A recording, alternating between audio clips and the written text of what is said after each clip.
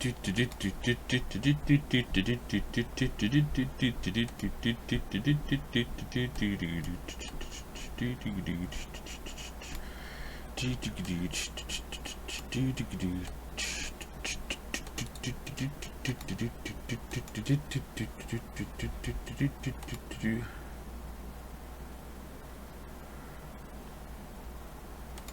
get the Discord ping out of the way early today. So early.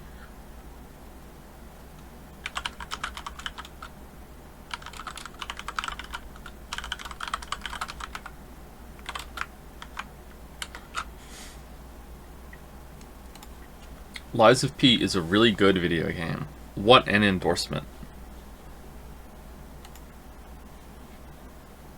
For some reason, Discord keeps opening on my other monitor. Every time. Alright, switch to non-mod settings. Drag chat over. How you doing this fine day? Let's start, I hope. I'm pretty tired. Feeling pretty good, but I'm pretty tired.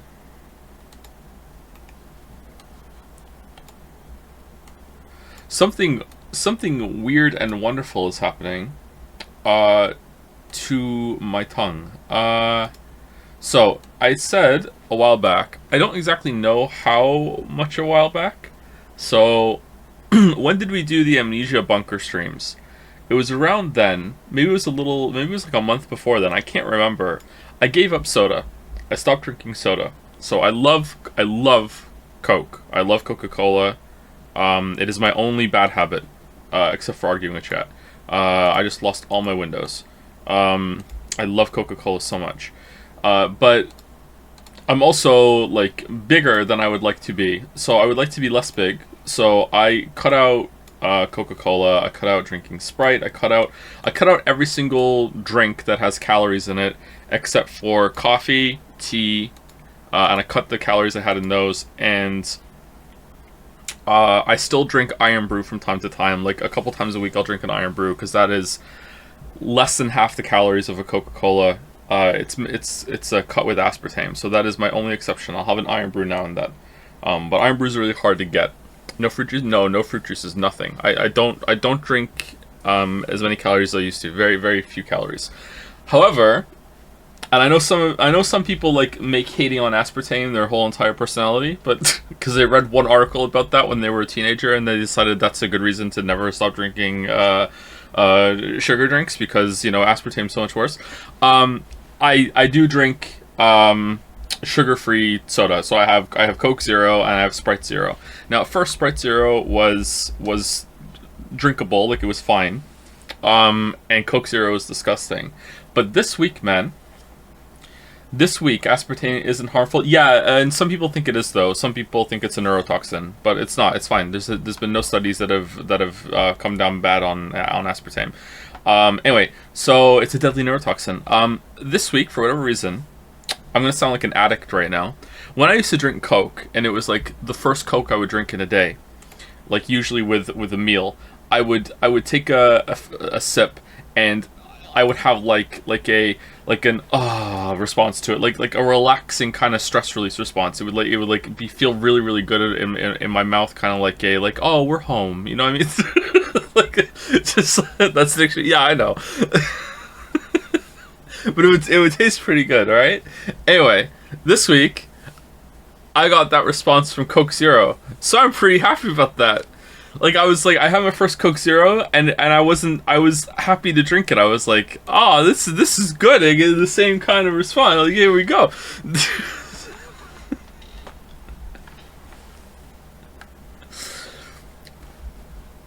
So I guess if you go like 3-4, I don't think it's been 5 months since I stopped drinking sugar soda. It's been 4 probably at the most.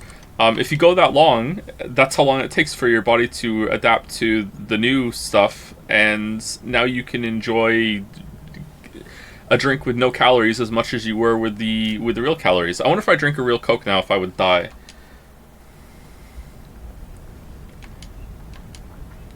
Ooh, it's burning now. Burning. Alright, so maybe that's why I had a weird healing and a broken weapon yesterday, because when I quit this game, I just hit Alt F4, which is what I do for every game.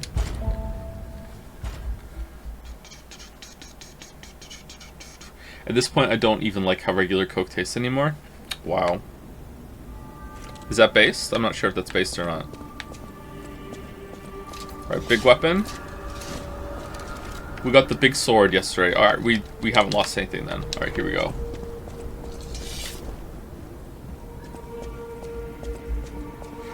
Are there plans for video on Witcher 3? Never been to your streams before. Didn't know you did that. You know what? That's a pretty good idea. I should do one on Witcher 3. Okay, I'll get right on that. That's a good idea. Thank you, Cheddar. It is legit refreshing to see you stream a game you enjoy for once. It's almost like your first chug of Coke Zero in the morning.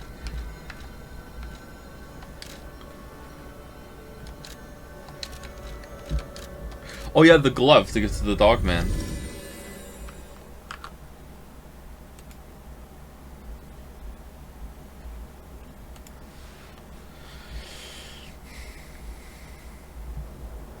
Don't they use corn syrup instead of real sugar in North America? Yeah, I've had real sugar Coke.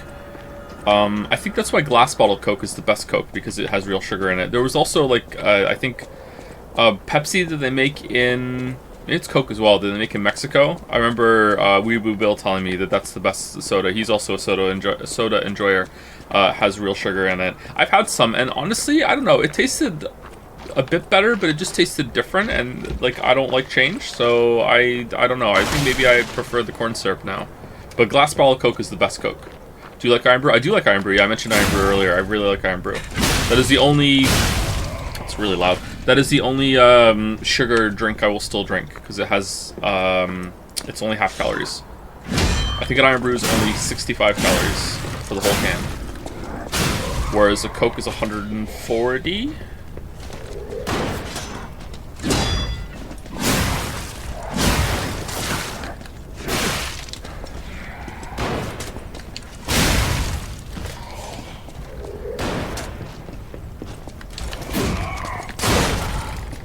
Oh!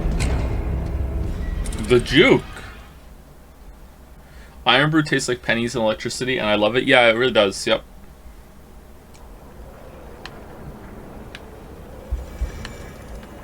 My grandparents are addicted to Pepsi. I liked it as a kid, but now it's way too sweet for me. Imagine like having the choice to get into Pepsi or Coke and choosing Pepsi. So much hate. So much hate. You're a worthy hunter, and it is... What's this? A gift for a rescuer. From a technician girl. I don't remember. I've saved so many of the common people. Anyway, thank her, I suppose. Favorite SI unit prefix? Oh dear. These gloves are a mess. They don't even fit. I don't know what you mean. Sorry, Chatter. Is that a Poe thing? My God, I never did like that girl. She's just like him. Oh, never mind. I thought you had better taste than this. How disappointing. Get these rags out of my sight. Oh. You're a worthy hunter, and it... I'm such a Poe head. I hear the word prefix, and I'm like, oh. You want to get suffixes first, and then you want to craft prefixes can't be changed, and then you want to put a Veiled Chaos Orb on it, and you want to hope that you get something good.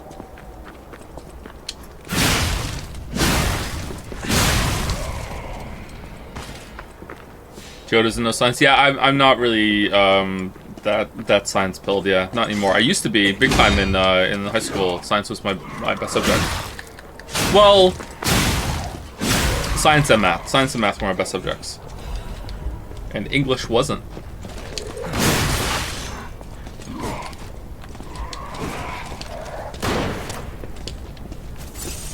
Is tap water in LA not drinkable? LA? Oh, you're not talking to me?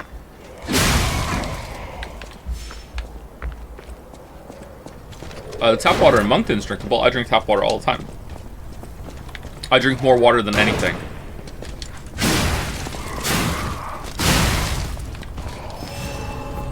Yeah, sorry if I gave you the impression to anyone that all I want to drink is soda and Coke Zero and all this other shit. Like no, those are treat drinks. I drink water more than anything else. I drink coffee as well, but I drink like absolutely absurd amounts of water. That's why I have to pee so often. And it's big pisses only, let me tell you. Like I don't know. Like I feel like I drink water recreationally. Like it's something to do.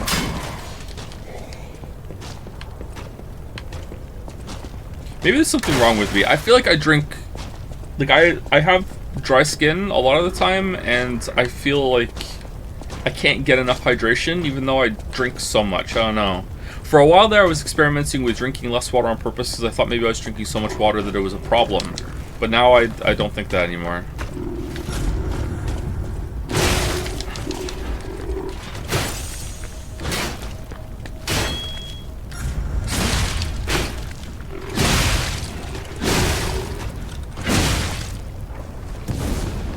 Need more electrolytes? Yeah, maybe.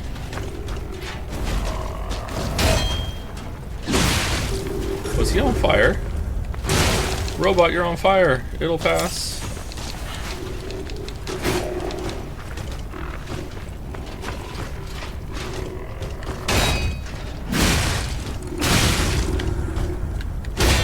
Yeah, we got a parry, finally.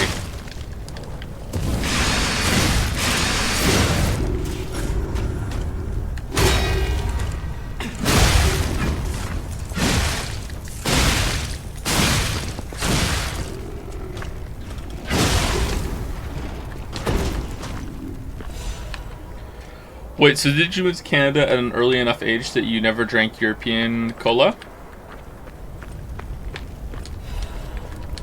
I'm from the UK, Baldur, not Europe. Oh, politics. Oh. No, we drank Coke. In Wales, yeah. I don't really remember it tasting all that different.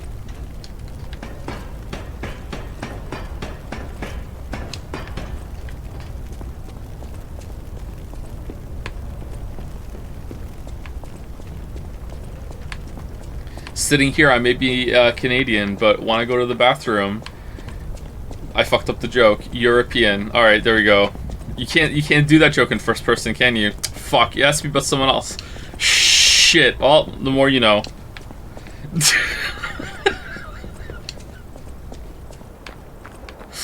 I'm a peon.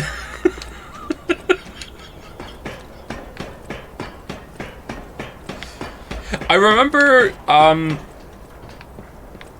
So for the past few years, all the Coke that we drank, it's been in cans, because plastic bottle Coke tastes worse. That's slumming it Coke. Like glass bottle Coke number 1, cans number 2, and then plastic bottle Coke is the worst kind of Coke.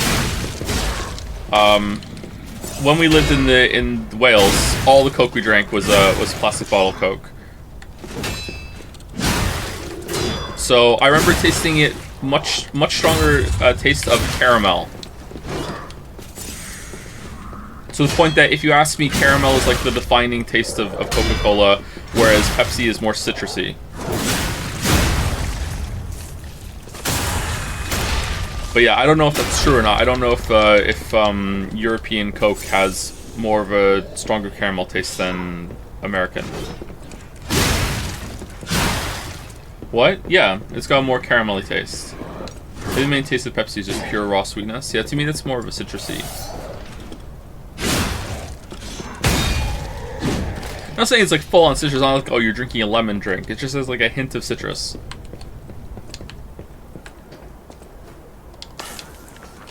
The Coke has a sharpness to it. Sereth is also a soda enjoyer.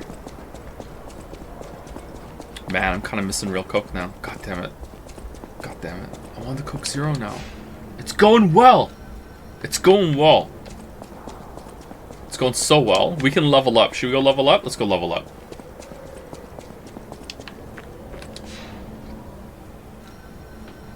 Do you think maybe I could, like, be allowed to have, like a glass bottle of Coke now and then? Because it's like alcoholics who give up alcohol, they can have a shot of whiskey now and then, right? Because it's hard liquor straight. That's fine. It's an exception, right? That's allowed, so it's probably fine.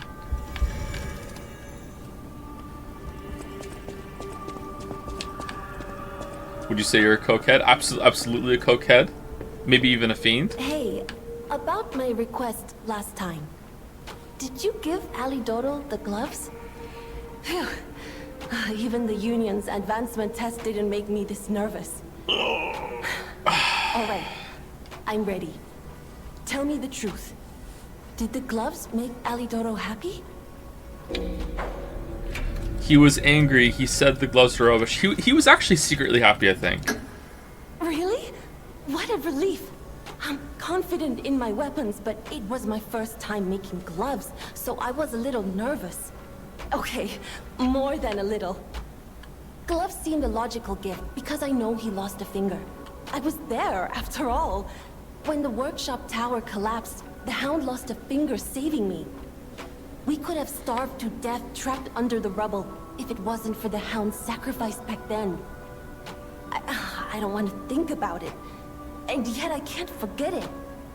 I will never repay that sacrifice, even if I spend my whole life trying, but I'm gonna start now. Thanks. I was too shy to give such a gift to him myself. Speaking of gifts, I got something for you. Take it with my thanks. The Ergo is whispering. She sounds like a Stardew Valley YouTuber that Finn likes to watch. Do you have any quartz? These rewards are not very good, are they?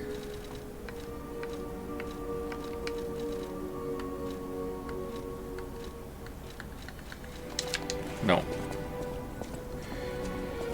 Cutting in here to say that lime flavored Pepsi is the best fucking flavor out of all of Coke and Pepsi, and I will die on this hill and repost this as many times as possible. False. Lime flavored Coke is better than lime flavored Pepsi. I have not had lime flavored Pepsi, and I know that.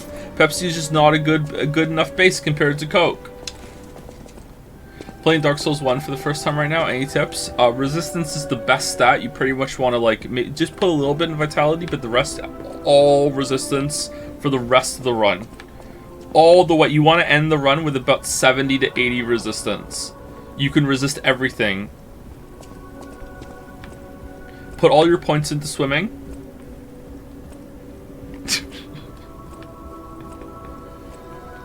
All your points into swimming. Yeah, so unless you're immune to sarcasm, now you know. Don't put any points into resistance whatsoever. Really, the best general advice you can have for leveling up or Dark Souls is that a point in vitality is pretty much never wasted. So if you don't know what you should level up vitality. Stamina or endurance, whatever it is really overpowered in that game because it gives you weight limit and it gives you more stamina to swing your sword, so that's pretty good too. Pick a weapon that you like the feel of. Don't worry too much about the damage it can do. You can finish the game with any weapon, more or less. Probably you're not going to pick a weapon that feels good if it's not also one that you can't finish the game with. Pick a weapon that you like the feel of. Personally, I just like the basic longsword in Dark Souls 1. Like the basic longsword is my favorite.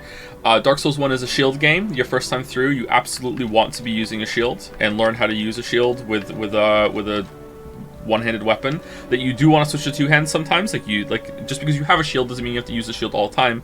Just like, you know, have a shield on you unless you want to push yourself really, really hard and play without a shield. It's definitely possible to beat the game without a shield, but the game was designed around shields. And Dark Souls 2 and 3 were not. Those are different, but Dark Souls 1 was designed around shields.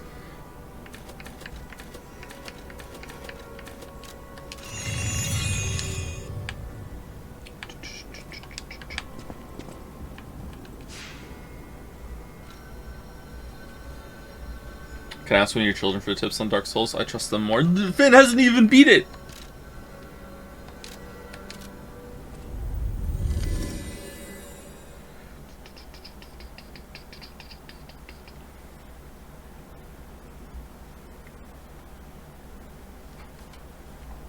What else is good general advice? Is that too much of a spoiler? It's okay, let's just do it. It's a waste of time to improve your armor. Don't bother. if you're just like shitting out the currency in order to upgrade it at the blacksmith, and you really like an armor set, you know what? It doesn't hurt, but you basically want to spend most of your souls and upgrade materials on upgrading your weapon, your shield, and yourself. If you have extra and you're swimming in it, then sure, go ahead, upgrade your armor.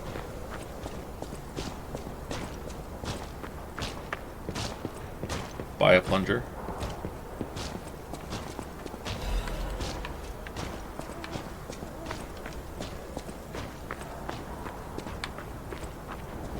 You can upgrade armor in Dark Souls 1? Yes, you can.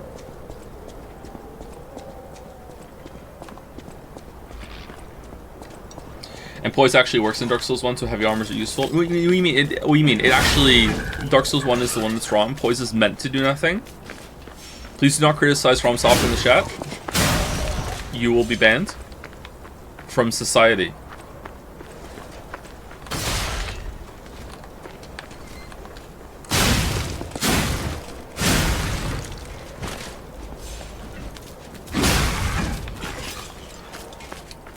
Apart from that, honestly, the game isn't that hard. If you've played a lot of difficult games since Dark Souls has come out, Dark Souls kind of like, obviously people were still making hard games before the Dark Souls Renaissance, and there was lots and lots of dark games, a lot of hard games before Dark Souls. Obviously, Dark Souls did not invent hard games as much as Reddit might want to believe the otherwise.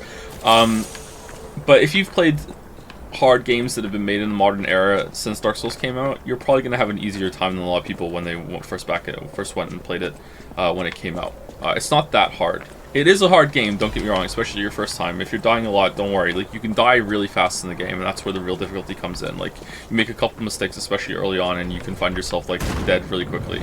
Oh, shit. But it's not that bad.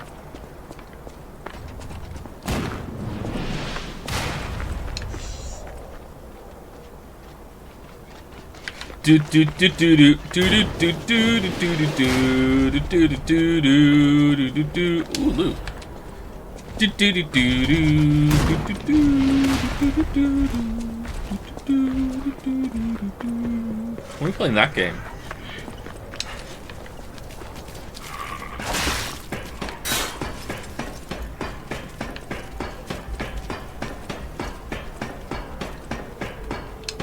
How do you differentiate between hard and easy games? I have to play them, find out.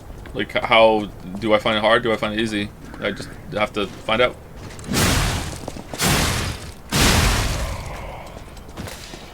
Interesting.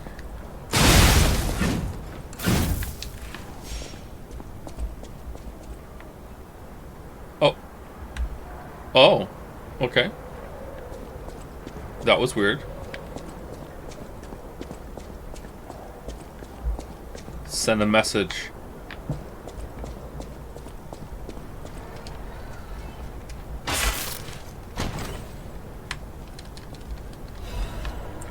Live Puppets Axe Blade. Yo, what?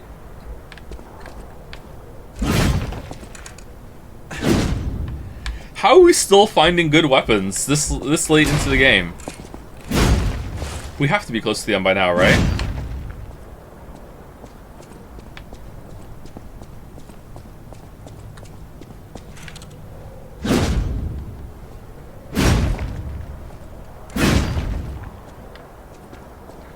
Nito, Lord of the Puppets.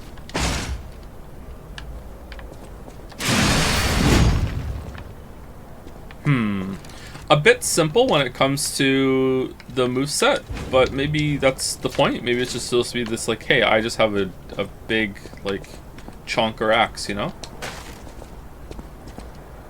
The green monster is cleverer than you think. It likes to collect puppet bodies, but what for? How do you feel about this game's lack of cheese and ways to reduce difficulty compared to the mainline Souls games? Seems like a lot of people have been complaining about the difficulty. Well, I haven't tried to reduce the cheese, so I don't know how effective it is to use the NPC summons. I'm guessing that, you know, having someone that's there that is going to, you know, tank the boss for you for a little bit is going to be good no matter what, but I don't know. I'm hearing the same kind of complaints I heard about Sekiro, and there's Okay, so it's not everyone, but I did see this about Sekiro. I feel like there are a bunch of people that have played a lot of FromSoft games, and they use a lot of tools that are available to them, including summons, and they think that they are really, really, really good at the games because they used all those tools. And then they play one of these games like Sekiro or Lies of P, where you're not given a lot of those tools and you have to get more skillfully good at the game, and then they can do that, but they don't want to because they think they haven't had to do that in the other games, and then they get very upset at the game for, you know, not catering to them. That's what it feels like to me. Now, you could also say, didn't I do the exact same thing in the opposite direction with Elden Ring? And yeah, you're kind of right, except, you know, in that case, it's like I didn't want to cheese the game to have a good time, you know? So I feel like that's a little different, but it is the same kind of phenomenon. You can do it in Sekiro to less extent. Yeah, that's you can actually can. Like, the prosthetics are really powerful in Sekiro, but there isn't a summon. There isn't a way to make Sekiro like, excuse me, like face roll easy. Like, oh my god, there's no way you could fail like you can in Dark Souls 1, 2, and you know what? That's not fair. I've never done a summon in Dark Souls 2 or 3, so I don't know how easy that is. I have done a magic run and like summoned one NPC summon for Ornstein Smoke to see what it's like. I think it's in the video, isn't it? So I know that Dark Souls 1 can become like excruciatingly easy if you summon, but you can summon a co-op partner in Dark Souls 3, can't you? So I guess that's how you can do it. I hear magic is not as good as Dark Souls 3. I've never done a magic run in Dark Souls 3. I don't think I've even ever casted a spell in Dark Souls 3. Just never happened. I didn't really feel like I needed to do that for the video.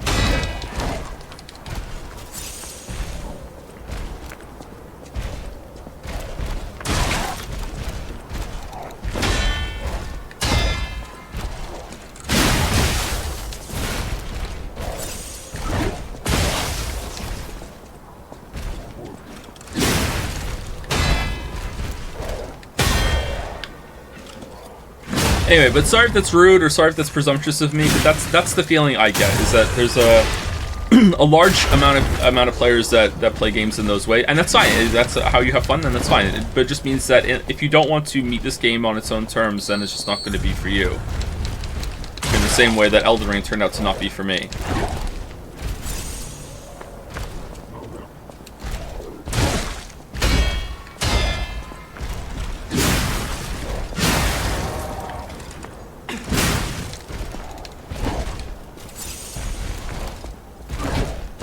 Do you miss the multiplayer elements from Dark Souls while playing this game? I miss the notes on the floor. I always like the notes on the floor. It was a really unique part of Dark Souls 1 my first time playing it. I was...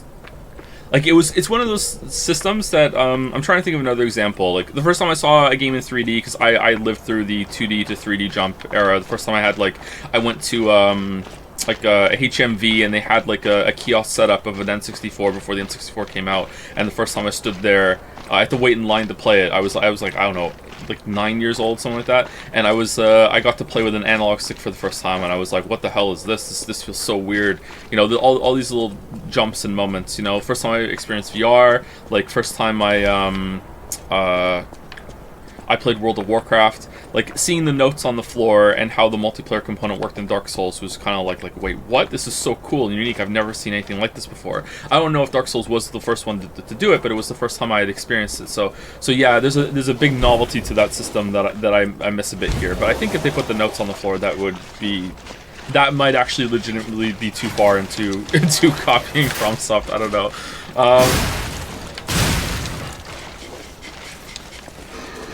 Maybe.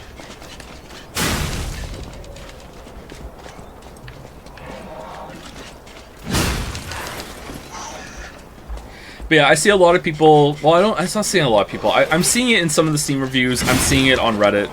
People saying that this game's dodge timings feel weird, the parry's too weird, and I do agree that I can't speak for the dodging in terms of the window. The dodging feels fine for me for sure, but I'm not sure like how effective it is to just dodge only. I do agree that the parry window is really tight. Like, I feel like it's harder to parry in this game than it is in Sekiro, which is saying something. Maybe they could make it a little easier, just a little. I don't know how, or maybe there's like an amulet you can put on. Maybe there's one, we haven't found it yet, to make it a little easier, but still you have to play the game. But like for the most part, no, the game slaps, man. There's nothing wrong with it. Like, there's nothing wrong with the controls. No, it's not. You think parrying in Sekiro is harder than this? I mean, I've played both of them now, and I maybe it's just a familiarity thing, but...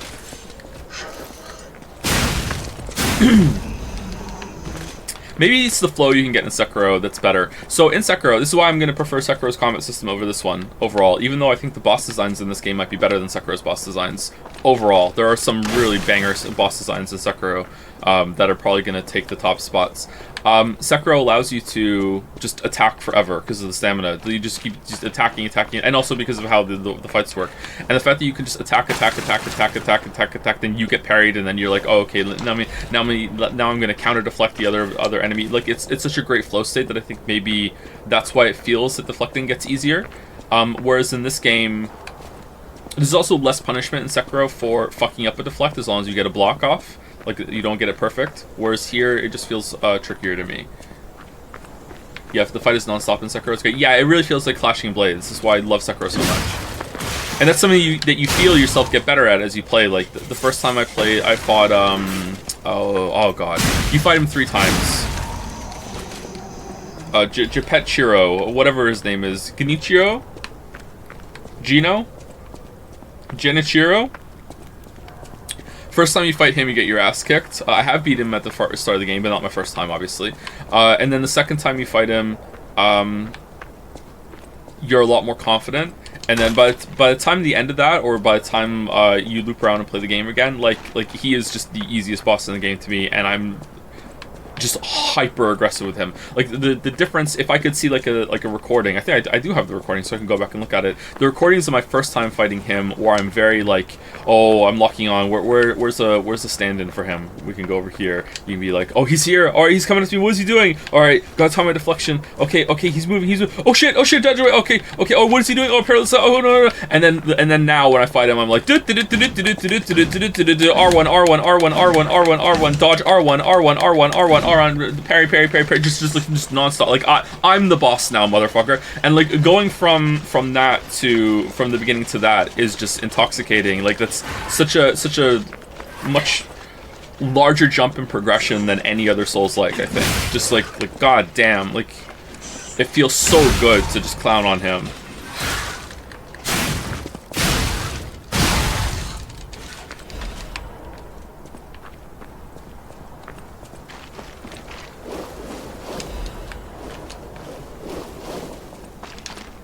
Sekiro parry is more reactive. This game forces you to learn its timings. I think there are some parts of Sekiro that are like that. Yeah, but I agree, yes. And I think maybe we're judging this with freshness. I think if you got into the flow state, like that's why I said, what was the boss I was fighting? It was the clown, right? And I said, god damn, it felt like I was playing Sekiro for a second. That's what I meant when I said that. It was very like reactive, and there's been a few times, and I feel like as the game's gone on, I've gotten better at it, that I've been able to intuitively feel out a parry like the first time I'm seeing an attack. So I feel like it is, as I'm getting more comfortable with it, it is becoming more reactive and more like Sekiro. And there's been lots of quick chains that they've added to the mix as the game has gone on. Before it was very slow, here comes the red attack, here we go. But as we've gone on, the boss fights have gotten more difficult. We've seen more strings of attacks coming in very, very quickly. Like Firefowl Blade, which is beyond me. But then some of those Victor chains were pretty fast, and those were a lot of fun to parry as well. But yeah, it's definitely a slower Sekiro, and I'm here for it, man. I like it. I think there's definitely room for a slower Sekiro. We're gonna die to this guy. Have you fought the inner bosses in Sekiro? I have not, no. Oh, we're just dead. Okay. This game pulls it off because even if you mess up a parry, you can still regain health as long as you get close enough to guard. Yeah. And perfect deflection heals you as well, which I really like. There's lots of clever decisions in this game. But I do agree that it's very hard. It's probably... excuse me. It's probably... It's not probably, it is. It's harder than Dark Souls 1, 2, and 3. For sure. It's harder than Bloodborne. Like, absolutely, 100% yes. I don't know if it's harder than Sekiro. But not only is it hard, it's also... It seems like it's less easy to cheese. I don't know if the Legion arm, you can tailor it for each one. You have the cube as well. You have the NPC summons. I have a feeling that it is still going to be cheesable. It's just not going to be cheesable in quite the same way as the Souls games. Harder than Bloodborne DLC? Yeah, I think so, yeah. I'm pretty sure it took longer for me to kill King of Puppets than most of the DLC fights. Maybe not Ludwig. That's the only exception.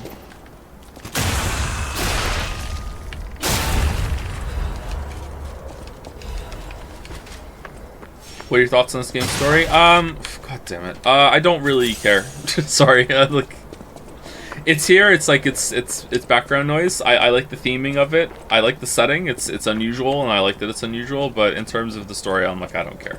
Like, we'll see what happens at the end. But that's not because it's a Souls-like. That's just because it's a video game. Usually, unless the game makes it clear in the first like hour that it's going to be super story focused, I usually don't care about the story in a video game until it has given me a reason to think it's worth paying attention to. I know that may sound elitist or whatever, but like, I've been burned too many times on a game, and I'm like, oh, this is going to be interesting, and then it's just not. So I just don't care anymore until it gives me a reason. I feel the same way about action movies.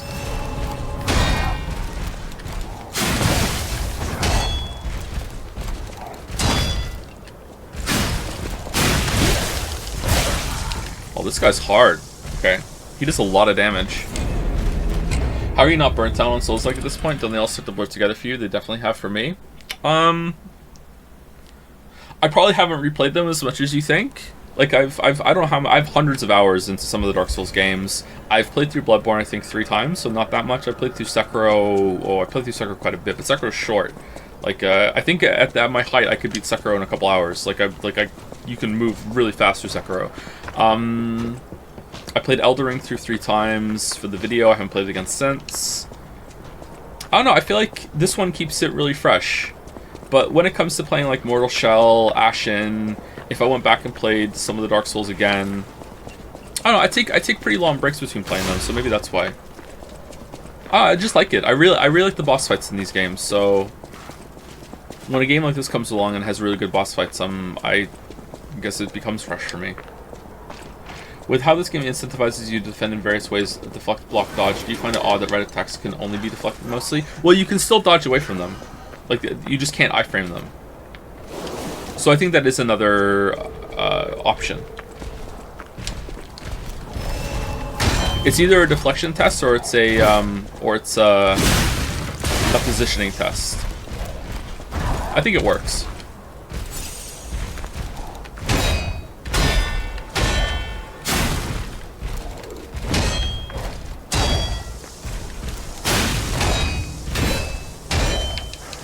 Oh, man.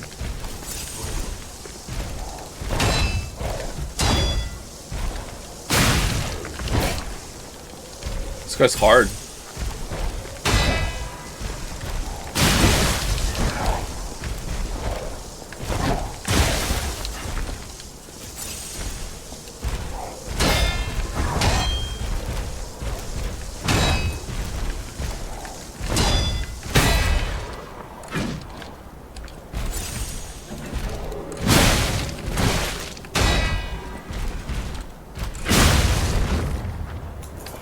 Okay, a little out of practice, so we'll take a break.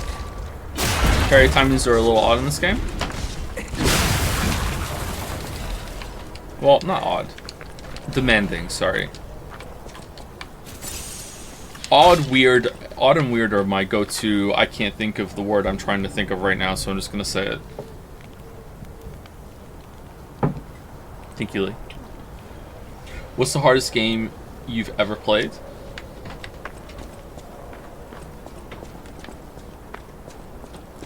That's a hard question to answer. If we're talking about like the hardest gaming experiences I've ever had, it's probably going to be raiding World of Warcraft.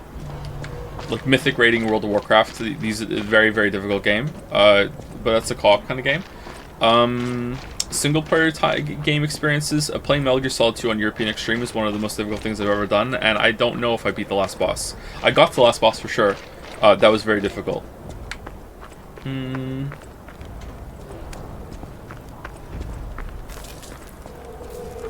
Couldn't beat Stinkscape. It's not a game.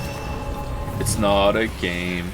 Sometimes it looks like you're holding the block button but executing consecutive perfect blocks. Are you letting go and the game is not animating the weapon drop, or are you actually holding the block button? I'm letting go and tapping it. If I keep the button held down, I don't get a perfect block. Yeah. I think the character animation is locked in to blocking if it's a hit that they're still recovering from, and then it's kind of like you're pressing the button to kind of like retense the weapon. That's how it feels to me. But yeah, I'm letting go and hitting the button again. Wow. So they do exist. Other puppets like me not bound by the Grand Covenant. I thought I was forever alone. Without the Covenant, my kind hates me. Monsters, humans, puppets, they all hate me. But I want to be friends with humans. If I learn how to feel, would that be possible? If you tell me how, I'll return the favor. I want to learn how to feel. Sorry, there are a bunch of questions. Excuse me, can we keep the Q&A to a minimum? This is a good game, chat. We don't Q&A good games. I can't think of another example of the hardest game I've played. Sorry. If I sat here and thought about it, I could probably tell you, Rapid Mouse. Celeste got really hard at one point. I think I tried I Want to Be the Guy for an hour one day, and that was so annoying that I stopped. So maybe that. You should try the new Armored Core. It's basically Sekiro with mechs. Not only have I already tried it, I've streamed it. You can go see it. What are your top 3 favorite Souls-like boss? The best 3 bosses in Sekiro. I still have a soft spot for Sin the Slumbering Dragon in Dark Souls 2 because it does really feel like fighting a dragon. But the more time has gone on, I do recognize that that fight has some mechanical flaws that are probably annoying. But it just fulfills the fantasy I've always wanted to do since I was a kid, which is actually fight a fucking dragon. Like, so if the fantasy weight of that is adds to it, whereas Midir is definitely the better dragon fight mechanically. Sin just feels more like it, but maybe Midir is better overall still. I don't know. Midir is probably up there. I really like that fight. I like Gale as well. I've softened on Sister Frida a little bit, but I still think it's a bit too long. I don't know, that would be hard. I have to go through them. Maybe we should do a Souls-like boss ranking one day. That would be fun. Do you feel like you can parry spam your way through this game as easily as you can with Sekiro? Absolutely not, no. No, that's why I think this game is pretty difficult. I don't think it's harder than Sekiro overall, because Sekiro is more demanding in terms of reaction speed, but this is more demanding in terms of... less demanding in terms of reaction speed, but it's more demanding in terms of feeling out timings. I am getting better at intuitively feeling it and playing reactively, but I don't know how far that's going to go, but we'll see. But yeah, it's you can't parry spam nearly as well in this game as you can in Sekiro. Do you generally prefer controllers or keyboard and mouse? Depends on the game. If it's a shooter, absolutely keyboard and mouse. Almost anything else, I would prefer to play with a gamepad, because as I'm getting older, my hands are becoming painful. So a gamepad is a lot easier for me to play long term. It's more comfy. But, you know, keyboard and mouse is still the way to go for a lot of games. How hard did you think Code Vein was? For me, that and Neo 2 are the hardest no-summon Souls games. Code Vein was pretty hard. I died a lot on the bosses in Code Vein, didn't I?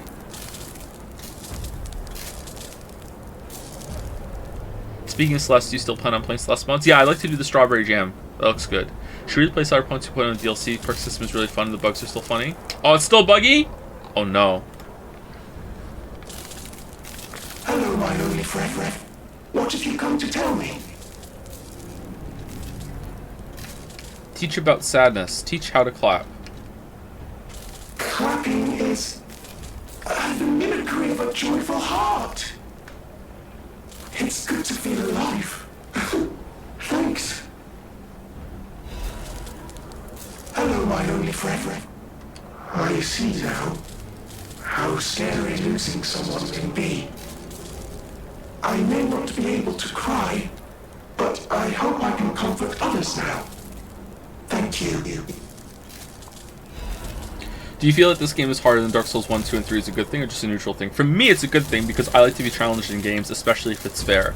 And this is why I love this game so much, is that it is very, very hard, but I feel like it's fair the whole time. I think there's only been one one mini boss that hasn't been fair, and maybe there was a way to play around it. There's been a couple of moves here and there that have been kind of like, meh, but maybe I'm not understanding a tell. And that boss was the one that could parry you if you tried to attack her.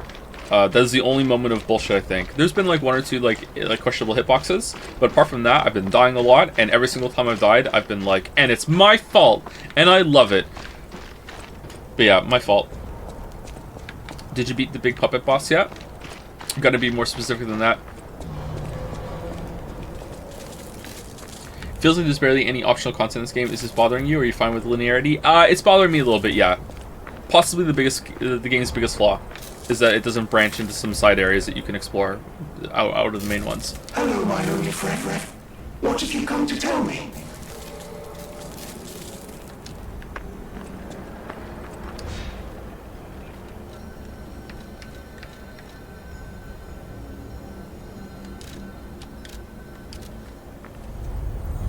If you like staying close to bosses and be rewarded for defense, you'd probably like the newer Ys games.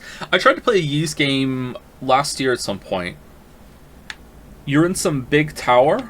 I tried playing that one, and it felt okay, but it just... I don't know. Sorry to put it on the game. It felt kind of cheap. I don't know. Whatever It's pronounced jizz. I'm sorry. I shall. More specific, did you beat the fire puppet inside the big puppet that you spent a lot of time in the previous stream? Oh, yeah, that one? Yeah, we did. Yeah, sorry. I wasn't being a shitter. There have been a lot of big puppets. I didn't know if you were coming from previous streams or if you're just, like, know something about the game.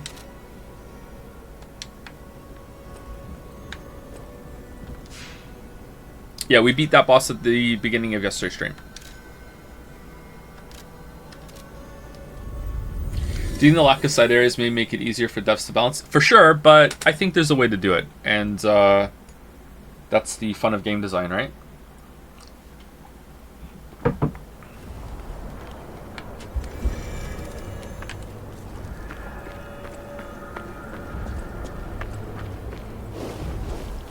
Okay, well I hope this isn't a boss room because the corruption's here. Alright, there's a puppet of the future. This is neat.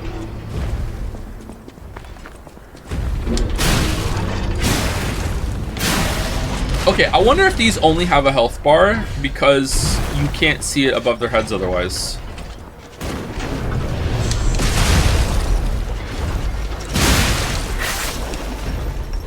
Okay, we need to go kill that thing before we fight these.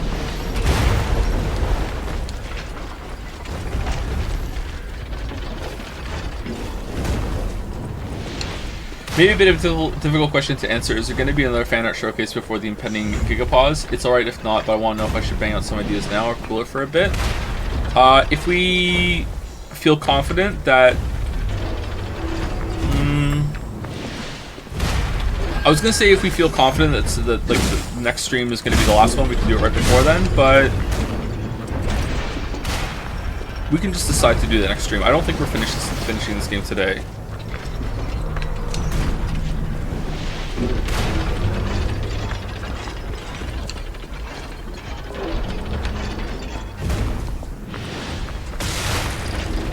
Are we going to finish it tomorrow is the real question.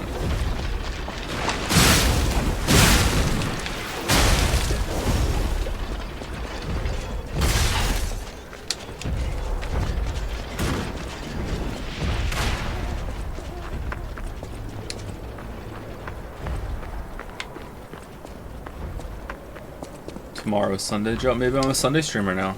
You don't know me. They've taken over the post. Beware of the rocks when entering the ravine. It's Resident Evil 4 for a bit.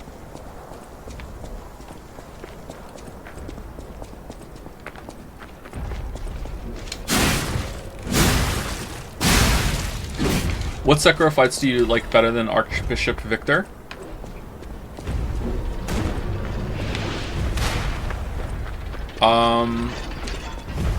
Probably all of the main ones. Because I like Sekiro's combat system better, and I like the flow state you get into that better than in Liza P. It's still really good, but all of them allow you to get into that state.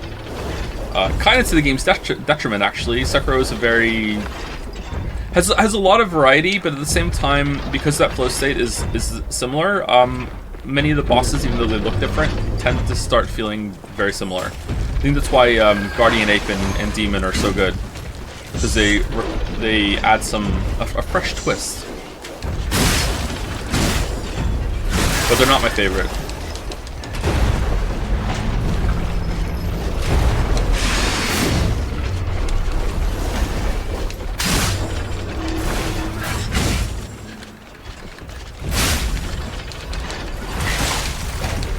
Okay, we died, but we got the butterfly, and that's all that matters.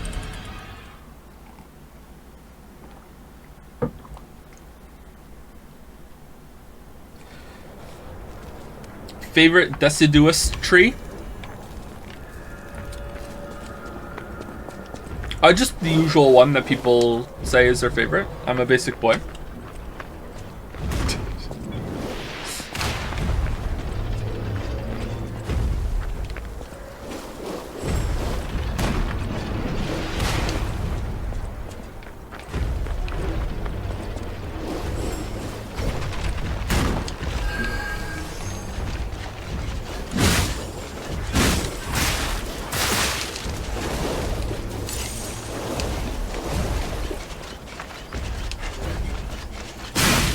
Just beat Kyobu in Sakura. Congrats.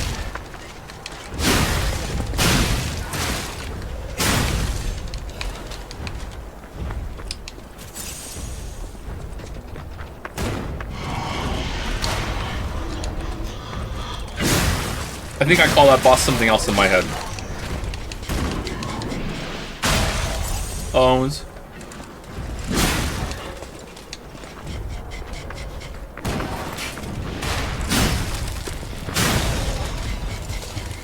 What's your favorite thing to put honey into? Are you just setting this one up for me? You're a I don't like honey.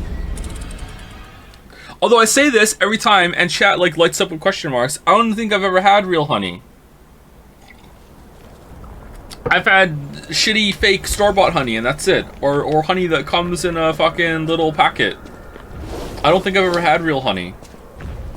Real honey is fairly expensive and rare. I don't think I've ever had real honey.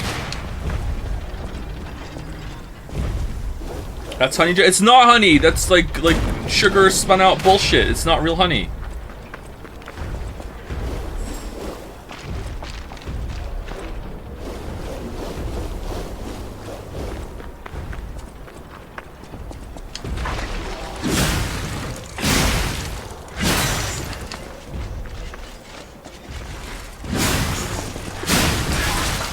Have you not been eating real honey? If it comes in like a plastic bear-shaped jar, then no, you haven't been eating real honey.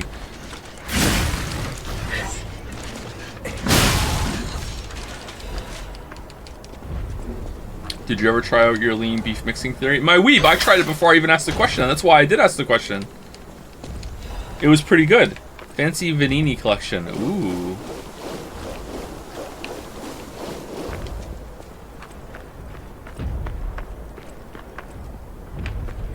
I feel like there was a question I read out loud and then didn't answer. I'm sorry. There's a lot of questions today. Lol, Joe has not seen B-Movie. You know what? I haven't, and I'm brave enough to admit it. I have not seen the B-Movie. Alright, how do we get in there?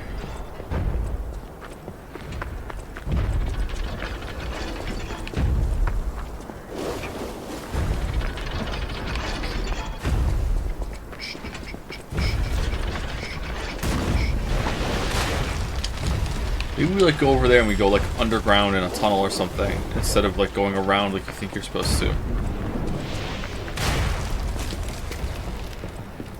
Oh, it's looking good. Status report: the most successful case from the prototype elixir injection experiments. 3 patients suffering from the petrification disease who got the elixir injection at the same time died. Right up until their deaths, they experienced painful necrosis and skin ruptures and kept saying they were about to die. Seizures and convulsions and crystalline metastasis throughout the body. Ultimately, they became mutations known as carcasses. Number 890 was able to suppress neutralization side effects and has been stable for 56 hours so far.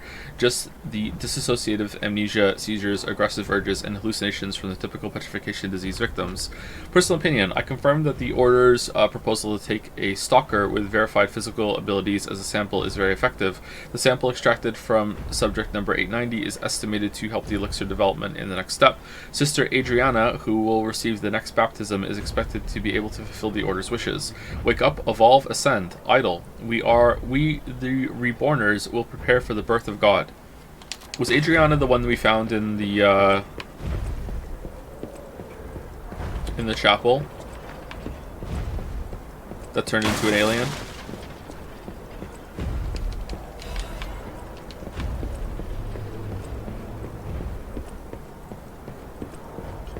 You looking forward to watching your kids get to Guardian Ape? Oh, you know it. Absolutely, yes. Oh, I should say thank you to people. I got my Discord ping out, right? I think I did that right at the beginning. I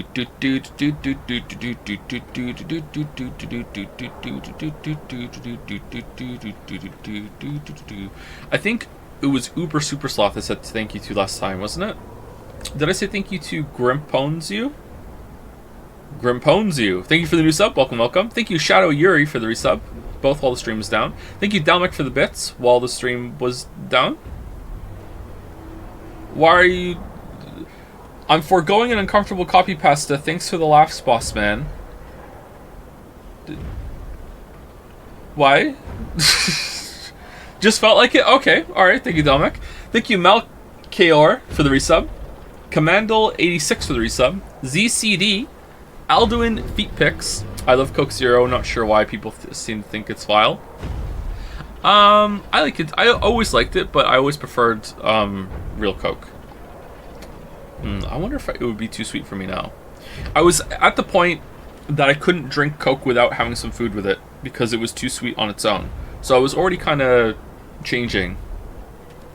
Thank you, Chilla Chief, for the resub. Should I play this game? If you like this kind of games, you absolutely should. This game is really, really, really good. Thank you, Jahions, for the resub. Jahions. The Salty Sheep is bad for the resub. Dalmec for gifting a sub to... Sucking Toes since 1973. It's a Bryan Adams song, isn't it? Thank you, Dalmec. Thank you, Zero Vault, for the bits.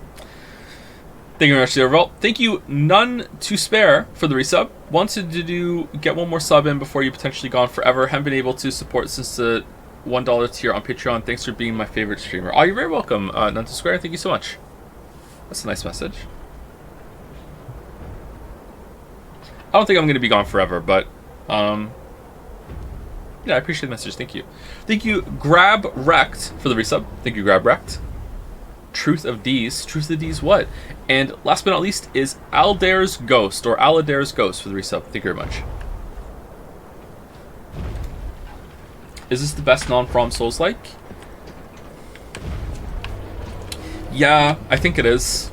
It's between this and Neo, and by Neo I mean Neo 2, because I think Neo 2 is better than Neo 1. Everyone says that, but I haven't finished Neo 2, so I can't say. I didn't play it enough. I should have, I guess.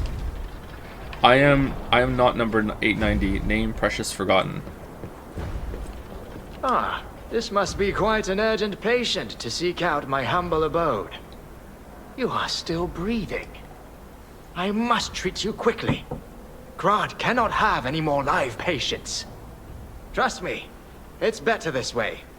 'Tis far nobler to die as a human. Oh my god, you think I'm human?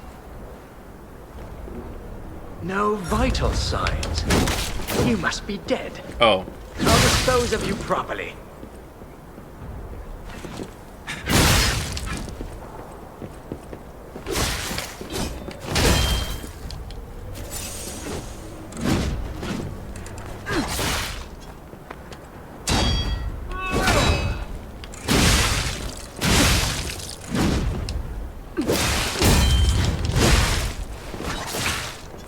Uh-oh.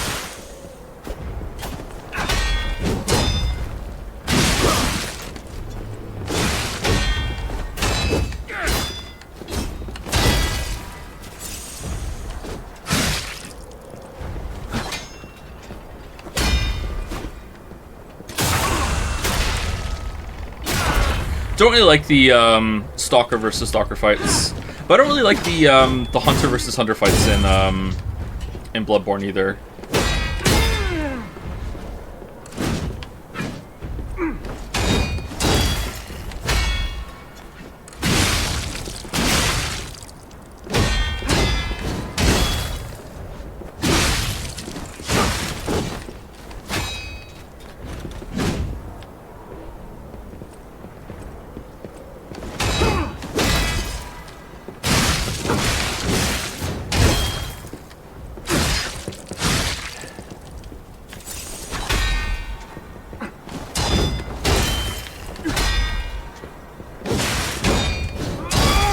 Do you think perfectly deflecting his range attacks makes him get staggered?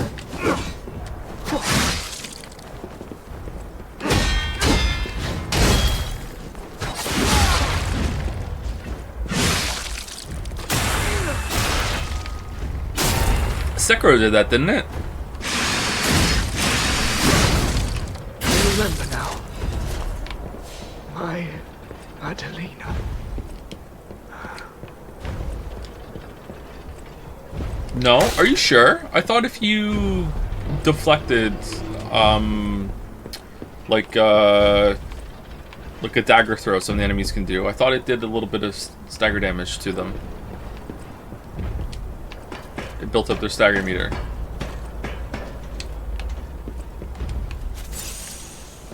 So we just did that for a mask. Interesting.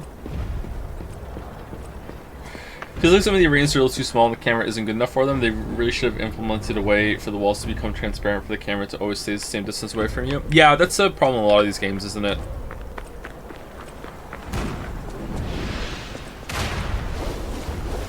There's a fight in Sekiro where you fight with one of the first. It's not always the first one you find. Depends on where you go. The purple shinobi, I think they are, in a very tight, small cave, and the camera is the real boss in that fight. That's one of the hardest enemies. That's harder than a lot of bosses your first time through, I think. Depends on when you find them, though.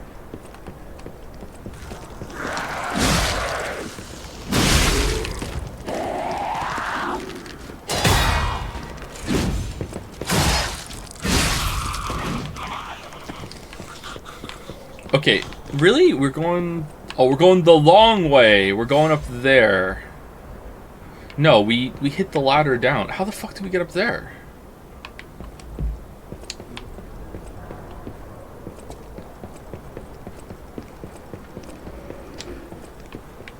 Okay, another checkpoint.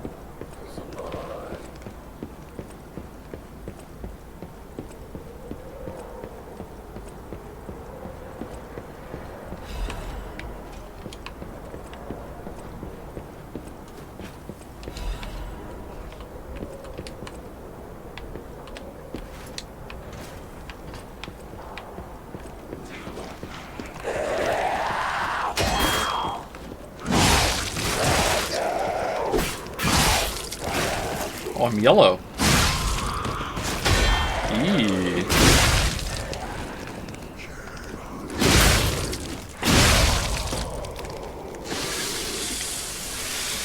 He played enough to form a Souls-like ranking yet, including the FromSoft ones?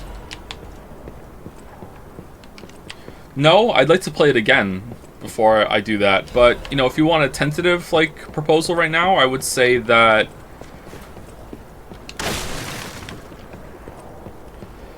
Like, playing it today, not first time playthrough, like playing them all today, I would probably put this above Dark Souls 1, 2, and 3.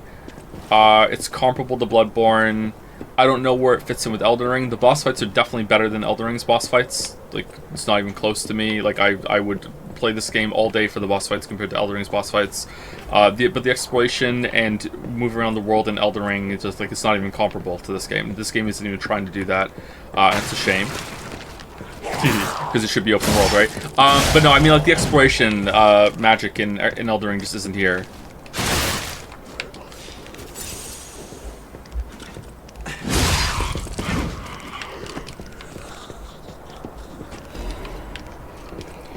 Well, above Dark Souls 1, 2, and 3 is a big claim. I mean, again, we're talking about...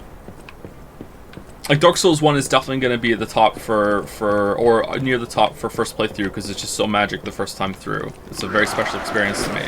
But if we're talking about playing them again today, like, I'd rather play this definitely more than Dark Souls 1. And I recently played Dark Souls 1 again, because I was re-experiencing it with Finn. But Dark Souls 3 to me is a game where I just kind of like, it's a comfort game where I go through, I pick a weapon, I go through and I kill all the bosses like quickly. Like, you could get through Dark Souls 3 pretty fast. It's all about the boss fights and getting through the mostly linear areas with some offshoots, you know? Like, it's a good time. And the boss fights in this game are better than Dark Souls 3. So that's why I'm putting it above it.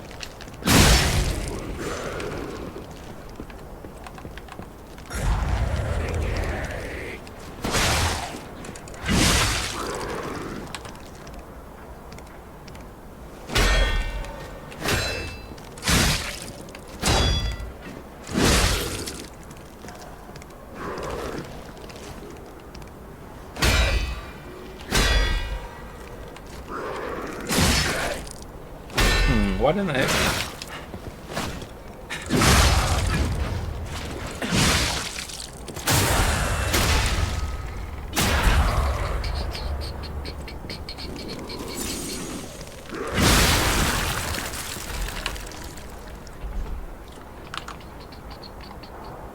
It's an experience. Shut the hell up. What does that even mean? What problem with that statement is are you having trouble with?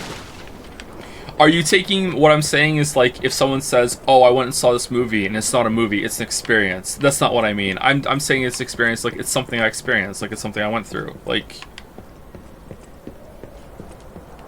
it's just a word. It's just a description. Like, going through it today, I already know where all the shit is, I know where the bosses are, there are no surprises. But playing it for the first time and seeing how it worked, all the levels work together, and all the shortcuts linking back and everything, I can't experience that again, because I already know where they all are. That's what I mean. So the first time I played through it, that was an experience I got that was unique that time, and I can't get it again. That's what I meant. Does that make it make sense for you? Elden Ring is the same way. Like, Elden Ring has a lot of moments like that that you can only really experience the first time. He was talking to someone else. Oh, was he? Okay, my bad.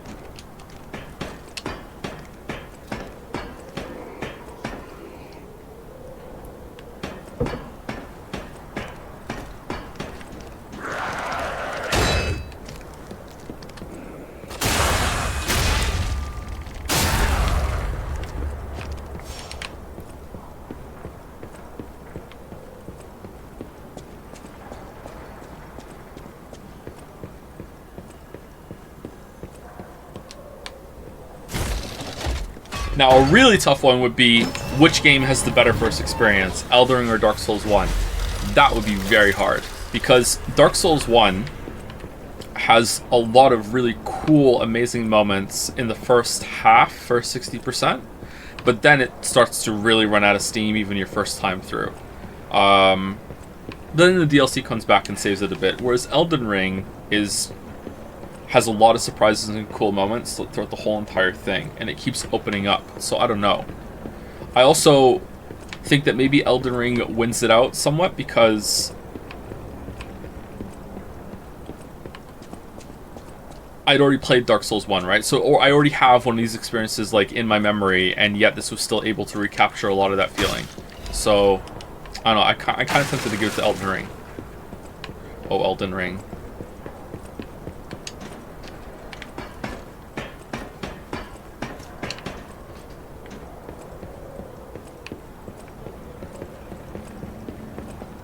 I see loot. I see loot.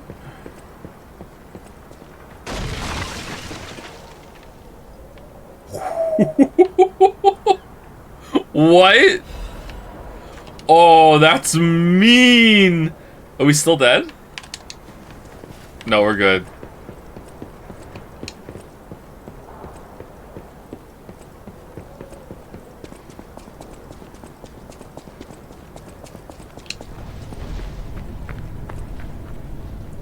Do you think the dock could redeem Elden Ring for you? The DLC? No.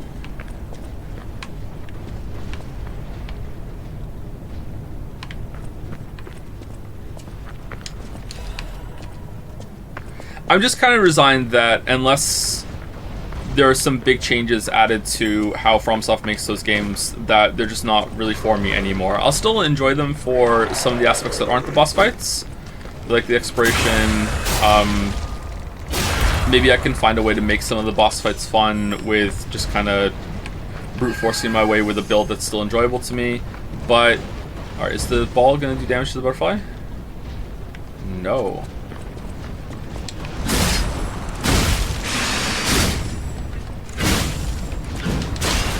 Alright, we got it. But FromSoft's games going forward, I'm more interested in like what they do next in the Sekiro Bloodborne area, or whatever they do as their next kind of like self-spin-off of the Souls-like. It doesn't have to be Sekiro 2, but whatever they make next that's like the new Sekiro or whatever.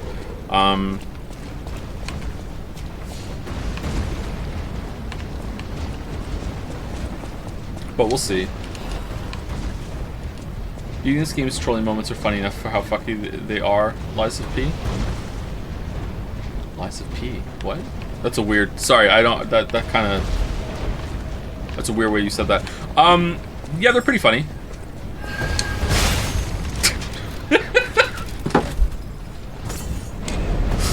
I don't know, I have a high amount of patience for it, though.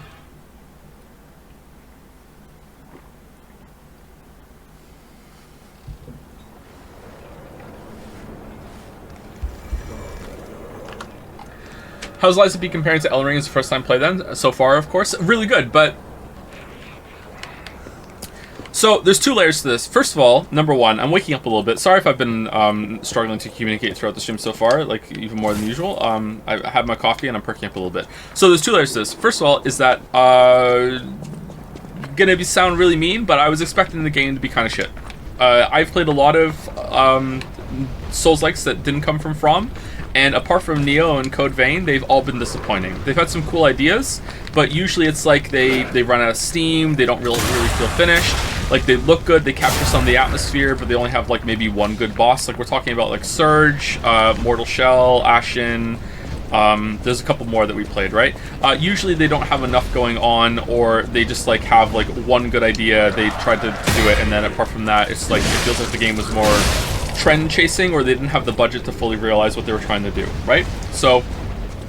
there you go. So on the one hand, it's been a really pleasant surprise that the game is actually not just like decent, like it's really fucking good, like really fucking good. So because of that, it's been a surprise, and I'm enjoying my first playthrough for that. But on the other hand, like it's also been like it goes beyond that, where it's like, oh, it's not just good or decent, it's not just competently made.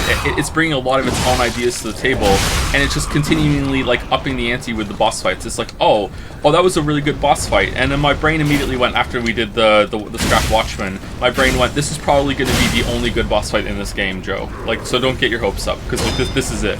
And then the next one came along, and it was like it was still a good boss fight, but it wasn't as good as the first one. And I'm kind of like, okay, like maybe this is going to be the trend. They blew their load with the Scrapped Watchman, and that's it. And then we get to Archbishop, and I'm like, what the fuck? And then we get to the next boss, and I'm like, what the fuck? And then the one after that, and then what the fuck? And it keeps going, you know what I mean? Like, it's so good. But then also discovering that it's like Sekiro, and it has that parry mechanic, and it adds another defensive option to the mix, which is something I always wanted in these games, because just dodging in Dark Souls just isn't enough for me anymore. Like, I want something else. And that it actually does mix them. Like, the strings that you go into a boss fight, the Puppet Master had one, Romeo, where you want to... you want to dodge, and then immediately after the dodge you want to parry. You know, whoops, wrong button. You want to parry, and that's the best response to that. Or some responses that were on Victor, where if he hits you with something and you're stunned for a second, the best thing you can do is roll away from him, not parry him, because that's how it feels. And you're mixing all these different options, and it just feels really good. Instead of it just being just about dodging, just about quick stepping, or just about deflecting. Sekiro is really good for that too. Like, even though Sekiro is known as the deflection game, you can deflect everything. There are some moves that are really good for jumping. There are some moves that are the Mikiri counter. There's some moves that are best responded with a dodge and then a charged up R1. You know, like there's a lot of different options, and you have to find out which is the best one, instead of just like, hey, press B and then hit, and press B, then press and then hit. So I really like it for that. So that's why I'm really enjoying it, and it's been a surprise. So the first playthroughs, this is actually pretty special, because it's like, oh, not only is the game good and it's competent and I can enjoy it, it's actually doing a lot of things that I wish the genre would do, and it's doing them at a very high level. It really is like this great marriage between Dark Souls 3, Bloodborne, and Sekiro. And like I said, I keep saying, I'm here for it, man. I really like it. I really like it. I'm kind of embarrassed how much I like it.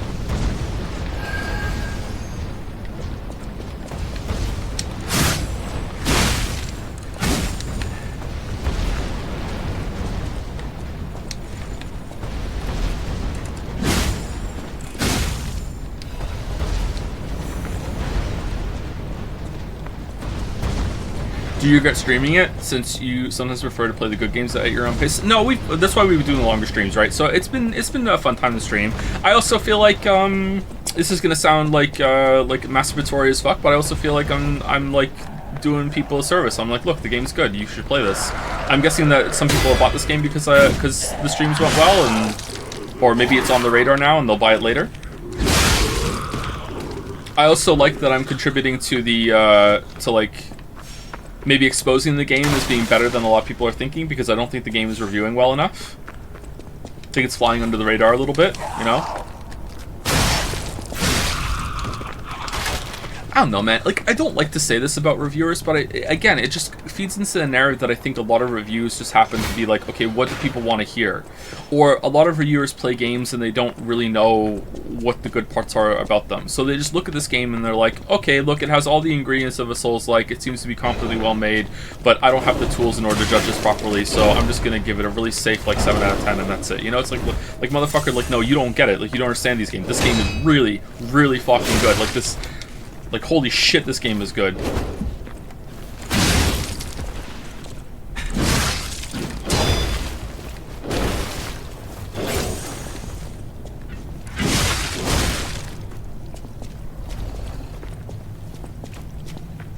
Neo is kind of like that, too. Although Neo is so brutally hard that, Is Neo hard in this game?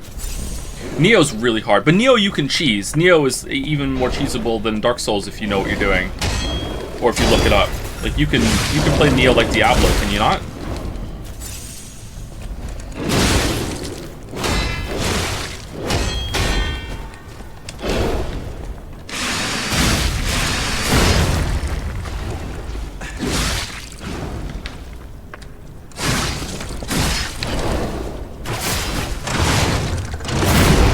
Uh-oh.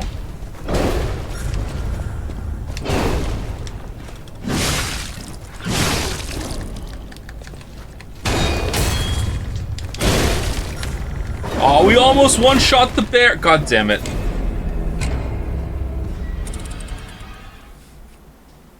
NL yesterday, Liza P has an aggregate review score of 7 out of 10 because it's the same thing as Souls. Meanwhile, here's Zelda number 27, 10 out of 10. What a breath of fresh air.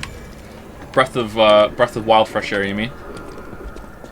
NL said that? Is NL Liza P enjoyer? Oh man, I've misjudged NL. Based?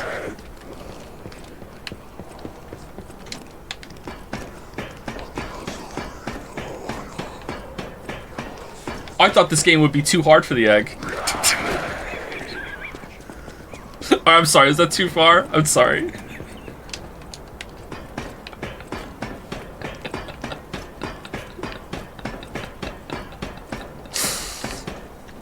He does play Souls games like I do, doesn't he? Like no summons, melee, no consumables. It's pretty based.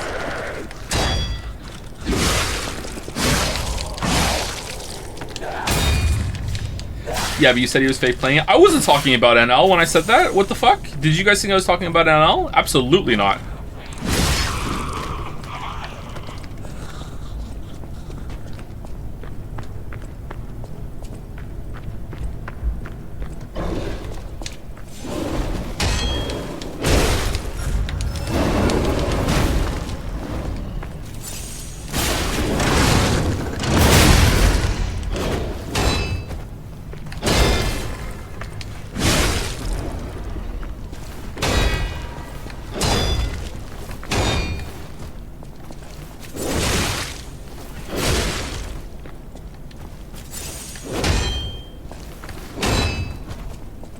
I don't like this enemy. Anyone else think the Rune Bears in Elden Ring are the hardest enemies that FromSoft ever made?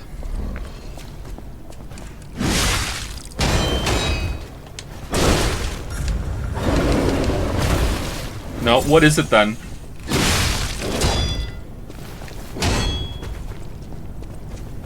I think that is the only enemy in the game that I don't know how to kill reliably.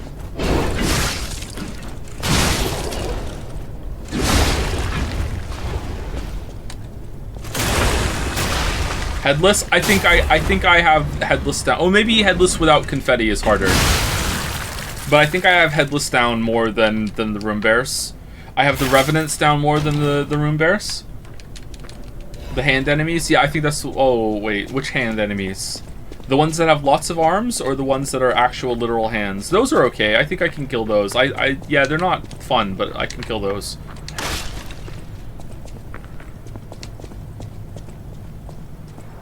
What is a headless? It's a class of enemy in Sekiro that does not have a head, and they are very, very hard. They're like secret mini-bosses that are completely optional. You don't have to kill them.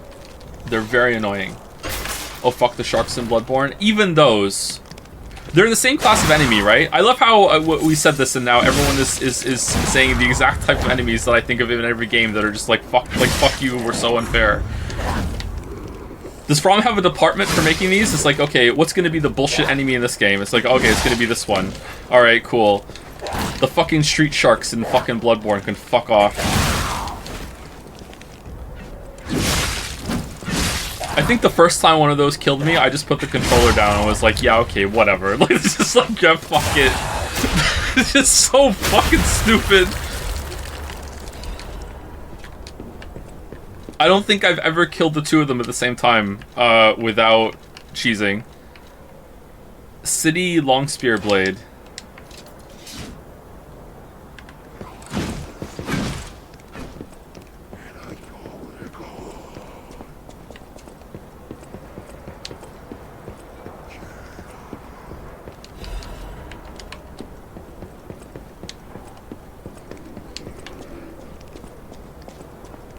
Anyway, hold on. Let me scroll back up. Do you think I'm off mark when it comes to reviewers and stuff?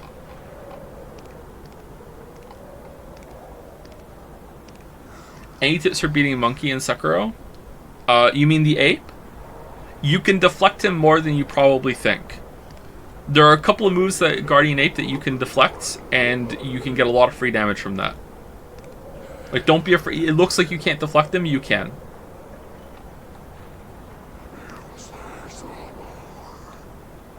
Did your character hair change? Yeah, yes. We became more human.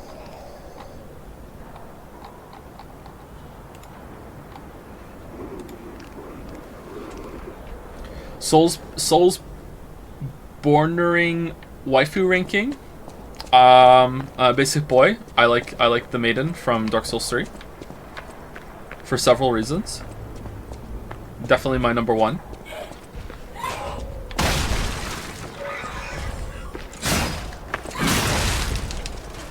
Why are we using this weapon? Oh.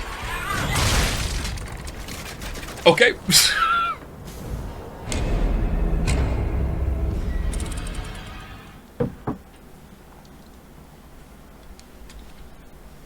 I don't even remember the maiden in 3. She's blonde.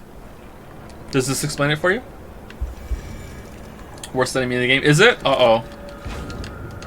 This is the street shark of Lies of P.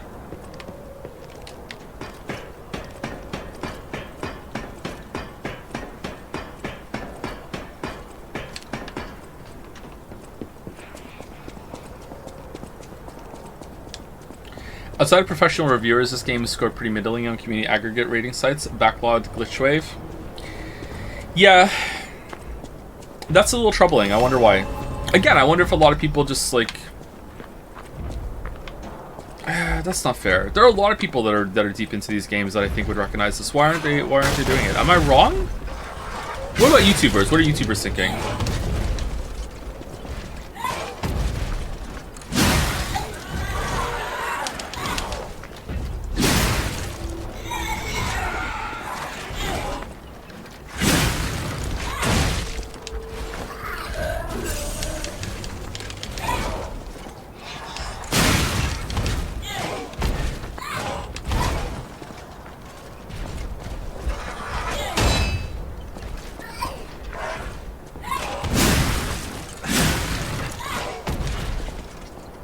Favorite level so far? Maybe this one.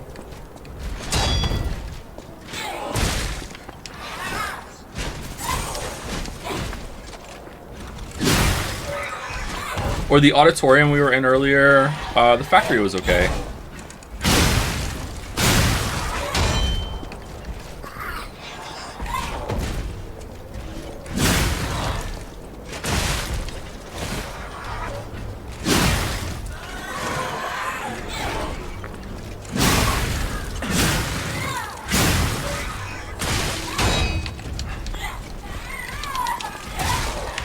got me. Okay. This guy's very random.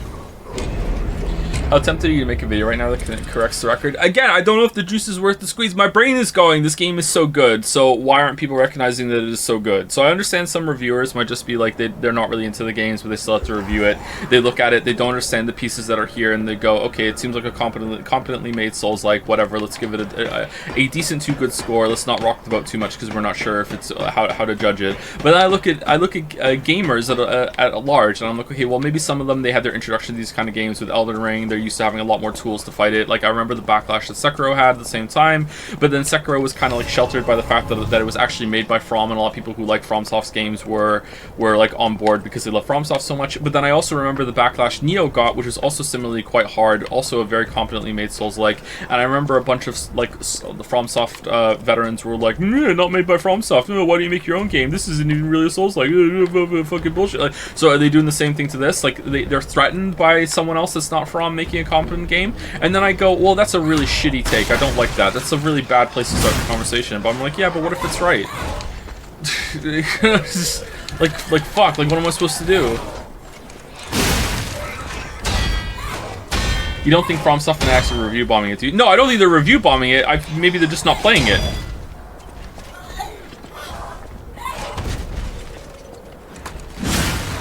This is my fault. FromSoft fans think that they're like this oppressed class now because of my video on Elden Ring.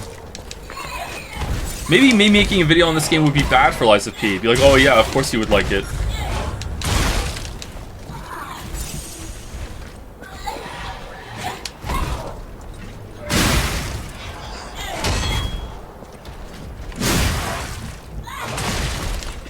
What does Iron Pineapple think? Get Iron Pineapple on the phone. I need Liza P opinion, please, Iron Pineapple. He loves it? Fucking based. Alright. Pineapple and Dragon one-time podcast. Here we go.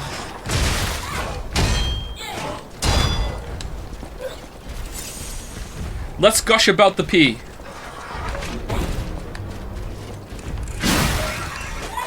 I cannot deflect this guy for the life of me.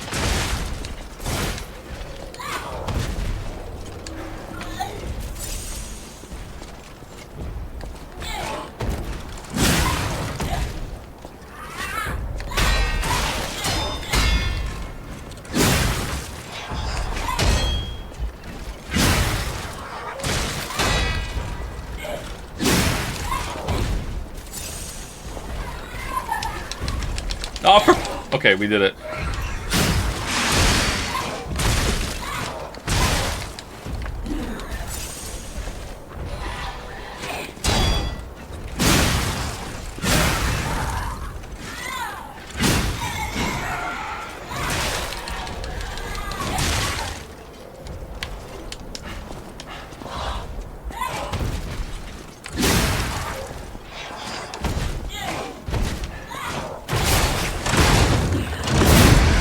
What?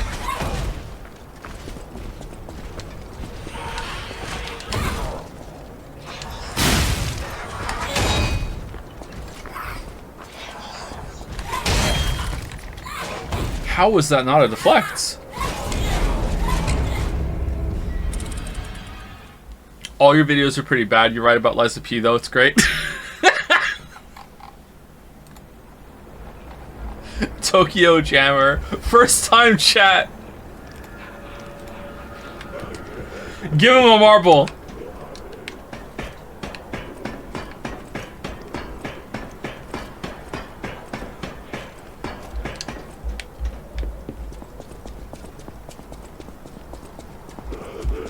Can we read some reviews together? Yeah, when we're done, maybe we'll read some reviews. I just can't stop thinking about people saying the dodge feels weird, and that's just like full on like, no, it's not me that's bad, it's the game cope, and like, it's just not true. The dodge is fine. Like, what the fuck are you talking about?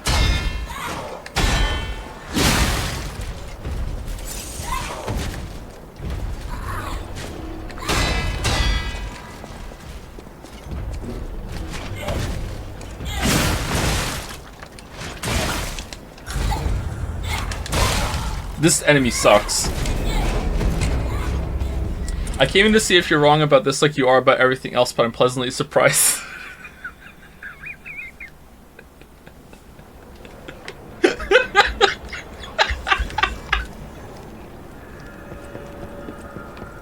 Well, I'm happy to surprise you.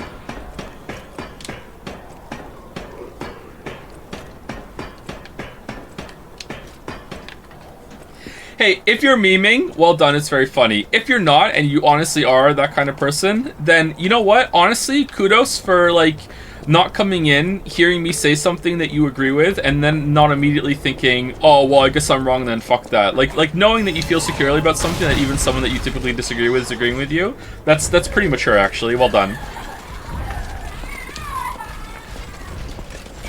Oh, he...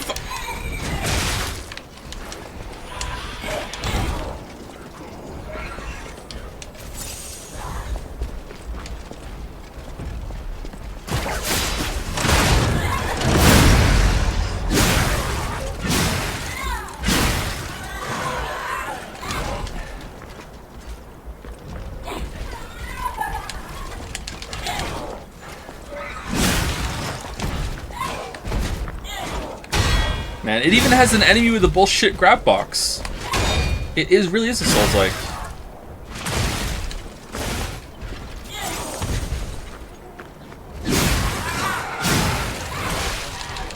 Alright. That was bullshit.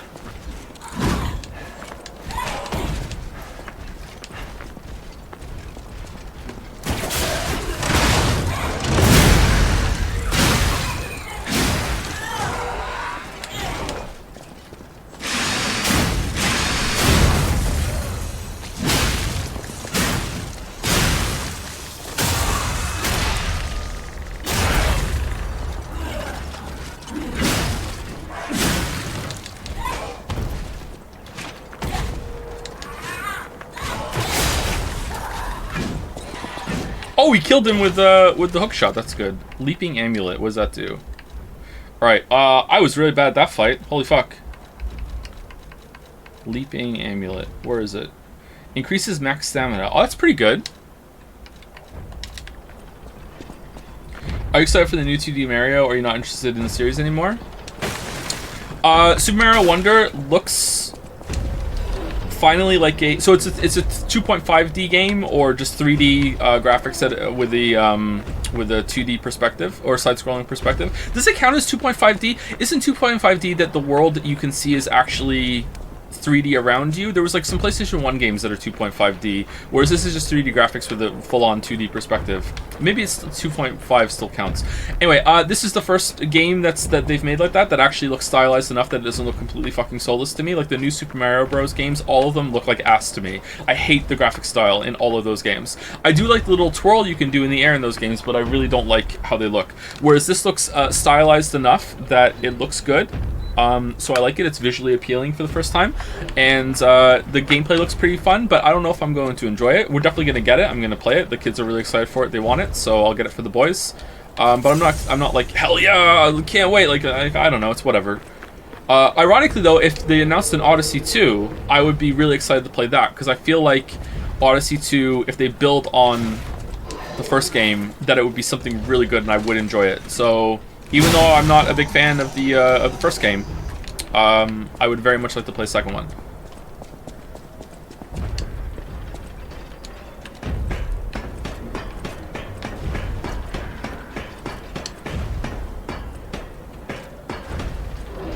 Oh man, there are a lot of people talking.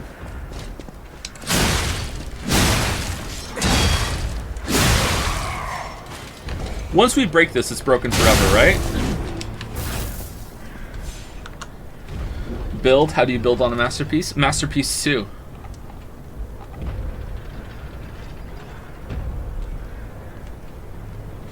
Bullshit or not literally isn't the question. The question is fun or not. It just happens that the bullshit often leads to not fun, because the frustration starts without with fun. From Lenny, I keep having fun until I see her go up in the air. If I die to that, I'm genuinely upset because I don't think I feel I deserve that. Yeah, I think Millennia is a really good fight, apart from 2 moves. And again, yeah, they're both in the air. Yeah, I don't think those moves need to be removed, although if they did remove it, it would fix a lot of the fight. I think they just need to be retooled. But yeah, like apart from that, that fight is actually really, really good. Well, there's one other part of it that doesn't apply to me, but I do want to defend it because it's a different build than mine. I think it's horseshit of the highest order that she heals on a blocked hit. She should not heal on a blocked hit. That just completely nullifying a whole entire build is really, really bad. Do you notice that P is panting from exhaustion after his form change? Is he really? He's way more human now? Just curious, what is your favorite enemy that you can think of right now? Any game except bosses? Favorite enemy? Any game.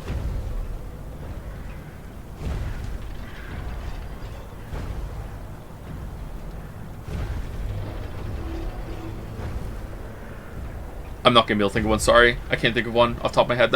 General questions that are really hard for me. It's an interesting question though. I heard this take from the reviews. While the game perfectly recreated Full Souls formula, it still feels second rate because of all the borrowed mechanics, especially because FromSoft themselves have evolved so much since Dark Souls 1 that any game that tries to copy them has no chance in competition. Whoa! What?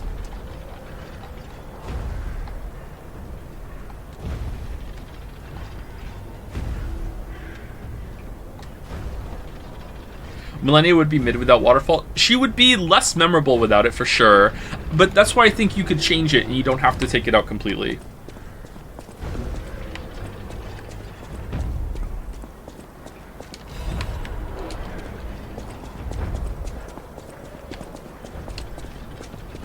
I don't know. My mind went to, like, I played a lot of Gungeon. My mind went to Enter the Gungeon, and I was like, no, I prefer the mixes of enemies you can get in that game rather than one individual enemy.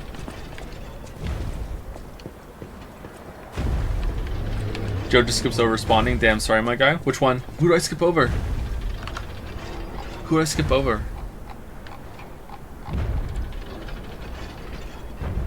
The review thing that I read out? I mean, I didn't really have anything to say to that. My laughter said it all, right? Knowing this game is the first foray into AAA console game for a studio that has only made mobile games just makes it that more impressive. I wonder if some industry veterans worked on it. Maybe this is FromSoft, like smurfing.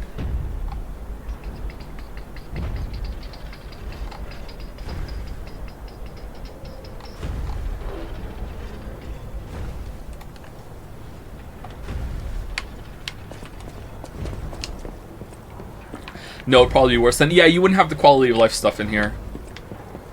Saying this doesn't add anything, and that Dark Souls 1, 2, and 3 have continually added a lot is a fucking take to me. Holy shit. What are you talking about? Did they play Dark Souls 2? Richard Bachman. I have a script formulating in my head, and the hook of the script actually opens with Richard Bachman. Yeah. Like, the opening of the script for this game in my head right now is that in the 1990s or whenever it was, a book was released under the name Richard Bachman, blah, blah, blah, blah, blah. And then talk about the book for a little bit, and then it goes, and then later on it was revealed that this was actually Stephen King writing under the thing, and then I'm going to go into, well, I don't think that video games have the capability of, or like have the flexibility for a whole entire studio to go to publish a game under a different name. If you told me that this was made by FromSoft, I would believe you. That's the opening of the script right now in my head. I just don't know if that's a good enough opening or not. What do you think? Does it work?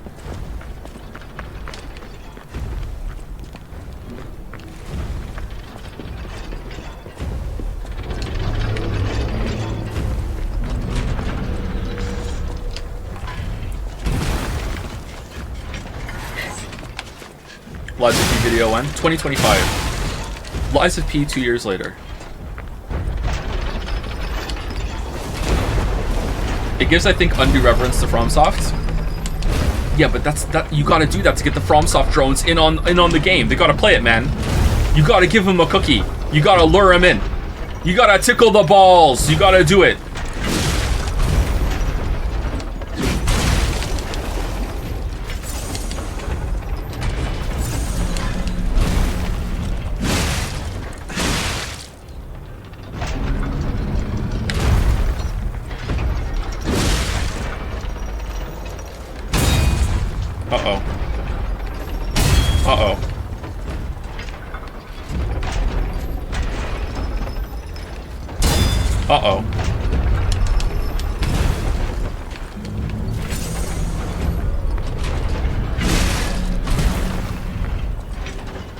Why is my stamina coming back so slowly?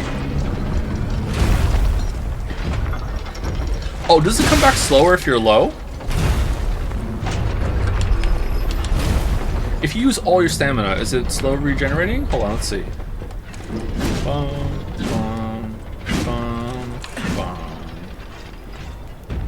No. Is it because I was hit by the boss?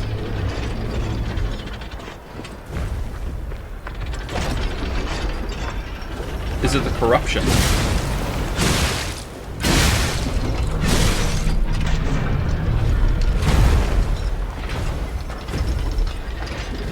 No. Shock status effect. Oh, did I have shock? I thought it was only like building up a little bit. Maybe as it builds up, it has an effect.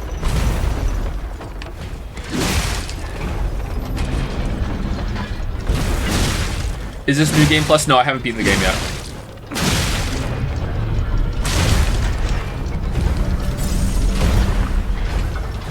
Oh yeah, it is shock, yeah. Oh, maybe I did get shocked outright. Maybe it's not building up. Maybe he does shock right away.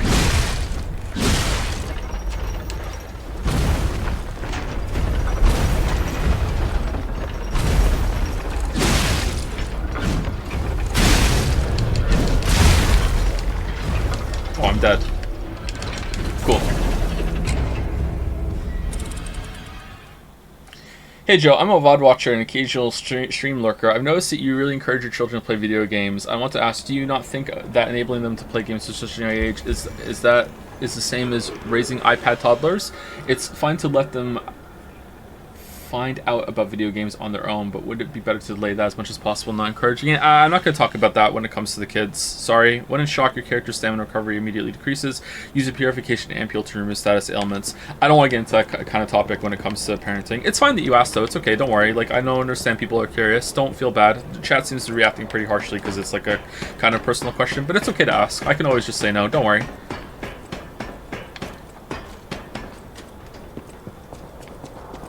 I find that video games encourage problem solving. And if you have the right kind of mindset, I think video games are a really good learning tool or teaching tool. Does this thing respawn? Let's see.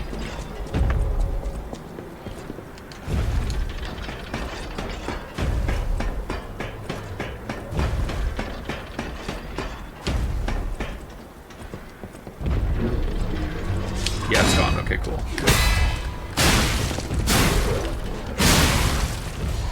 Big flush or small flush if you just piss, but also blow your nose on toilet paper and put it in the toilet. Just a small flush. Although I have a button on the top of my toilet that you flush it, which I don't like because I would prefer to have a handle. And the button is like actually it's a circular button, but it has like a crescent moon.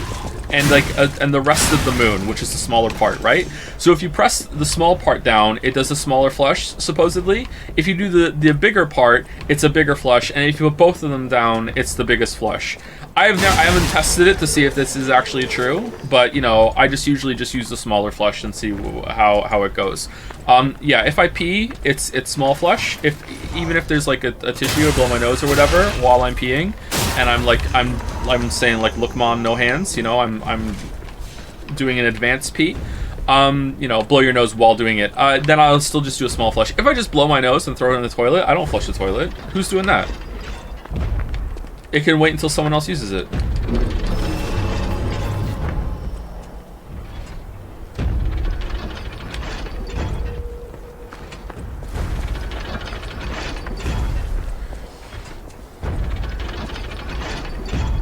The truth is, the big flush button just holds the small flush button for longer. Yeah, maybe. It wouldn't surprise me if it was the same thing. There's an interesting book we read in my psych degree where it talks about exactly that. We want video games, movies, and TV series to mentally challenge us, and games are a big part of that because they encourage us to explore, solve, and seek. It's called the sleeper curve. Sleeper curve. I've never heard of that. It's interesting. Thank you for telling me about that.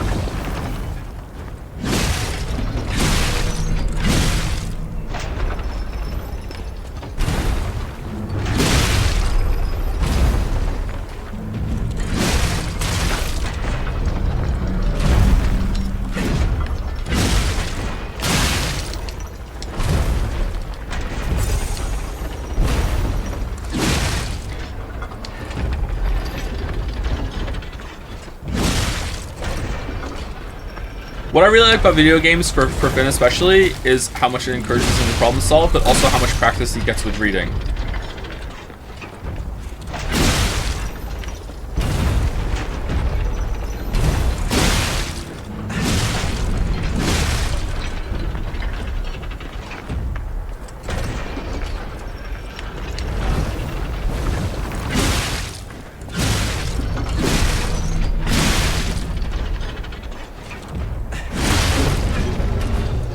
Here we go.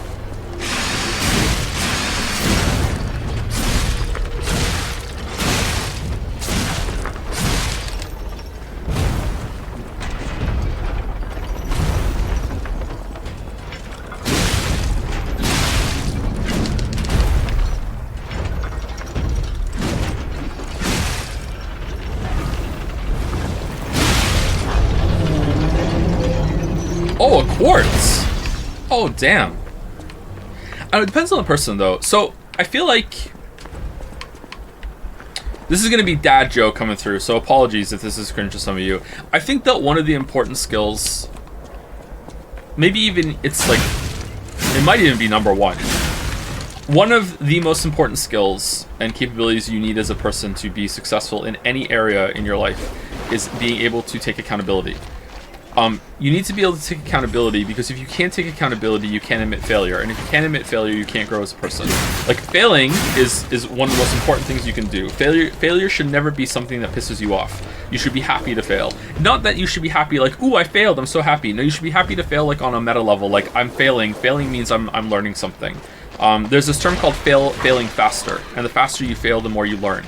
And some of the most successful people in the world, I think maybe it's even all of them unless you got really, really lucky, are not the ones that like just got lucky or whatever, and are not the ones that just like happen to fall into one thing and that's it. Although they must exist, right? Sorry, I'm kind of undermining my own point now, because I know there are some people like this. But they're the ones that failed a lot, and they learned from that failure as rapidly as possible, and they didn't let that failure define them. Fail as much as you can. But failing is not enough. It has to come with accountability. You have to be able to look at your failure and go, okay, what went wrong here? Was it my fault? Was it someone else's fault? Was it matters out of my control? And you need to be able to be really, really honest with yourself in order to learn, because otherwise you might blame other people. Sometimes it will be other people's fault, or it might be some factor out of your control, and you need to look at that and go, well, how can I mitigate that next time? Because how I respond to outside factors is still within my control. But for the most part, you have to look, okay, why did I fail? What did I fuck up here? What did I do wrong, and I can learn from it? Otherwise, you're not going to learn from your failures. And if you can't take accountability, you're going to make the same mistake over and over and over and over and over. Now, video games are an exercise in failing and then having to take accountability, especially hard games. There are some games that are not like that, but you have to continually like look at approach how you're approaching a challenge. Like, look at it. I mangled that a little bit. Sorry, need another coffee.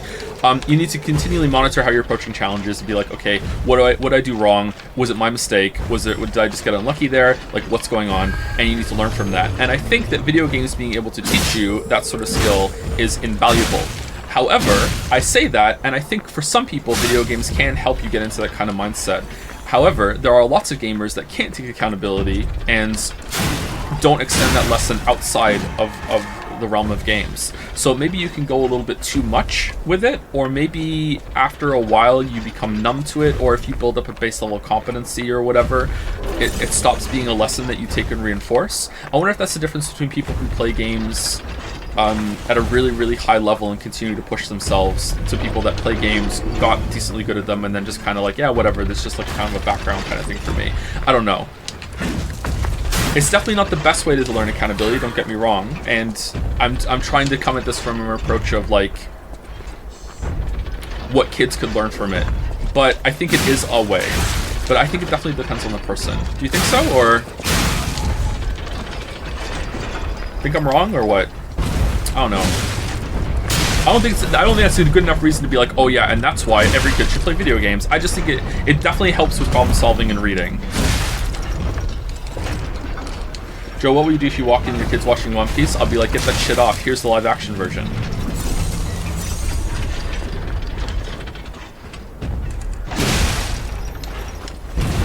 We tend to... Oh, that was interesting. 1 second.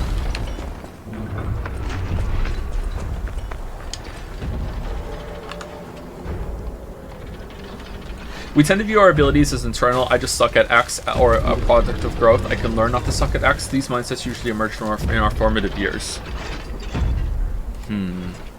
See, I kind of have that. I guess it's a nuanced approach, right? Because I feel like I feel that way about some things. Like, I just suck at learning another language. Like, that's one of my blocks. And I think identifying the kind of mental blocks that you have in your life is also a very important thing you have to go through. And a lot of your life, especially like in your 20s and 30s, is being very mature with yourself and looking, okay, I need to understand myself. I need to not find yourself. I mean, you need to understand yourself. That's one of the most important things you can do. And I think a lot of people never do it. But it is very, very important to have success and to even have happiness. Oh, he just knocked down a tree. That's cool. It's like figuring out how you work. And you have to internalize a lot of stuff, or you have to look within to figure out that, and you have to be really honest with yourself. Because I feel like there are some things where I'm like, I just suck at that, whereas there are things I can learn not to suck at that. None of that matters if you don't have a good enough safety net that allows you to try again. Yes and no. A safety net is very, very important.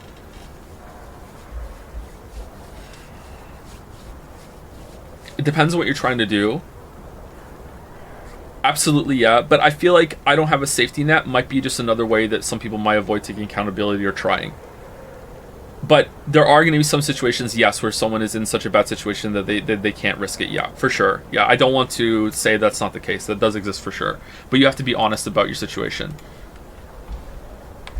Why do you think you suck at learning languages? Because I never did well in that class in school. I did well in every single class in school apart from music, art, and language. And it just so happens that those are the three areas in my education that I was bad at, and it's also those three areas growing up that I don't like to explore it very much. Even though I love art, I love music, and I love language. So it's probably a bad teacher, maybe. Like, another weakness in my education and the way I view the world is I am really, really bad at geography. Really bad at geography. And I also had a really bad geography teacher in high school. Now, the thing that fucks me up, though, is that the teacher wasn't actually bad. She just wasn't good for me. This is one of the best teachers I've ever had, and I didn't like her at the time. So this teacher, my parents went to teacher parent night or whatever in high school, and went to my geography class. And I was not doing well in geography. I was getting like the equivalent. It was in Britain, so it was the equivalent of like a C. You know, like I was barely passing geography. Okay, so I was in the top level of school. The school, I don't know if it's still the same way in UK, but like every single generation of students that were the same kind of age went into like tiers of education. So there was like, you were in I think it was Z level, A level, not A levels. A level was like an A class, C class, and then it went B, C, and then I think that was the end of it. So I was in Z or Z, depending on where you are, which was the top one above A, right? So it's like these are meant to be like the best students of this generation, okay? Which sounds cringe, and let me tell you, the standards were pretty low. So don't think I wasn't in like a gifted class or anything like that. It was just like whatever the top ones of that year, no matter how good or where they were split into tiers, and some years would be better than others. Anyway, so I was in the top one. I was in Z. So my parents go and meet the geography teacher, and the geography teacher says, I almost said my real name. I almost said my real name. And the geography teacher says, Joseph is not doing very well and should probably not be in Z level. He's not smart enough to be in Z level. You know, and my parents are just kind of looking at her, and she's like, how is he doing in the rest of his classes? And then they gave her my report card, and I was like getting like perfect scores in every single other class except for hers and like music. And she looked through my report card, and she actually said, I cannot believe she said this. She said to my parents, "Oh, I'm the problem. He just doesn't like my teaching style." Okay. I cannot believe she said that. What the fuck? I can't believe she said that, man. Like that is like stuck in my memory for like my whole entire life. I can't believe she said that. And I liked that teacher a lot more after that, when my parents came home and told me that. What a great teacher. Holy shit. But yeah, for whatever reason, like I'm pretty weak in geography. Because like her teaching style, yeah, just wasn't good for me, I guess. She took accountability, yeah. So yeah, I think maybe it's linked back to education.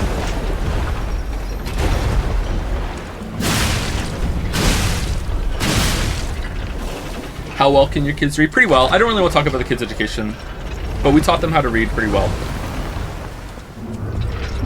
We should be doing more spelling exercises with them. They're weaker at spelling than they are reading.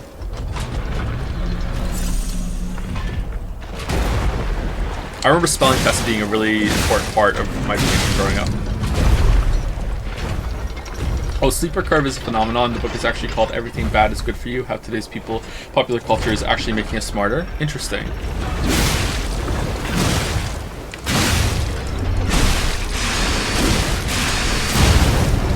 Owned. Did any of your kids try playing Baba Is You? Finn has, and oh, another quartz. Finn has, and it was too much for him, but I think maybe he could possibly get it now. But yeah, he has it on his Switch. Because he has my old account. Grading kids into tears is a fucking anime premise. Like, straight up, there's a show about it. They also summon holograms and have test wars, but I mean, the holograms didn't come in my school until later. Yeah, I don't know if that's a common thing or if it was just, that's what happens in our school. If it's common in the UK or not. Baba's U is too much for everyone, to be honest. Yeah, it's a very difficult game. There are puzzles in Baba's U that took me legit hours to do.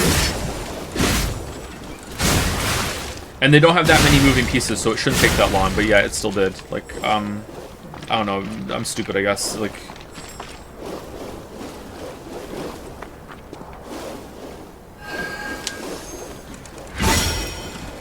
there was this one in the last set that you had to make like a vehicle to make the goal square move up like the central column that was in the middle of the screen, if you know what I'm talking about.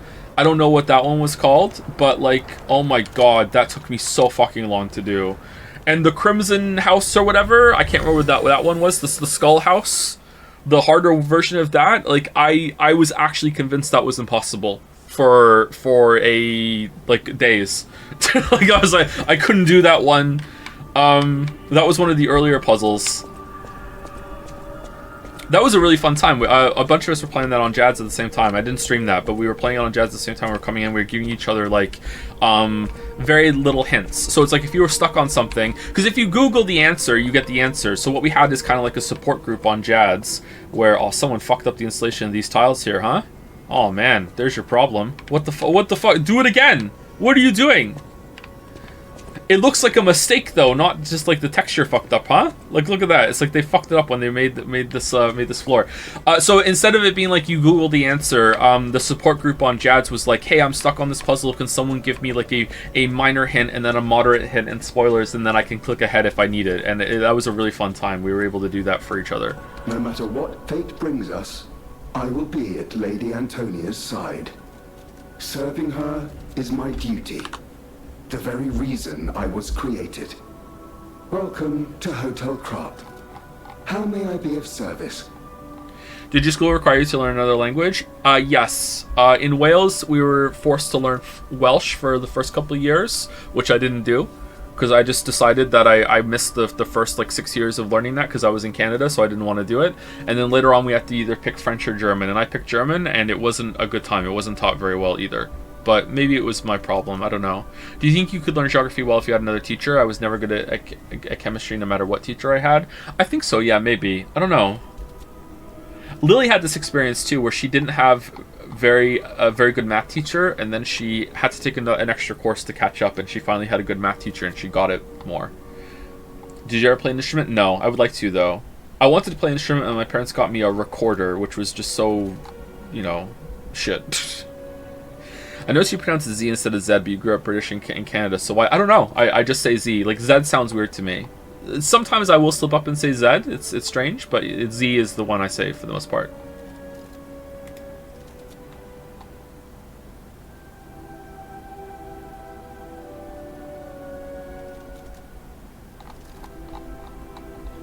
Ich bin sprechende Deutsch nicht so gut. Orangensaft. That's all I remember.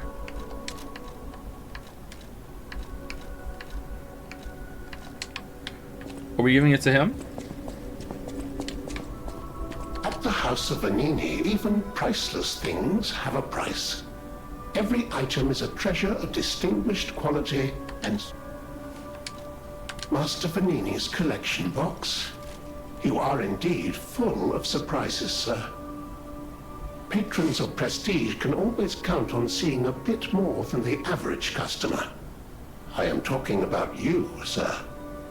Shall we pay it at the House of Vanille? Did he just give me a quest? Increases maximum amount of HP, stamina, and legion. Oh, it's a favorite ring of favored protection. That's cool. Transformation amulet, advanced +4. Let's get that. That's pretty good. Pistol rock drill blade. Robot rock.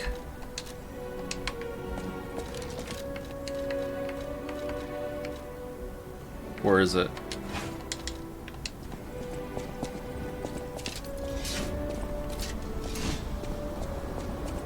It's a screwdriver. It is a screwdriver.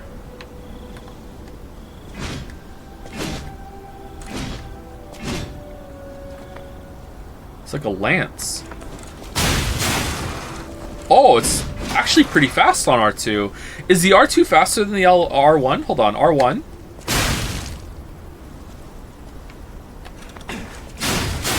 It's comparable. Maybe a little faster on the R2.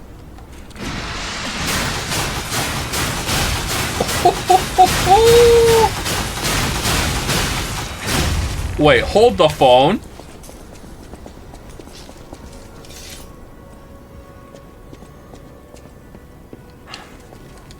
I know my way around a weapon.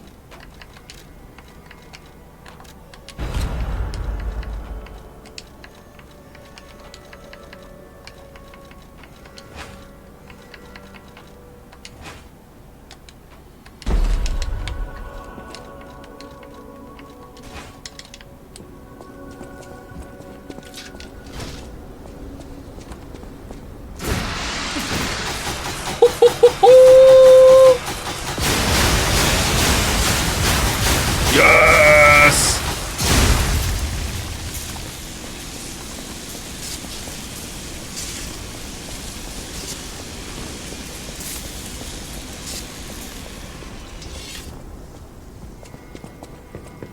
I know my way around. You know what, chatter, for you, I will. 1 second.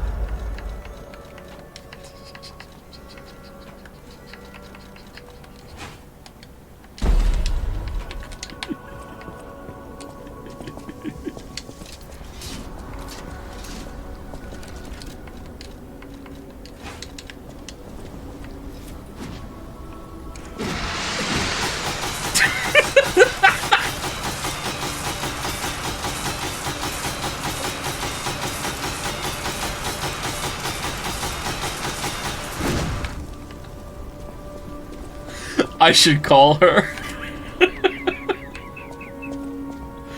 That's a pretty cool weapon, huh? If you can get an enemy that's how much damage would that do when they're staggered? You could just like pump it out. Holy crap.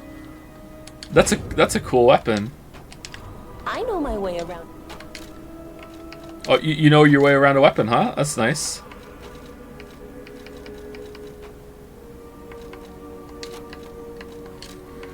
What else would look good on that? It's got to be like a spike sort of weapon, right? I don't think it would work well with the axe. Axe is pretty cool, though. Neat. Oh, I haven't said thank you to people in a while. I'm sorry. We've been discussing some heavy topics today. Thank you, Chaotic Despair, for the resub. Thank you very much. Thank you, Chaotic Despair. Thank you, Fried Penguin 2, for the resub. Poops McYolo for the resub. Burndy777 for the resub. Catboy Lover 69. This is a game for you, I think. Thank you very much.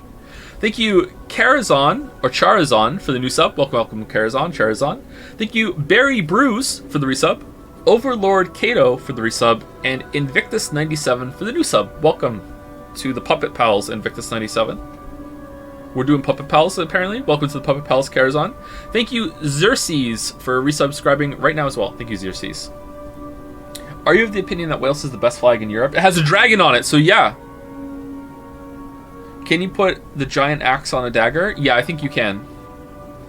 Poison spear could apply quick decay. Yeah, I think that's a pretty busted weapon if you have the right time and you know the fight enough to pick your time. Pick your moment. Giant axe, this one, on the dagger? Yeah, you absolutely can. But see how it says stab goes down?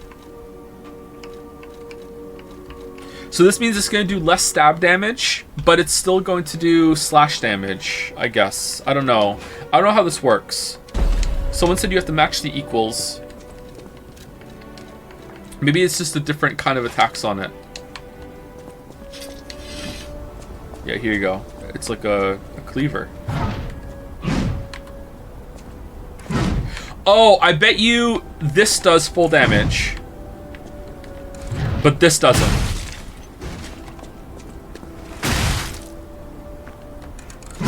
Yeah, okay, that's why. Actually pretty fast, huh? Look at this.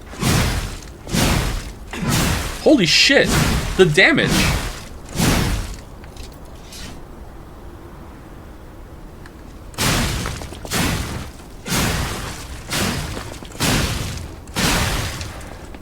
That's actually really good. It is really good, isn't it? It's really fast. There's a lot of damage. The range is horrendous though. Is it? I think like it's a big enough weapon that the range isn't that bad on it. Maybe it is actually. Maybe you're right. It's not even upgraded. Yeah, it's not even upgraded too, yeah.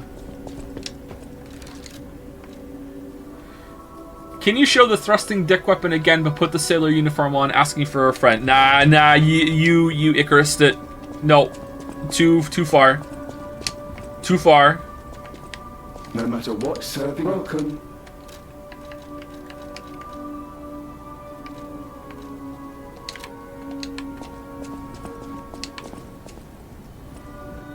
Whatever choice you make. Whatever choice you make. What do we want? You want more capacity? Let's put some capacity on. Maybe we can put some better armor on. I don't know if that's important or not. I feel like it's easy to undervalue armor in this game because it doesn't look like armor. It's just these stat pieces down here, so it doesn't feel like you're putting better armor on. Maybe that's one of the drawbacks of the cosmetic system. Alright, that makes us slightly heavy, Mom Spaghetti. So all of these do, actually. Alright, what about this one? Do we have a better one? No. This one I don't really care about. This one is the best all-rounder, I think. Oh, it's only a little bit less.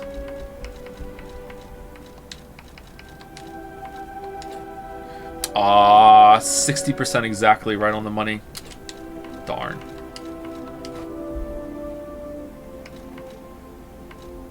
What's the most common? Slash? Strike? Pierce?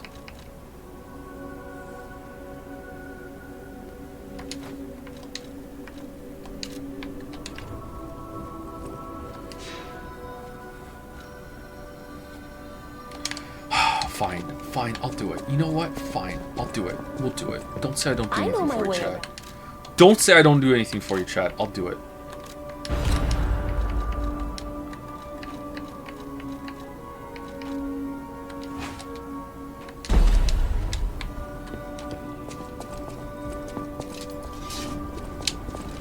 But I'm not gonna laugh.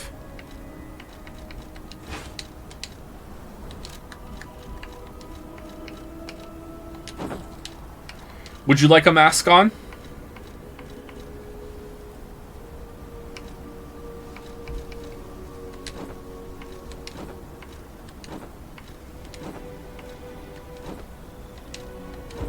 No?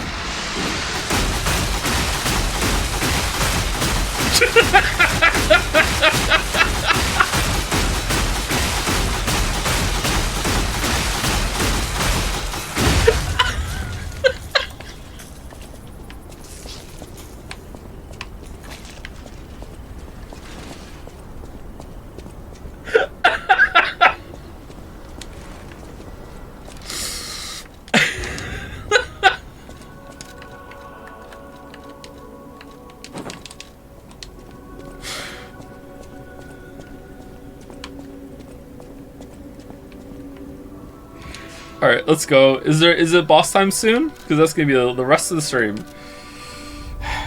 Oh, we got quartz. Fuck. We came back to use the quartz.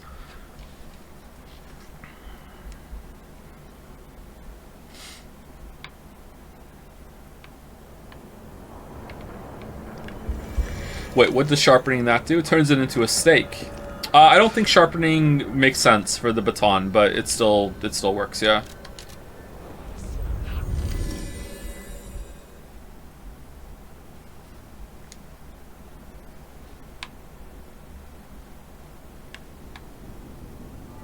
Favorite context-free grammar? What do you mean?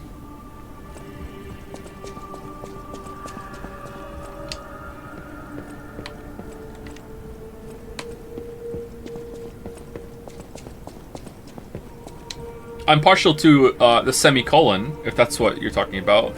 I love a semicolon. I use them a lot. I also use hyphens a lot too, especially with script writing. The way I script write is to try and sound conversational, so I often use like hyphens and semicolons to feel like there's like asides in my text, or like let's pause that moment mid sentence, talk about something else for a second, then come back to it. Like I use those a lot. I probably misuse them, but it makes sense for when I'm script writing, because I'm going to perform it later. So, all right. So we have that. These are all done, right? We didn't add any more.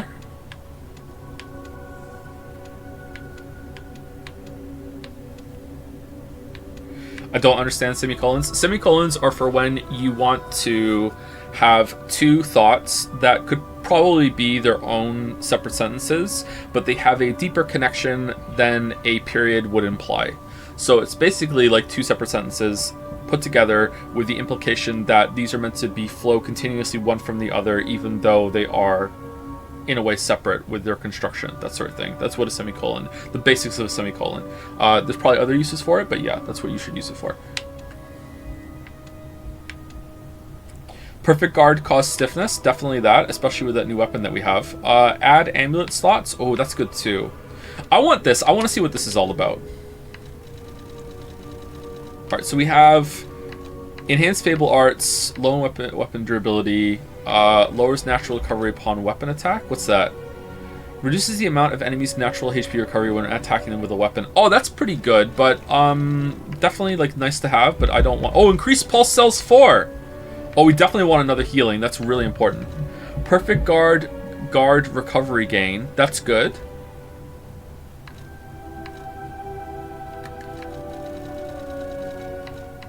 Special grindstone, fatal attack fable charger. Enhances fable charging upon fail attacks. Charge legion when eliminating an enemy 2. Oh, that's good. So you can use your legion arm more often as you kill things as you're moving through a level. I wonder if there's a way to charge that. I wonder if one of the last ones is going to be you get to have a second legion arm equipped. I bet you it is. Because you can hit left on the D-pad and it doesn't do anything right now, I think. I wonder if that's what that's going to be. Special grindstone weapon durability recovery. And what's this one? Increase max gold coin fruit, increase consumable possession, increase throwing object possession limit 2, increase consumable effect duration. Okay, so we're definitely going to get increased pulse cells, and then we are going to, and then we can't put another one of the same type on it. So what are we going to do? Attack, enhance weapon attack when discharged.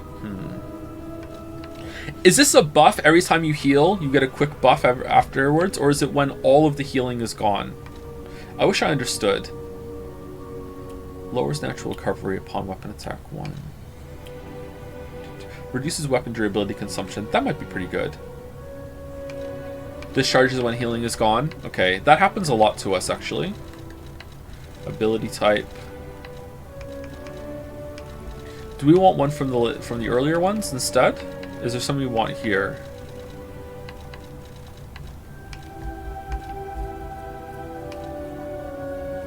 Enhances the attack of tail. We do use those, but not that much.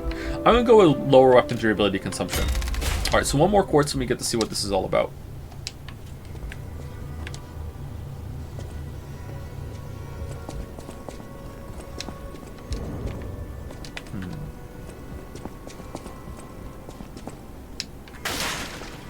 I like that broken banister up there. so you have a quick way to get back down. They thought about it instead of always making you run around. Can you try to pet the cat? Will it react differently now? We did last stream, and it did, yes. Now that we're human, the cat reacts differently.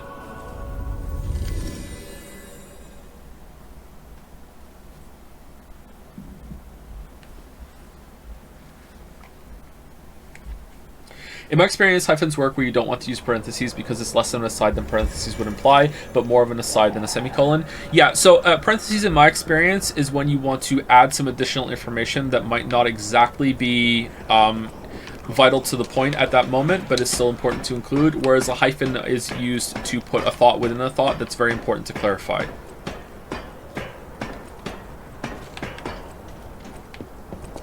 But they do have some overlap, yeah.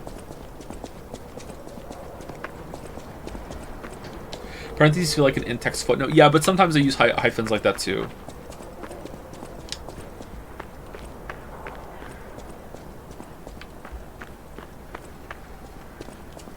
You can put something, a thought in 2 commas as well, and that works. Punctuation is pretty flexible. Sometimes I think all those different options exist just to make it look visually appealing, so it's not the same thing over and over and over again in a text, and that works for me big time.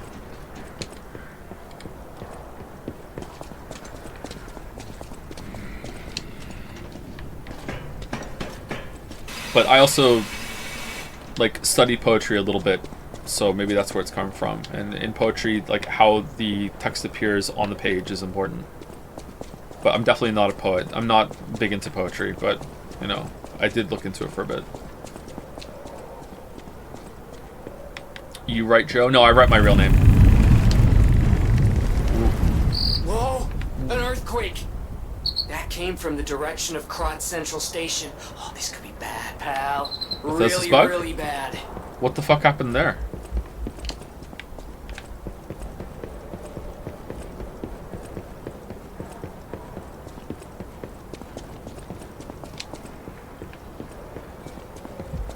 Todd?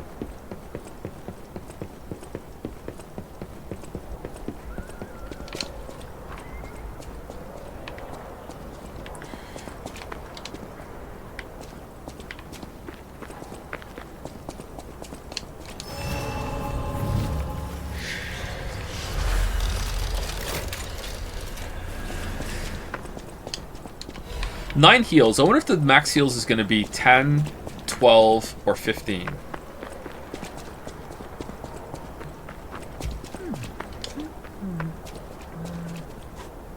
Oh, There must be some way to open this. Hey, are you a treasure hunter too? Strange to me, someone in my line of work. I know how this looks, but I'm not a thief or anything. I am on a serious expedition. You wouldn't happen to know a treasure hunter named Alidoro, would you? I'm a big fan. I plan my expeditions to follow Alidoro's traces, but this lock has me at a dead end, and I so wanted to explore the Hermit's Cave. All I can do is keep plugging away. If you come back by, say hello. Maybe I'll get this place open. don't remember if you answered this sometime before, but what's your take, Take, on the concept of reading voice, i.e. the way people speak differently when reading text? I mean, I have one. You can just heard me do it right now when I read that out, and it wasn't even intentional. I think it's interesting. I think it's fine. I don't speak all that well for a lot of time. I speak a lot. If I'm really tired, I will stumble and stutter more because my brain isn't working properly. I will often, most of the time when I'm stuttering, it's when I can't think of the word that I want to say. But right then in that sentence there, I kind of paused in the middle of my speech because I'm trying to train myself to not stutter and give my brain time to catch up. I did it a lot there, see? So I'm trying to get better at it, but it's not a good thing. When I forget to do it because I'm really tired, it will come across more. Most hated filler word or sound? They don't really bother me that much. When I listen to myself back, I'm a little bothered by it because I want to do better. Because I know some people find it annoying, but for me personally, it doesn't really bother me that much. I don't like... My worst habit in speech, I shouldn't say this because some people might notice it, Yeah, I'm not going to say what it is. But I do have a pretty bad habit when it comes to speech to sound I make that I hate. And when I hear myself do it, I like, oh, I really need to stop doing that. What the hell's this? Spaghetti carcass?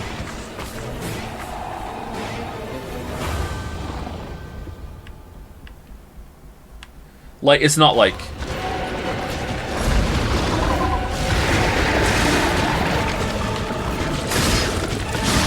Okay, so this guy's red charge, you have to... deflect it instantly when he gets to you. Whoops. Green monster of the swamp. Whoa, what the fuck?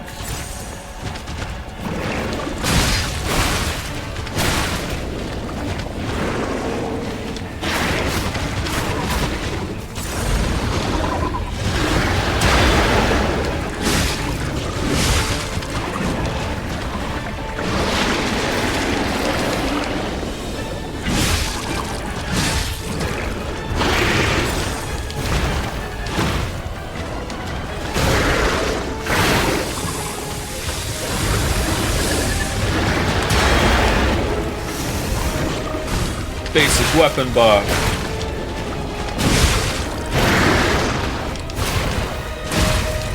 Deeds. Alright, pretty tough.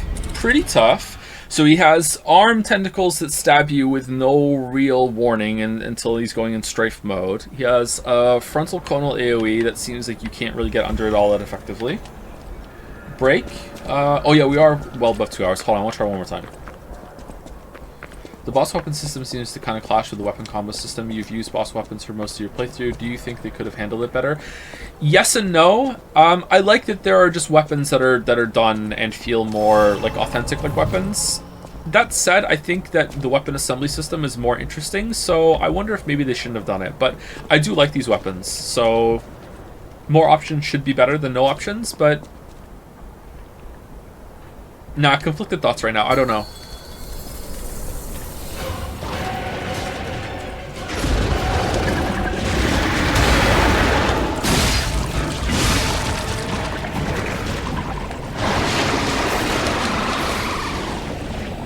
Alright, so when he backs up, walk around him, maybe? Alright, he rears up before he does his tentacle stuff. Whoa! Holy shit.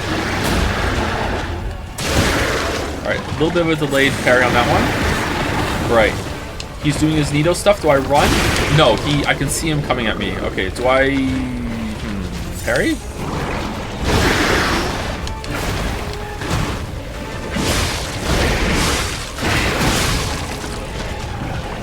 Feels like a Bloodborne boss.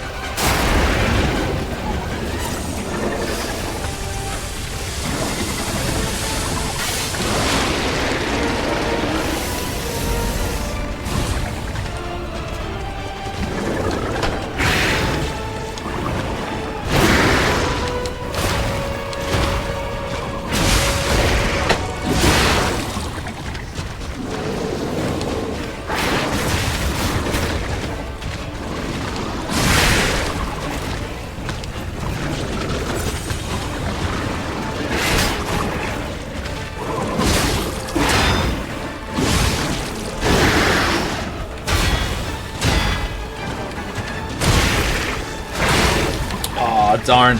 Alright, this definitely has a phase 2. How's it going? Okay, I didn't want to get close in case I made you die. It's okay, thank you.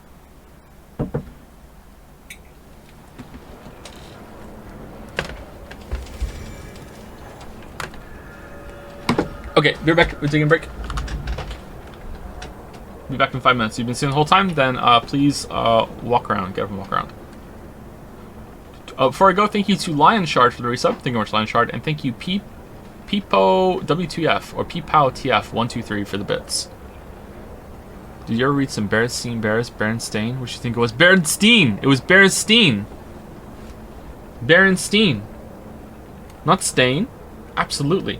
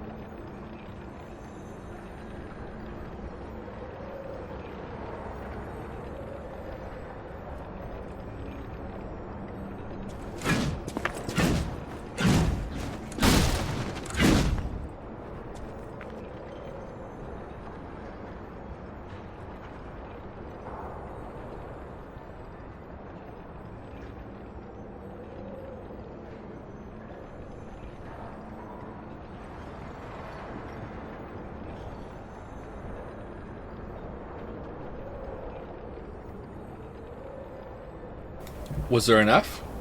Uh-oh. Lies of F? Alright, so this boss is definitely going to have a phase 2. Because I just kicked its butt. So there's no way that's the end of that. Okay. How bad is this phase 2 going to be?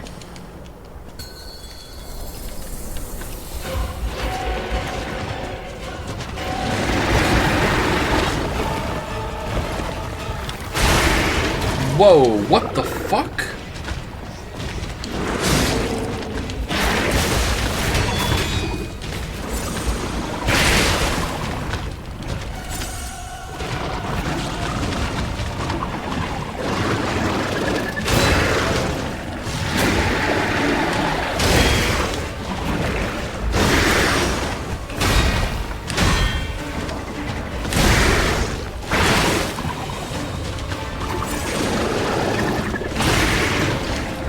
Actually, you know what? Maybe it doesn't have a phase 2. Maybe I just got really lucky. He does a lot of damage.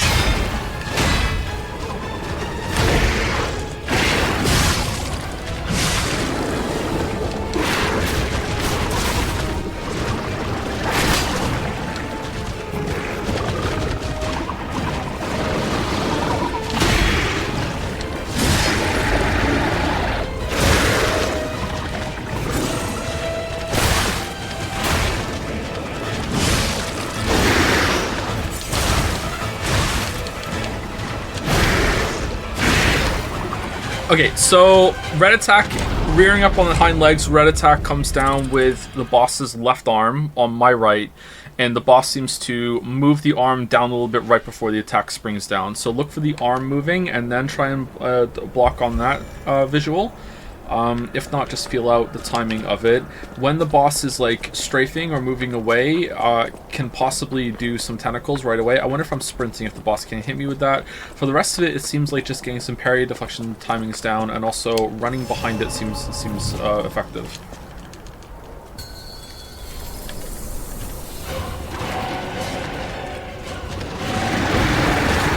Alright, what the fuck am I supposed to do here? What the fuck?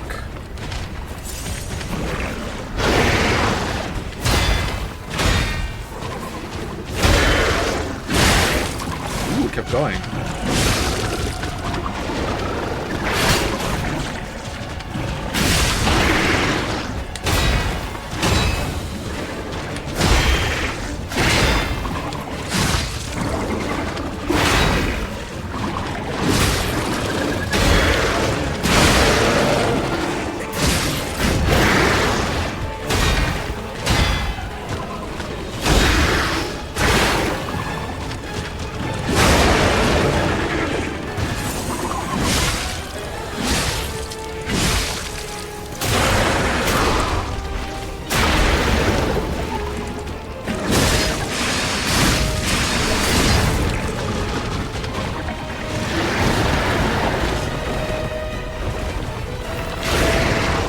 Oh, it's distance. Okay.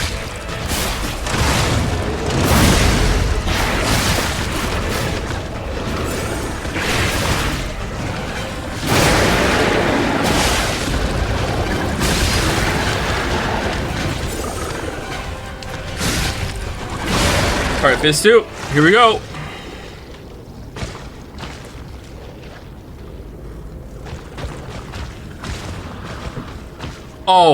Oh no!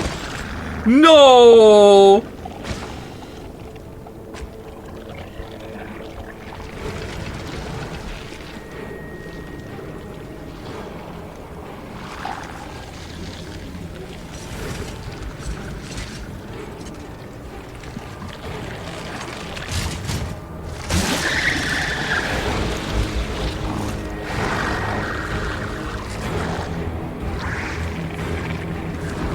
Oh, dude, look at that.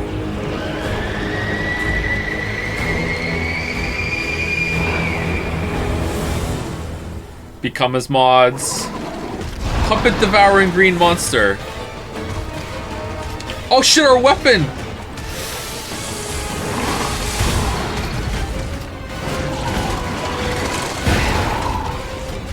Wait, is that the scrapped watchman?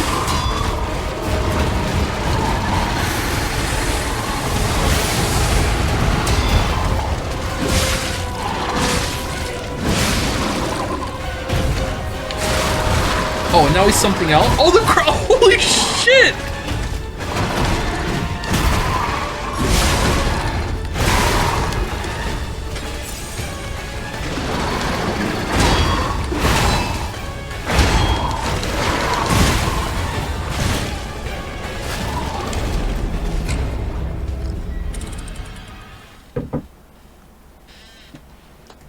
Oh, damn!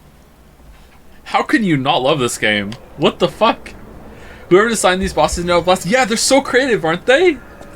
Like, I'm not tired of it at all. In most FromSoft games at this point, I'm kind of like, alright, you're doing the same kind of boss over and over and over again. Let's cool it, okay? Especially after everyone lost their shit over Artorias, and then they were like, okay, that's the standard going forward. They don't read or respond to any feedback, by the way. It's like, oh, it's Artorias all the way down now.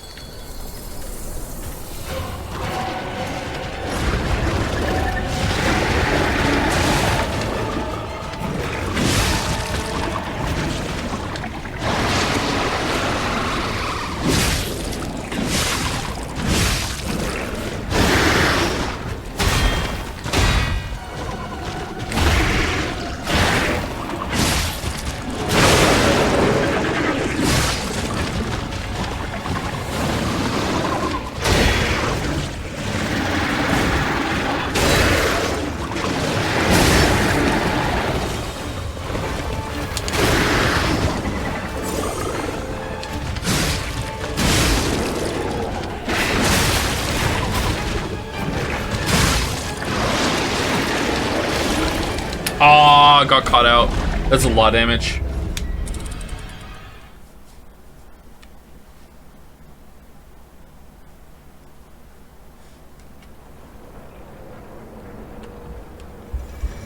A lot of damage. Thank you for the bits from Zornhow. Hi Joe, happy streaming. If you like, check out the weapon from this boss once you beat him. I wonder if it is intentional that you find it from a boss that lives in a dumpster. Ooh, what is it? Is it a body pillow? Thank you, Argyle Ninja 87 for the resub as well. Thank you very much, Argyle Ninja.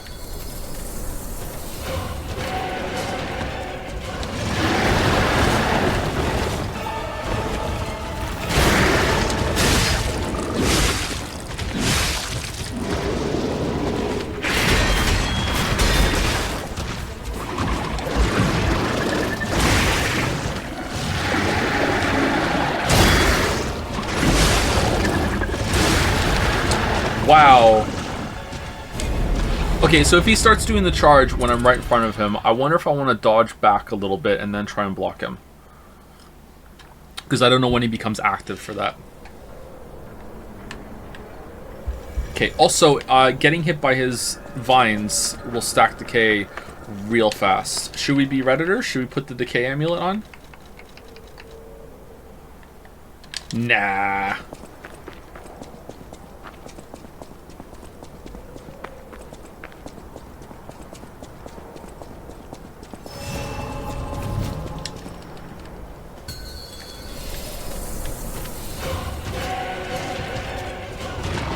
The consumables that cleanse decay are only consumed when you win, for your information. What?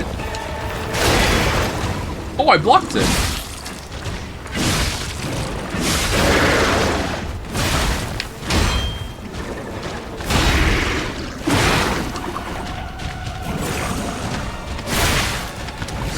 Oh, you motherfucker.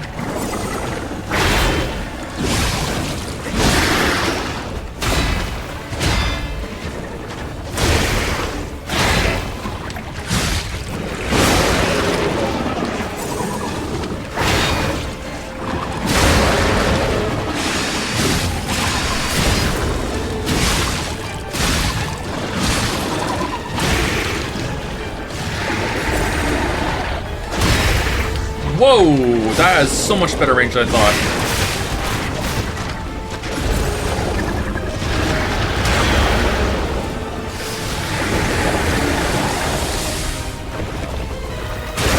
Shit. Wasn't far enough.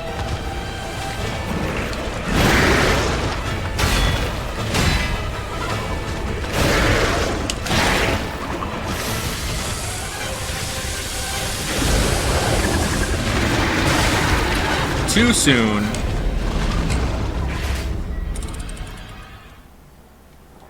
Too soon. Too soon, Executus. Alright, so this phase 1 is really hard. It's short, which is nice, but it's very difficult. You can die fast too. I wonder, is that better, do you think? Better that you can die, but yeah, it's definitely better, right? Because as you get better with it, you're gonna less likely to die, but you can get through it faster. Whereas the puppet phase, King of Puppets, that first phase was actually pretty long, but the chance of you dying was low. I still did, but it was pretty low. So did someone say something like if you use a consumable in a fight, but if you don't beat it, the consumable isn't used? That's not true for the cubes, right? But it's true for the ampules? Wow, 2 hits and we're fully decay stacked. That's fucking brutal.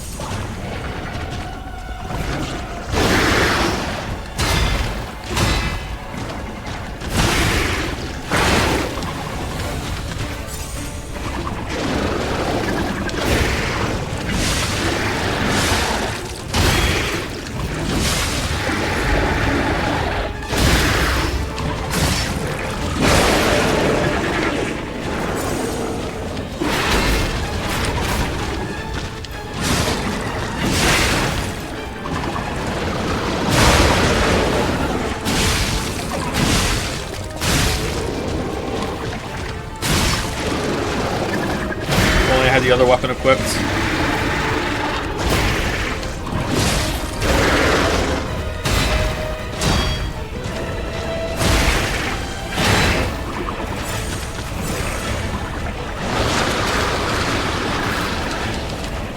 What am I supposed to do there?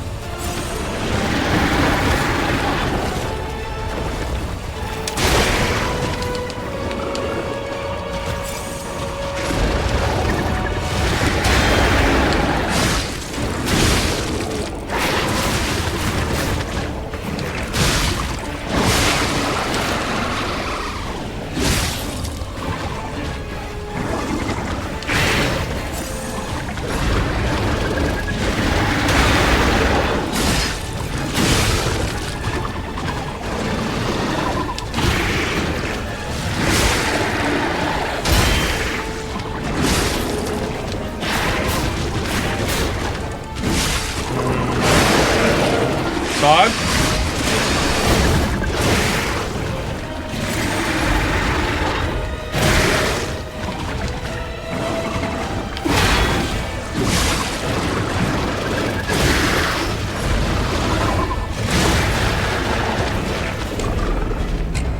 Man, that weapon decays fast. I think they all decay that fast.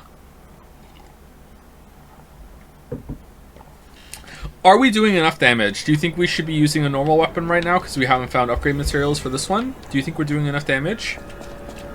I don't want to go and grind, but I hope that we're at the appropriate weapon level for the fight. Were you stuck there? Yeah, I was stuck there, yeah. It's not good.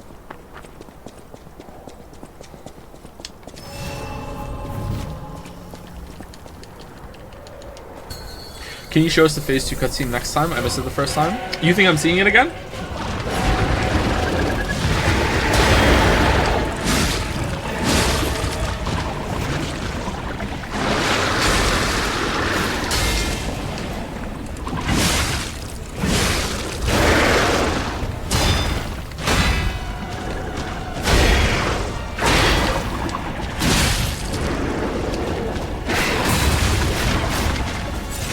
Head shape, okay, run away. This is more than enough distance.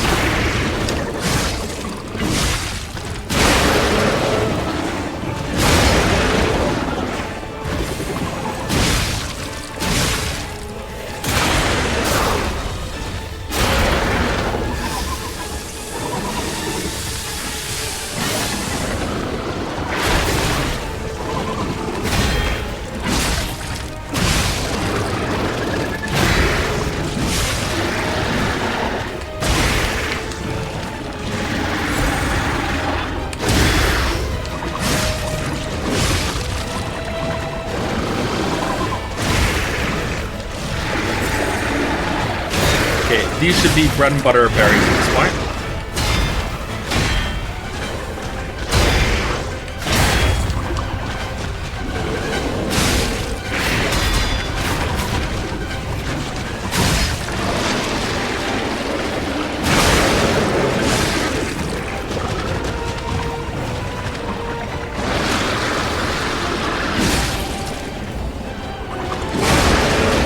We are gonna see it.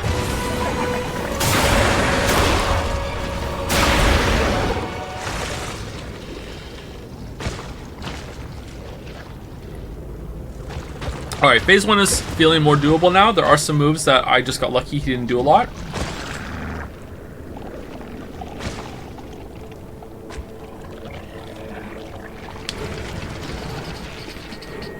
I hate how you have to time the parry like a dodge, unlike Sekiro. What do you mean? You have to time the parry in Sekiro?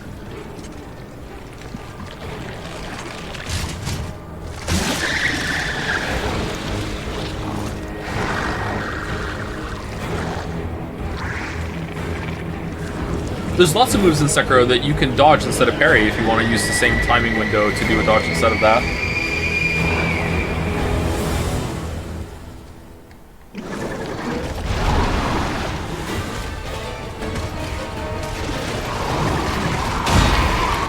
He's back.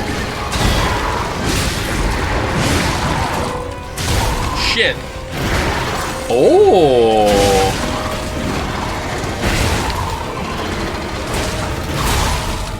Oh, damn. Oh, damn. All right, that's a pretty cool way of reskinning a fight, having a rematch. There's a lot of added complexity to it. It's a phase 2 as well, so it's a bit familiar. There's a lot of damage.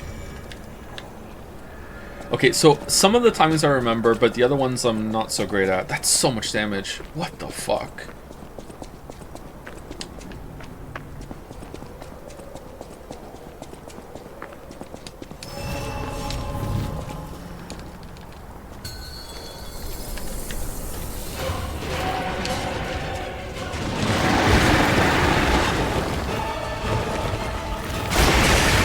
Oh, I walked into it. No.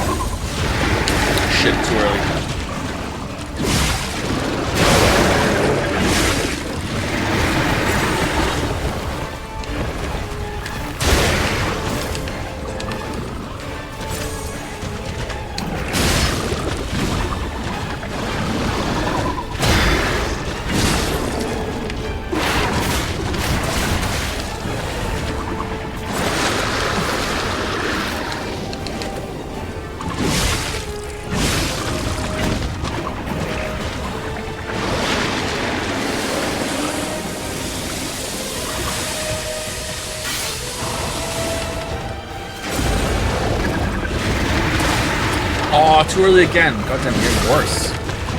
After I just said I was learning, too.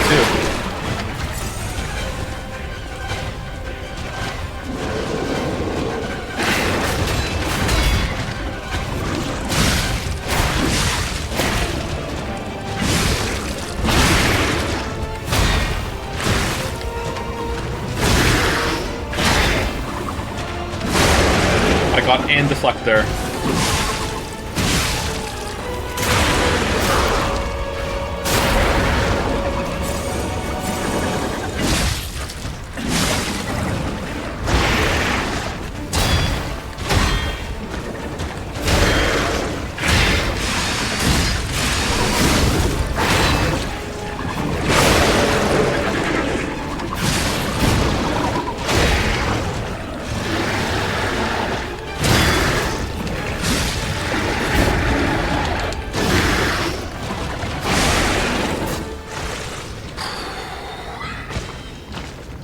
In my tea.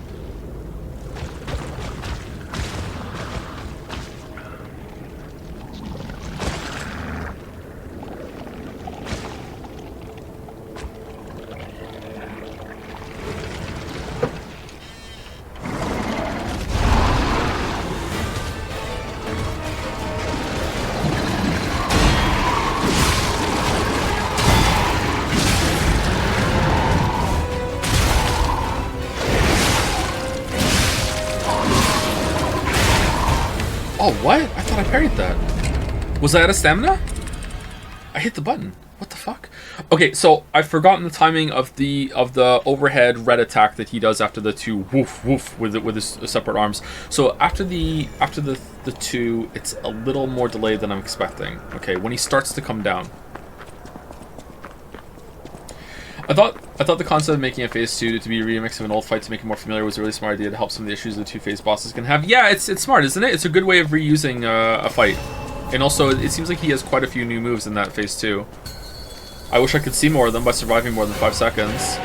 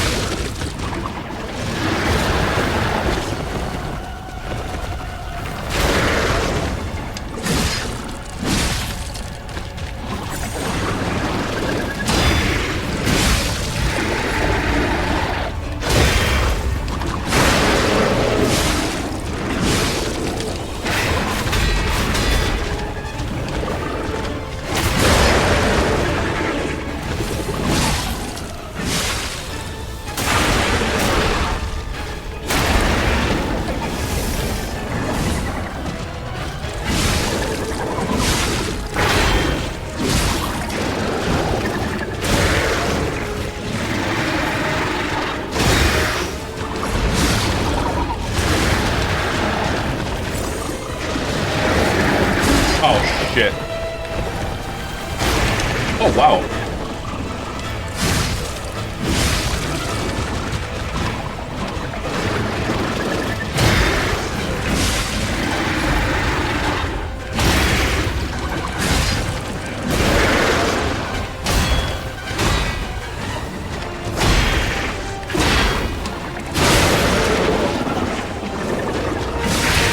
Oh, he's not stunned?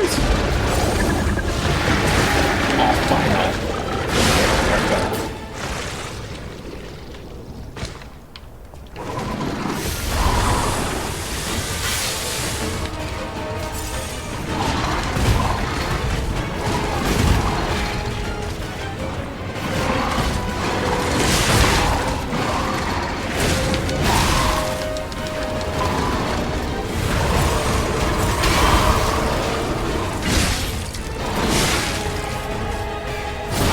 Whoa, what the f-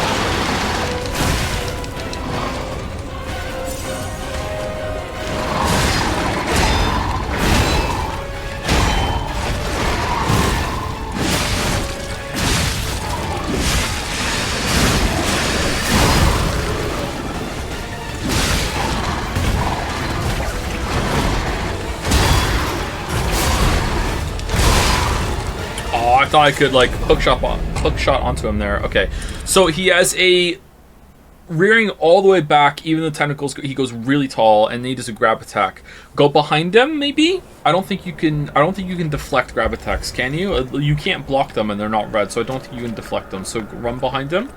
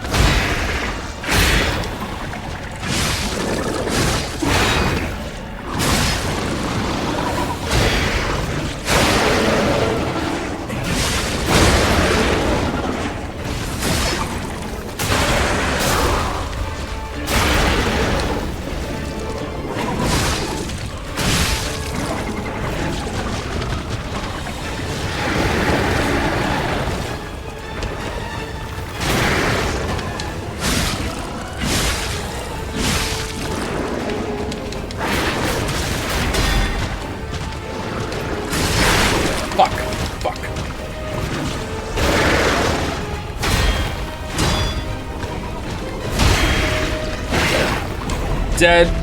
Deed. Alright, so there's some moves that he has when he's in a neutral state that I'm finding extremely hard to read. So when he does his tentacle whips, I can kind of get it.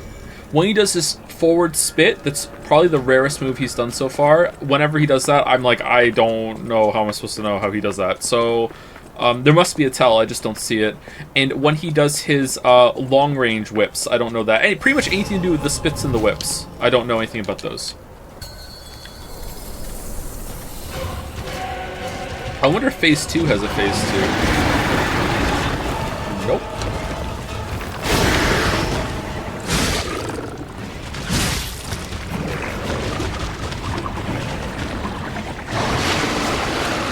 Not that spit, the kind of like laser spit he does. I don't think I was in that game.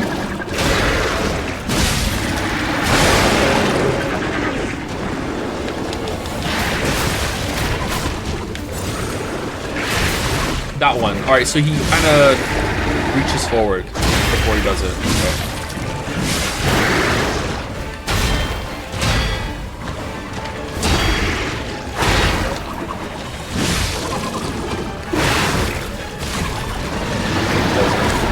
Decay is pretty harsh, huh?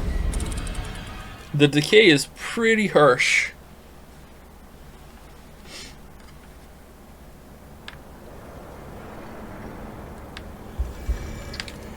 Thank you, Lemoncito for the resub. Thank you very much, Lemoncito. Where is Baldur's Gate 3? Where is BG3? Where is BG3? Oh no, one day we'll do one stream of BG3 just to kill the meme, and then people will stop asking when it's boring as hell. Because the game sucks. Thank you, Lemon. Thank you, Kokombi. Or Kokombi? It's gotta be Kokombi, right? For the new sub. Welcome, welcome. Thank you very much. And thank you, Holy Rory, for the resub as well. Thank you very much.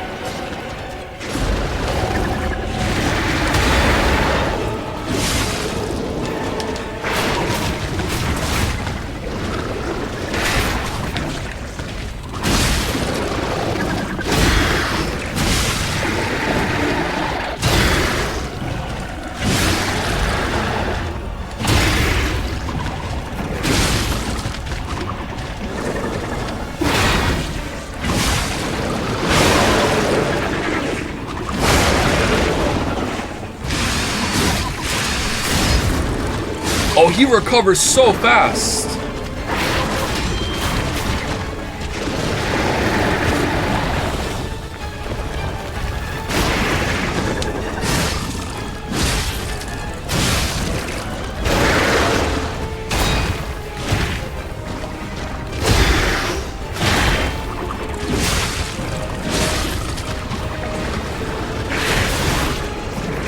That's such a fast move. Holy shit.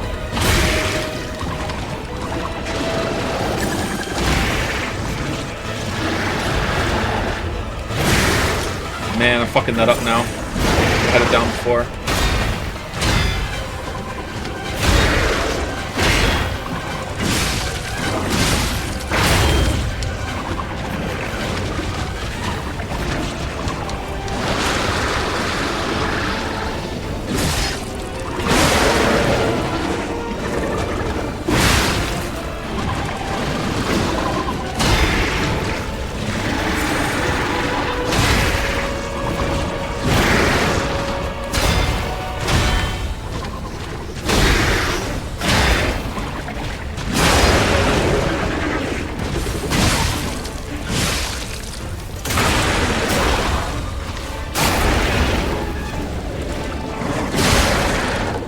Here we go!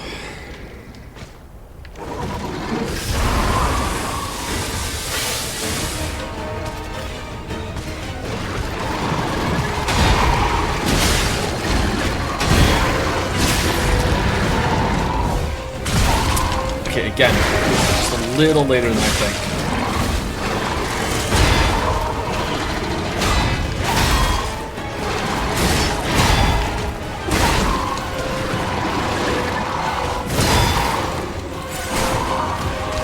Oh, the tentacle that follows it up!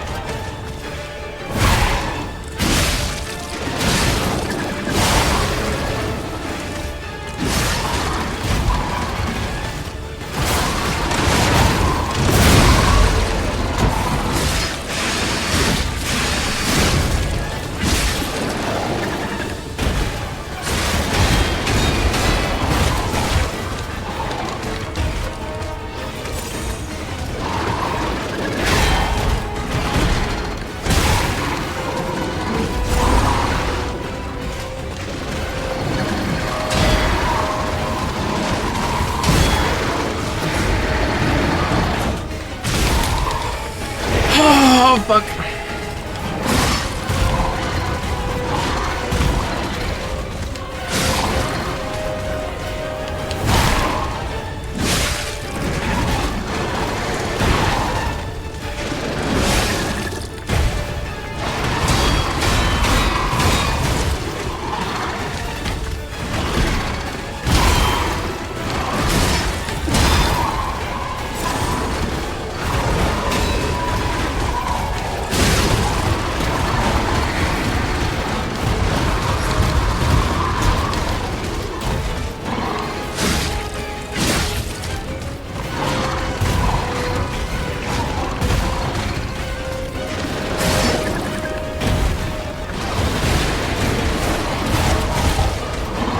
Get close to him. I think that's a lot of free berries.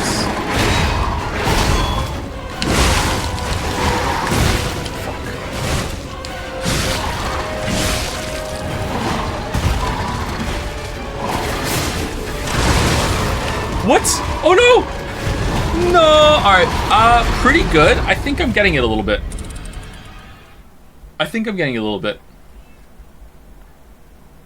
He's pretty chaotic, but for a lot of it, as long as you just kind of stand back away from him, he's manageable. So I wonder if, like, if you get really good, you can stay in and you can deal a lot of his shit. But if you just want to let him rage, you're like, okay, all right, I can learn the fight. It's not so much in your face. Okay. How do you feel about the bosses? I think they're amazing.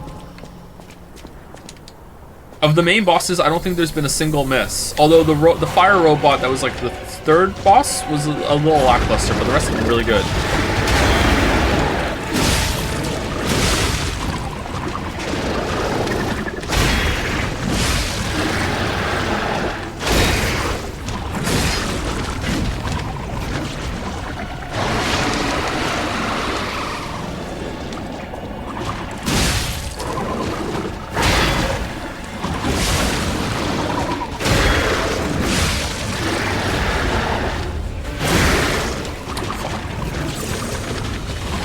I saw people discussing the Elden Ring bosses in relation to this earlier in chat. If the Elden Ring Defense Force can, like, gaslight themselves into thinking that Elden Beast is a good fight now, or is that just like, hey, like, we know that's bad, think of another boss that's bad, please?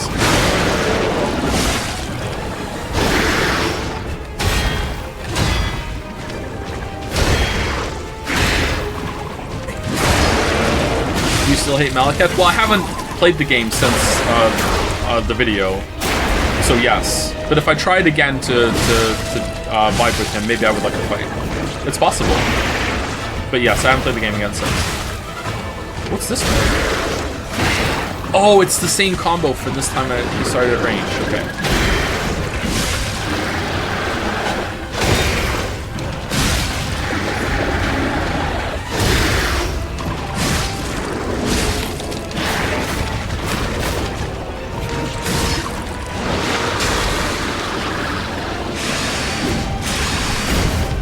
Nice one, Pinocchio.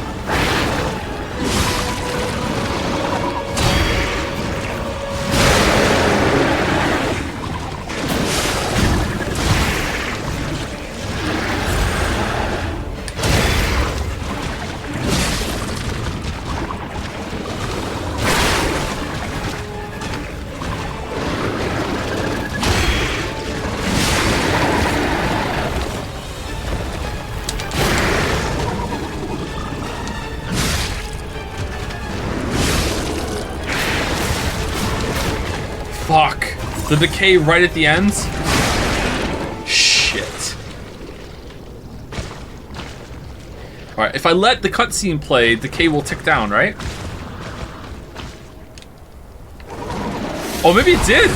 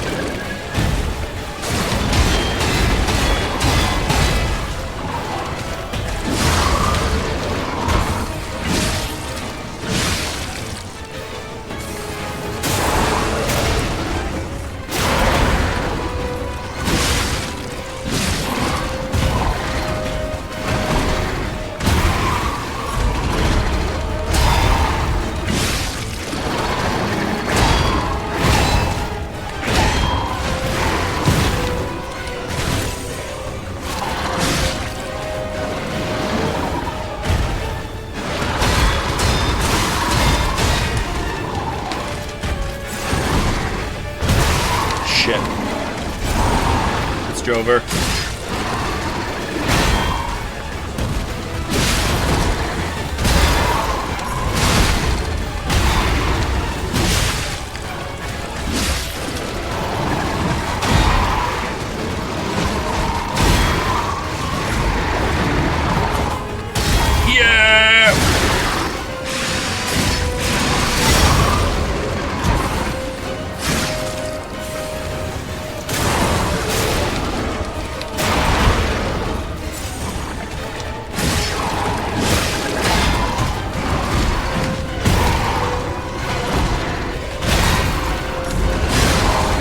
Holy shit! Holy shit! What a kill! What the fuck? What a kill! I knew you'd do it. Finally, the last hero weapon is in my hand.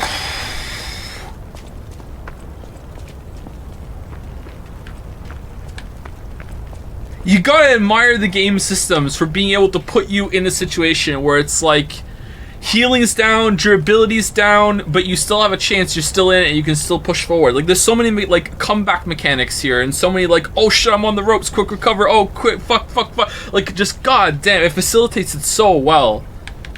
Damn, that was a good moment. Holy fuck. Ah, chills there when I killed it.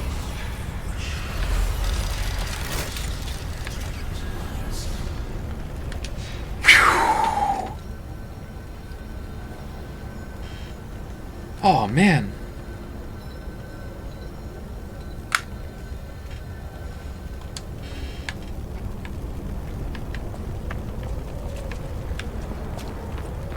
There's a secret unlockable phase 3 that's super hard if you use the baton with the spear thingy and heavy attack behind it for a few seconds. It'll take some weird noises, but ignore that and you'll unlock the super secret third phase. Alright, thank you. Thanks. Yep.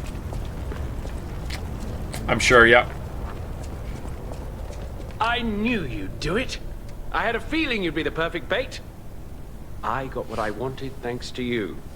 The last hero weapon is finally in my hands. I knew where it was, but I didn't dare lay my hands on it. The swamp is too dangerous. Someday soon, you'll see. You have my thanks. And you've earned a nickname. Alidoro's best bait. See you at the hotel. Alidoro. You have to be wearing the sailor uniform. Do I also have to let him tentacle grab me a couple times beforehand? Like twice? And after that, then you do it? Okay. Thank you for your hard work. Let's go back to the hotel. Thank you for Let's go back to the... Well, and sometimes there's a little treat in the area afterwards. That was a good boss. What the hell?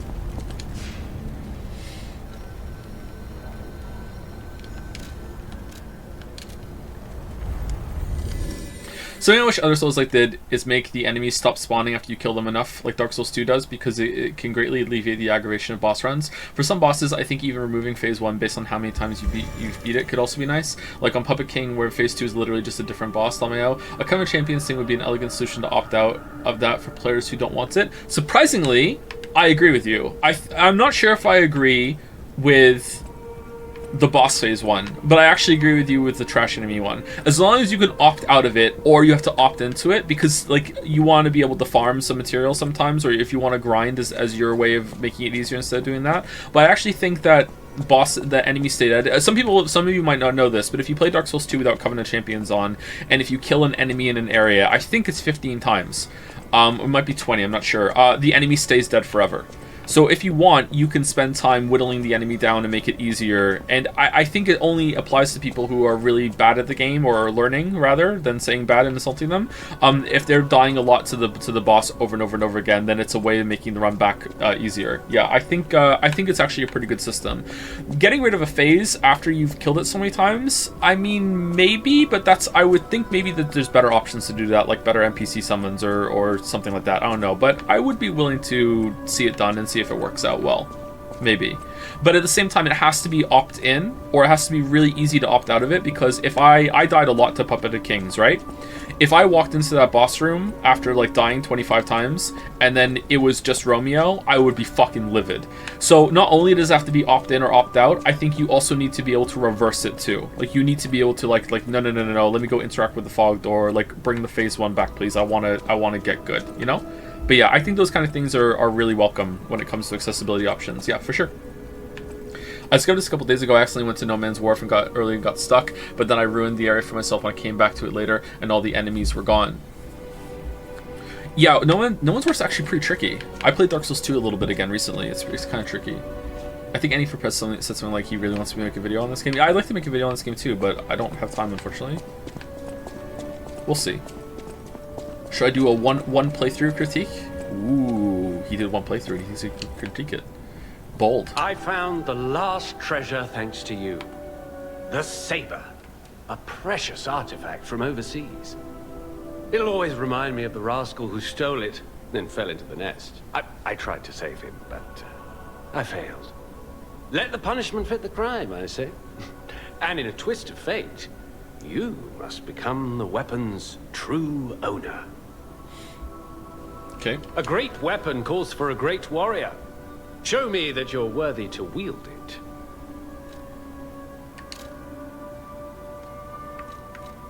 By buying it? It's a katana? Alright. You're right, Zornhout. Straight from the trash. Straight from the trash. Alright, what's the amulet? Fury attack dodge available. What? An amulet that can be equipped on a puppet. Information memories are useful for movement, can be imprinted on the symbol. What's a Fury attack dodge? Oh, you can iframe red attacks now. Oh, shit. Oh, that's bold. I didn't think they'd add that. Holy shit. It's really, yeah, it is really heavy. Huh. Well, obviously we're getting the sword. Weep weapon. Alright, please don't be my favorite weapon. Please don't be my favorite weapon. Please don't be my favorite weapon. Please don't become my favorite weapon. Please, for the love of God, please don't become my favorite weapon. Please don't become my favorite weapon. Please, for the love of God, be shit. Please be shit. Please be shit.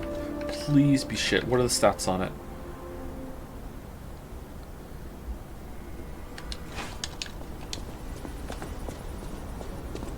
Okay, R1.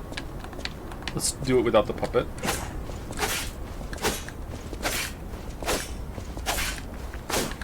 Okay, so after the initial stab, it becomes a twirly combo.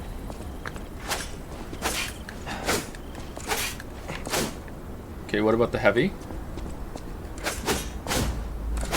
Alright, heavy is a twirl that goes back, and then you can follow up with another one forward, and you just do this forever. Alright, what about heavy into light? Okay, that just begins the twirl. What about heavy into light? That becomes the twirl. What about light into heavy? Okay, what about the Y? Oh, damn. Wait, is that dodge?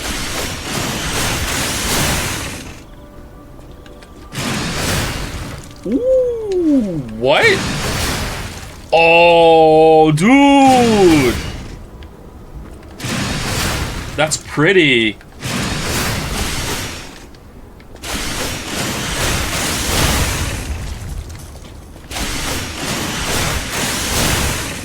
Oh, it has a bunch of gap closers on it too. What's this like if you get more than one Fable cell? If you get 4.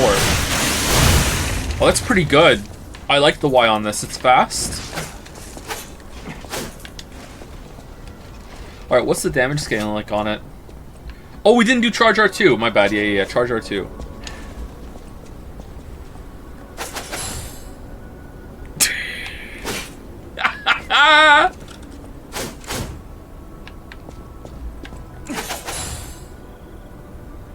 And then you hold it, and then you release.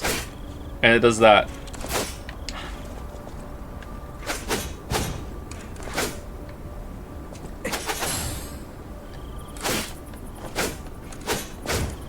Oh, it changes the follow-up after that, too.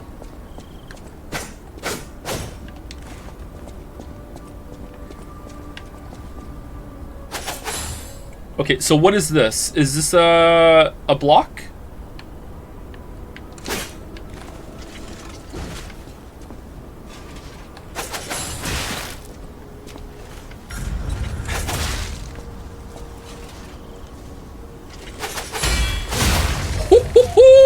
What?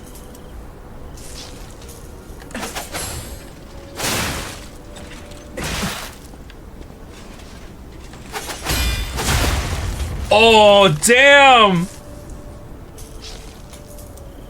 Oh, I like that.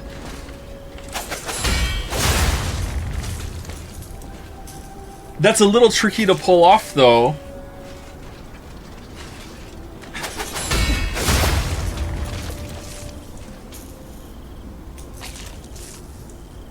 What about the red?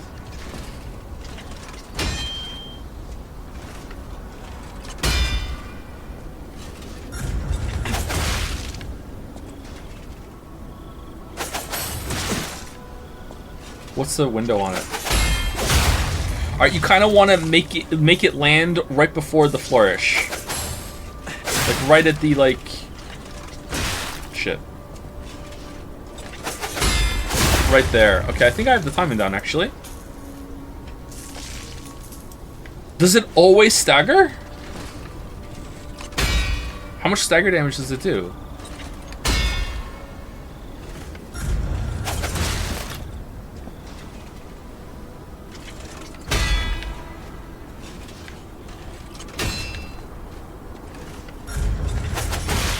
No, I'm bad at this.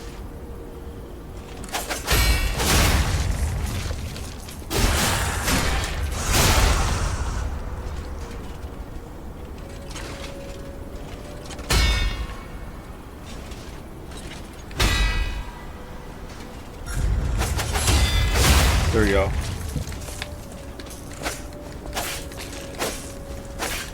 Oh, you can move while you're chaining this. You can't do that with the trident, can you?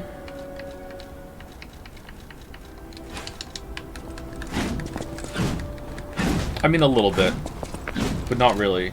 Try with the lock on.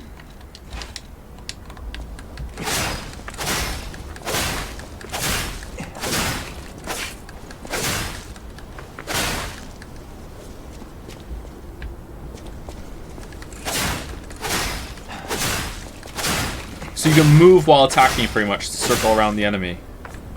Alright. Alright, fuck, let's go upgrade it! Fucking Sekiro, here we go. I recognize it anywhere. This is a saber from the country of the morning. You found this in the barren swamp? That's odd. Remember how I said my family were weapon experts? One of my earliest memories is of them talking about sabers like this. Maybe a thief stole this from the Grand Exhibition Gallery. Though it's just a gallery of ghosts now. With no one claiming ownership, I suppose it's yours. But take good care of it. This weapon carries a little bit of my heritage. I know my way around a weapon.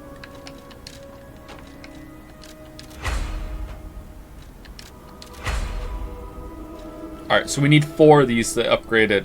Is it already better? 181.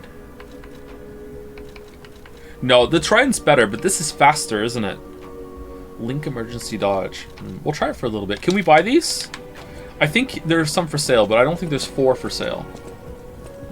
You made the choice. I know now Oh, what shit. a glorious feeling it is to wish for the happiness of someone you care for. Perhaps it's presumptuous for a puppet to call that feeling love. I am happy enough just to protect her as best I can. Thank you for saving her and for guiding me through this emotion.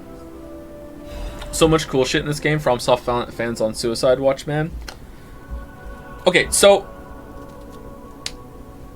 not a good joke, but at the same time, like, I don't think that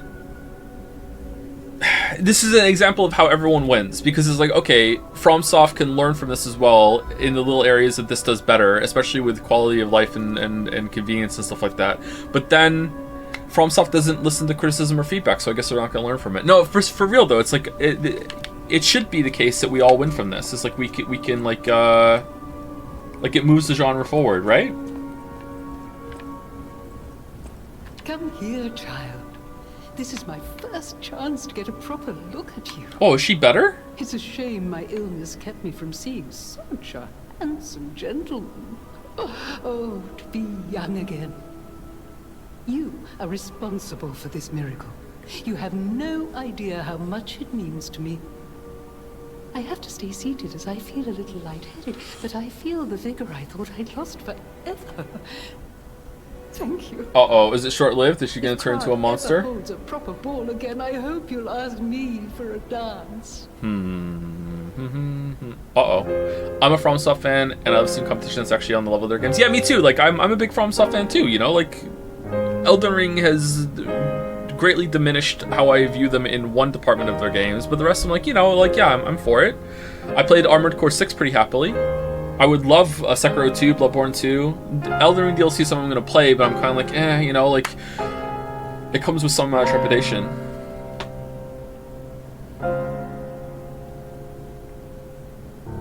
If she turns into a monster, we may get her hat, and it matches our outfit!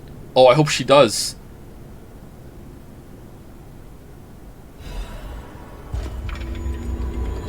The Ergo is whispering.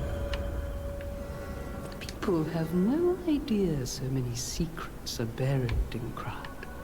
Thanks for keeping me company. Yeah, her face is better, isn't it? It's not completely better, but it's definitely a lot better. I thought the cure didn't work. I thought it was just like it just alleviate symptoms for a little bit. No matter what, serving her, welcome to Hotel.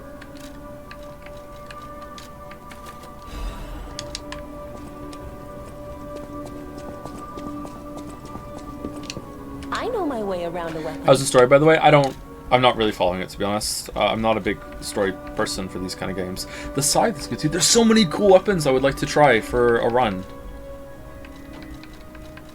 What about like a quick umbrella weapon? That sounds like it might be fun. Alright, so we want another Dark Moon Moonstone of the Covenant. We don't have one, unfortunately. At the House of Any.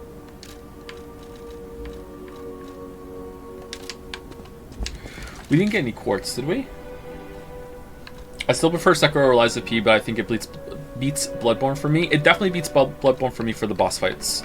For exploration and overall themes, I think Bloodborne is still the best out of the two, but for combat, yeah.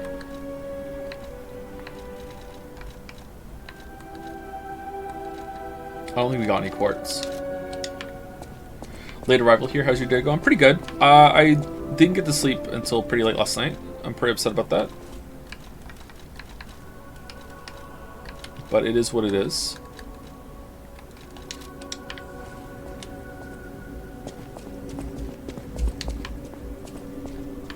I'm also the kind of Bloodborne fan that even likes the Chalice Dungeon, so Bloodborne has a lot of playability for me. So, like, this game doesn't have that kind of system, at least if it does, we haven't found it yet. You make. What does this scale off of? Technique? 4 plus 2. Yeah, it scales off technique, which is what we're using already, right? Technique was the trident. Let's go one more capacity, because then we can put something better on. It was this we went on, right?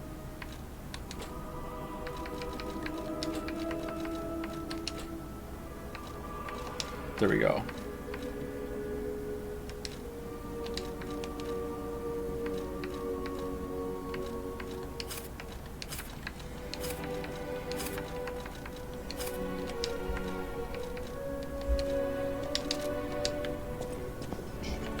Use a crank. Why? I already have its scaling off technique, don't I? I know my way around. Or can you make it even better to scale off more?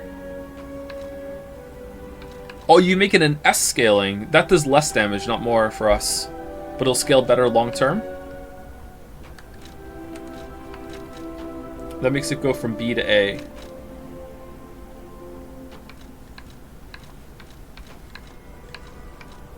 It does a little less damage.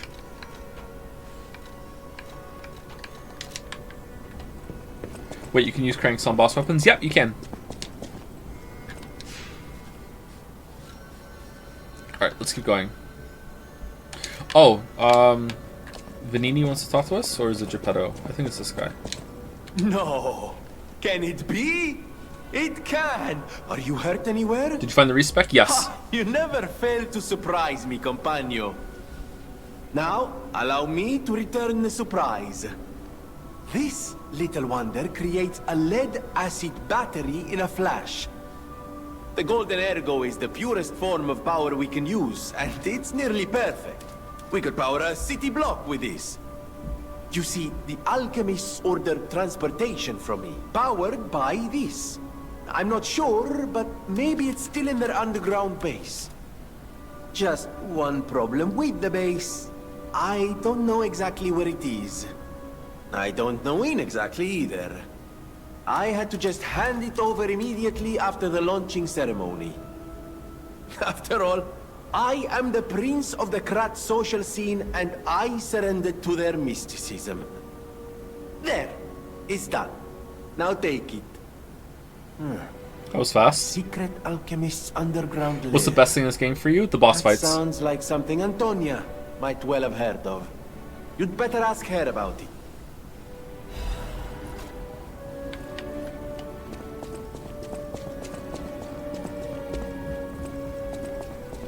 Do you think this game would have been better without a weapon upgrade system, as that encourages sticking with a weapon rather than experimenting? Yeah, maybe. Yeah. Just upgrade your character instead of the weapon. I think people like investing in their weapons, though, so maybe it's worth it. I probably would prefer it if I didn't. It rewards exploration, too.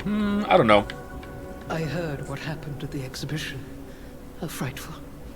It's no wonder you're trying to track down the alchemists. I'll tell you one thing. Many secrets are buried in the city of Krat. The same goes for this hotel.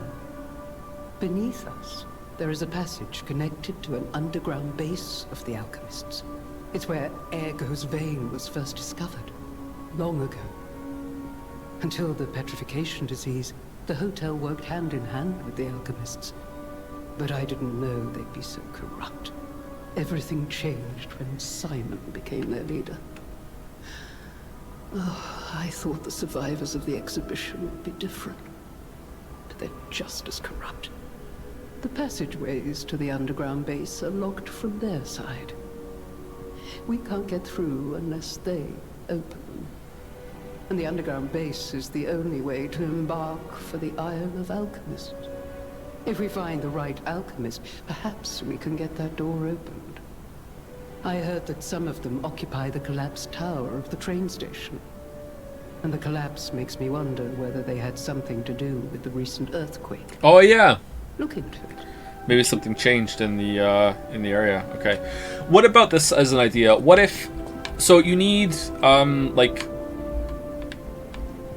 3 fragments in order to get to one upgrade tier, and then you need like a bigger version of the fragment. So you need like quarter moon, then half moon, then 3/4 moon, then full moon. So once you have a weapon, once you have enough like quarter moons that you can upgrade a weapon to half moon, now you can buy as many quarter moons as you want. Same for half moon, same for 3/4 moons, and that's it. So once you've unlocked one weapon to a new tier, or have enough fragments to unlock one to a new tier, now you can buy them forever. I think that's a good middle ground, right? Maybe that's how it works, and we just haven't got there yet, but I think you need to get that sooner. Let's go to the, back here and look.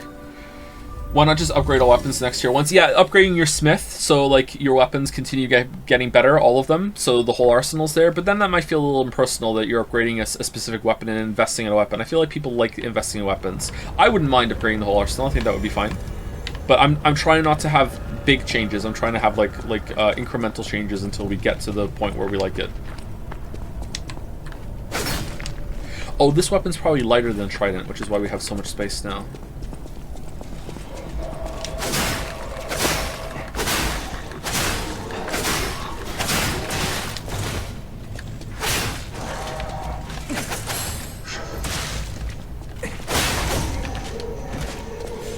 Okay, maybe I'm not going to stick with this weapon. It's pretty fun, but...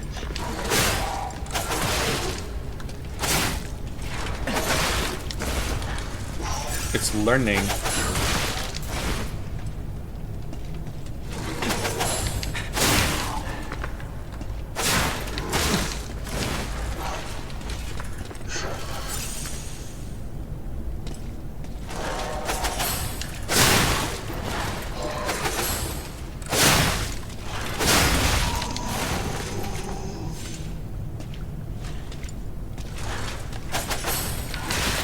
Too soon. Too late.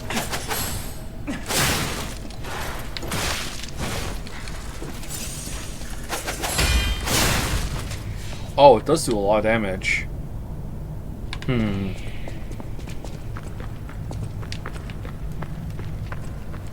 this have better boss fights than Dark Souls, Elden, and Bloodborne? I think yes.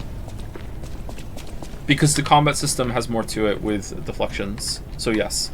They're also very creative and they're very well designed. Like in terms of animations and stuff, they're very readable. They're very hard, but they're very fair.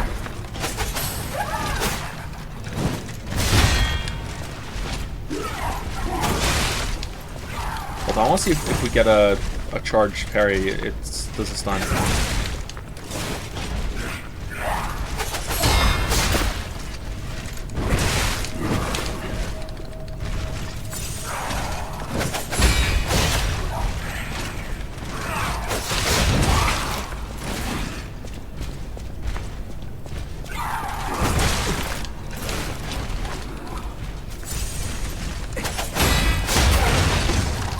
Okay, it's pretty good.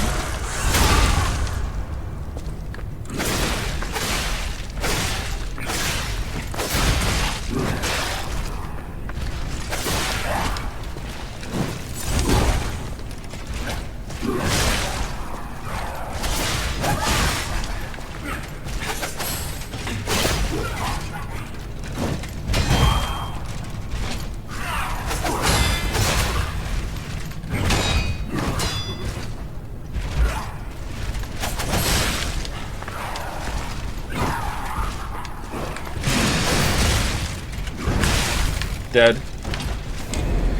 So, when you beat this boss, you either get a weapon that has a harder version of parry that's more rewarding to learn, or you get an amulet that makes it so you can now dodge the red attacks instead of just having to deflect them. That's a pretty good reward, I gotta say. I think I'm gonna go back to the Trident because I don't think I want to learn how to do this late into the playthrough.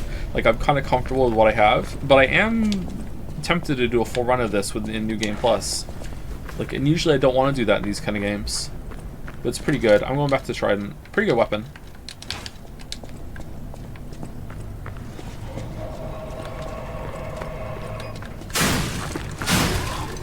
It's like expert mode.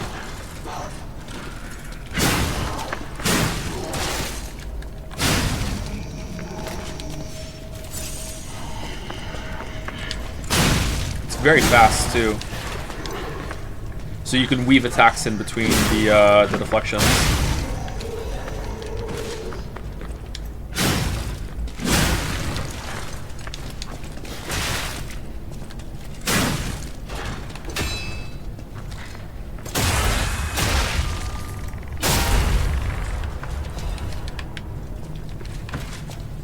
You can dodge in the charge attack stance, can you?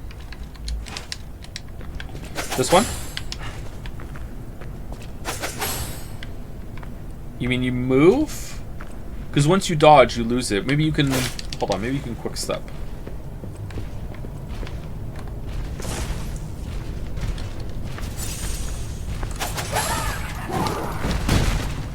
No, you lose it.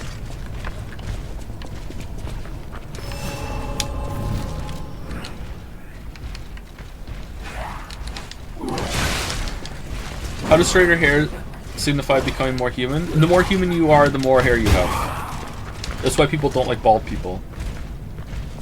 Says the balding guy.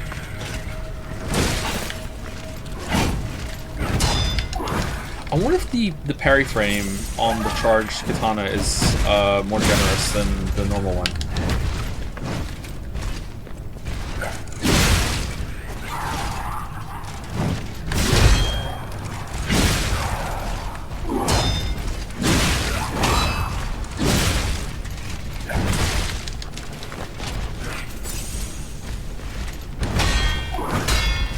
I don't think it's that the hair got straighter. I think the hair became real. It's like real hair now instead of puppet hair. That's why it looks more natural. It's flowing more.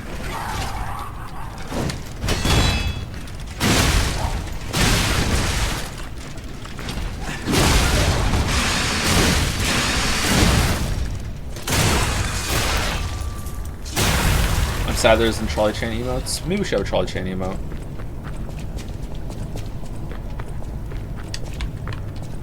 I just like the emotes that we have. It's hard to kill an emote.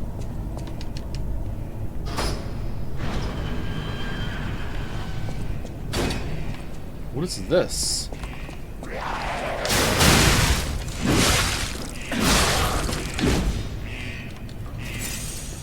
Oh, I was just expecting like a little treasure down here. I wasn't expecting an area.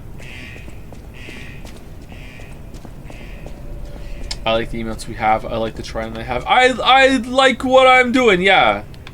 I'm sorry, you're a weeb weapon enjoyer, Merrick? You want to bring out Katana-chan?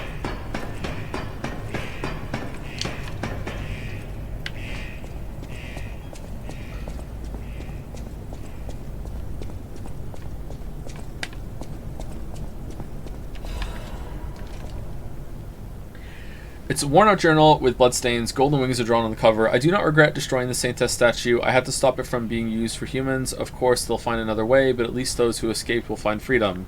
If I have any regrets, it's just one. God save that child. I came across the wide ocean. From across the wide ocean.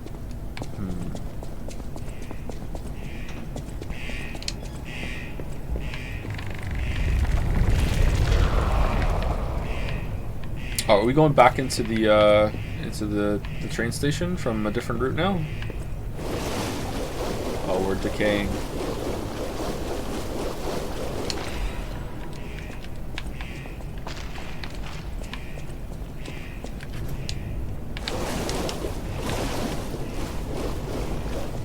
Man, Trolley Chan would have loved this area. Bring back memories. I jokingly make fun of you and say you picked Longsword and Monster Hunter, but I remembered you picked Insect Glaive, and I will do it without joking. Yeah, I was an Insect Glaive boy. I think I tried the Great Sword too. That was alright, but yeah, I like the Insect Glaive. I like the mobility. I wish it did more damage though. I didn't like keeping the buffs on the Insect Glaive. I wish there was a mode where I could do more damage. Less damage if I kept the buffs up all the time, but still more damage, and I don't have to do the fucking bugs anymore. That was an annoying part of it.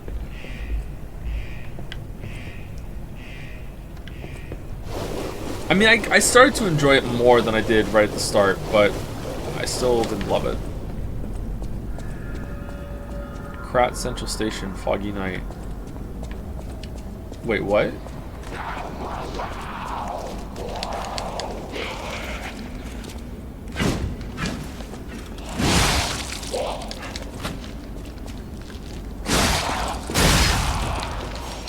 Was that blocked before?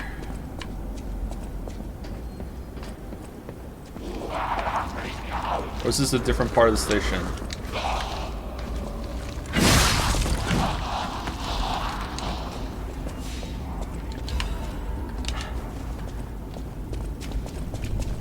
Did you feel that? An ergo amplification effect coming from Krat Central Station. Who's talking? I wonder if the alchemists are plotting something again. Please, investigate that area.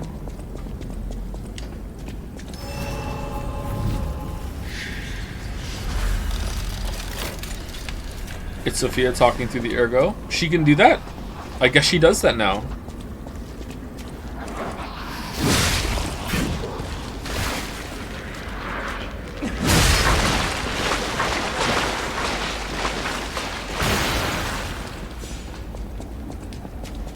She did at the start of the game too. Oh, that's true. Yeah, she talked this with the butterfly. But the butterfly's not with us. Maybe the butterfly's still with us. Why isn't she doing the whole game then?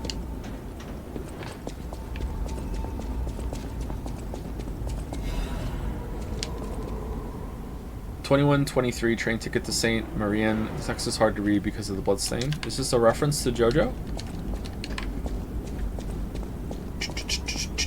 Did I say thank you to Holy Rory? I think I did, but just in case, thank you for the resub, Holy Rory. Thank you, Fire Fist Ace, for 800 for the resub.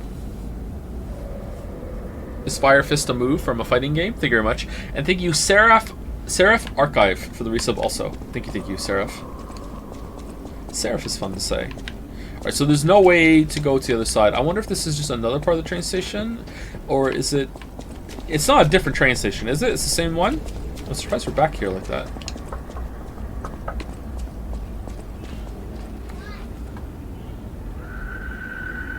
Okay, Lily handled it.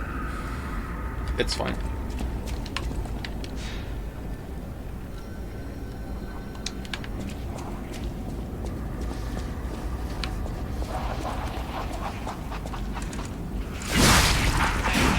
You can't hear what the Urgo says because it whispers. But Chatter, I'm not using the katana.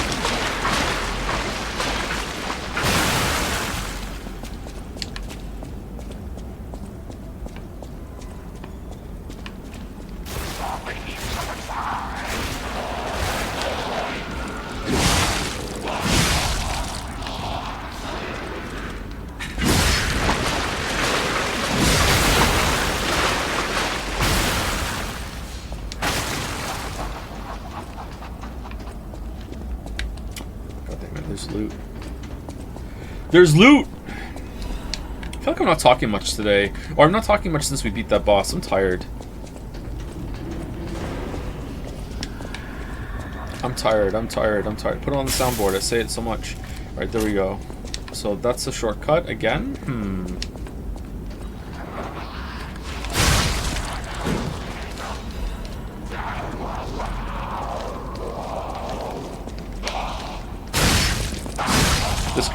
This game drains you a little bit, yeah.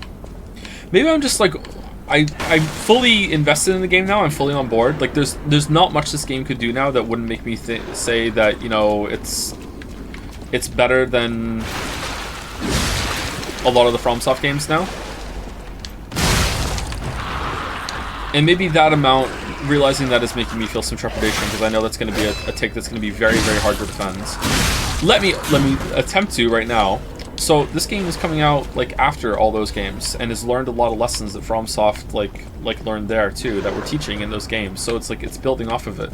So it's not like, oh, FromSoft shit or anything like that, or oh, this game is so much better than FromSoft, what the fuck are they doing? It's not that at all. It's that they actually taking that as a foundation and building on it, and that's a good thing, right? Like, it's good that they're capable of doing that. It's no shade. It's not a bad thing to FromSoft.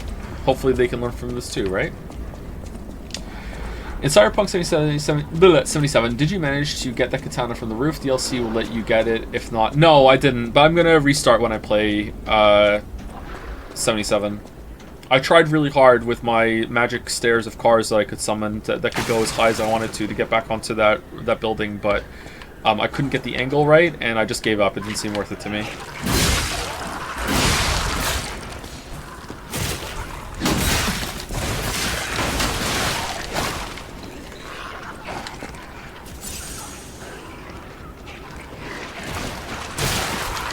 Whoa, what the f... Where'd that come from?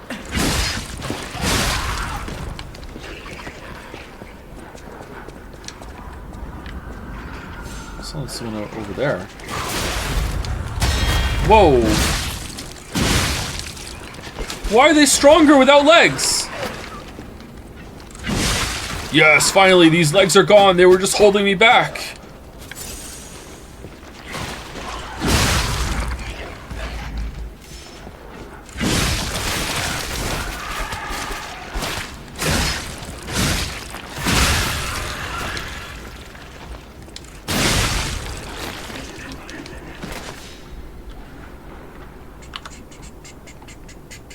I'm not going to lie, the evasion weapons in Monster Hunter are my version of magic and consumables. It doesn't feel nearly as rewarding to me just soaring over everything or having a basically unpunishable set of attacks.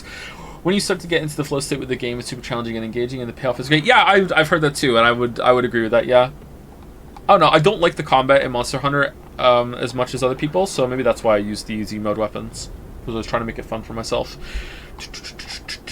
Someone's saying that the enemy variety has kind of went down since the Victor fight. It hasn't been that long since the Victor fight. I think there's still been a fair amount of new enemies. There was the whole new set in the swamp, right? They were similar to other enemies we've seen before. Do you think it'd be better if the weapons were upgradable with souls so that you can always farm and the character itself with Titanite, Roaring Exploration? No, I think that you should be gating the weapon upgrades at certain tiers, or else you could upgrade your weapon to the max level, and that's really powerful, and that would make it so you could kill the balance. No, I think that you should, they should stay with the fragment system if they're going to have a weapon upgrade system. I missed a lot of the stream. Has the game been consistent in quality, or have things taken it up? No, it's been consistent. The areas have been good, and the last boss we fought was really, really good. They did a lot in terms of gameplay improvements, but the story isn't that good and the setting isn't that mystic. Maybe it's better because it's so less fake. For some people, yeah. I don't really care about that, so I'm not looking for improvement in that area. I think the Pinocchio theming is interesting. It seems like it's not just a meme. It feels like they give a shit about it. If you really love the story, then maybe... Like, I haven't read the book, so I only know the movie, and Disney version's probably not, you know, good compared to the book, right? Like, it's not a bad movie, but like there are better Disney movies.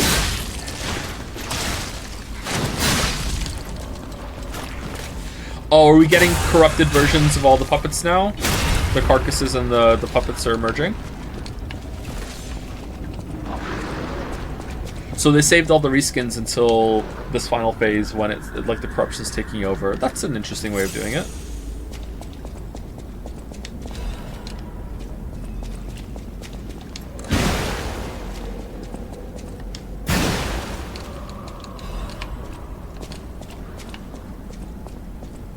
Track D. Okay, why? Why this here?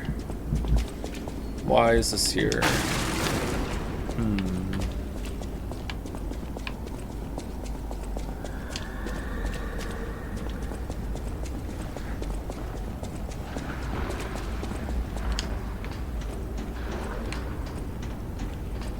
Bosses are good, but I've seen them do that thing you mentioned a lot in Dark Souls 3 vid with different attacks tied to the same startup animation, which I think stinks in some cases. Do you think so? Because I'm not seeing that at all. Are you playing the game, or are you just watching it? If you're just watching it, maybe there's some subtleties to the animations that you see better when you're actually playing it and you're in the zone. If you're playing the game yourself, then your experience is different than mine. Not saying you're wrong, it's just I haven't noticed that.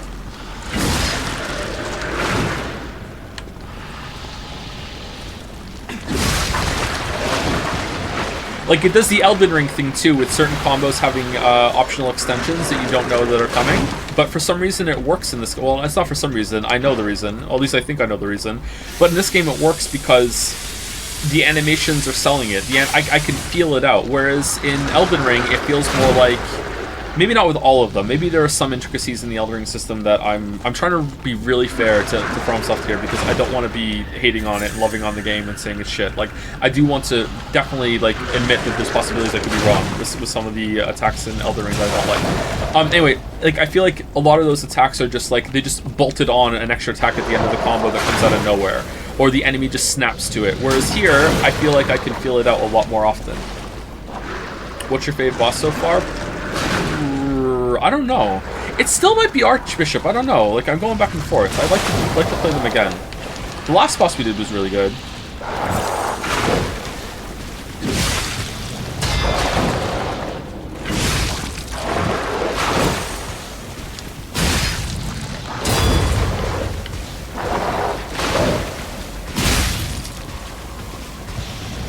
Oh man, the decay does so much damage. Alright, so the decay does also more damage if you're in the blue. So this gives us decay, but it also does a lot of damage at the same time. This guy is, like, oppressively, like, hard. Like, we've barely killed him.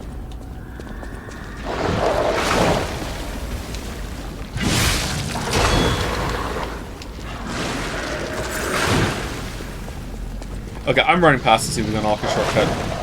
That is very difficult.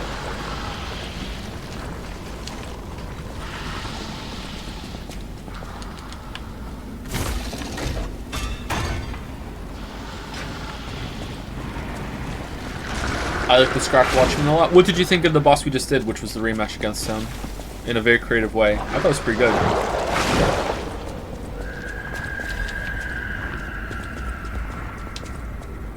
This is such a good game. It's got me 250k coins. Yeah, there you go. It's been really good for bets. Just another way that this game shines.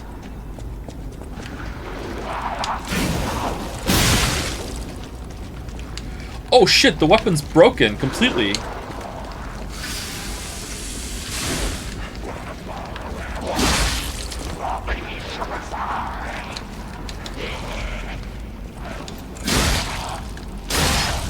So we still do decent damage, but the weapon now bounces off so you can't combo it.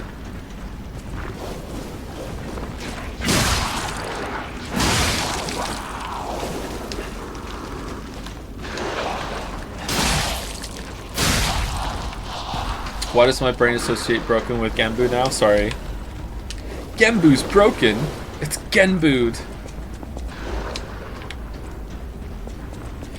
This has been a couple times where I watch part of the stream back and I say broken, and then someone in chat says it's Genbu'd, and I'm like watching it back and I'm like, oh shit, I could have done the Genbu bit again. Shit.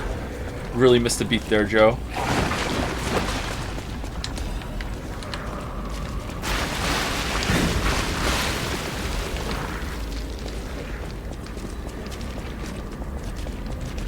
Okay, so if there's no pustules on the ground, does that mean that it doesn't come back? Let's see, does this come back? I'm gonna guess it does. Shit. Then Pizza Tower is the masterpiece. It got me a mil monocoins. It's a pasta piece. Yeah, this game is way better than Elden Ring. Elden Ring earned me no channel points. Oh, what the fuck is that? What's Scorpion Carcass? What the hell? What?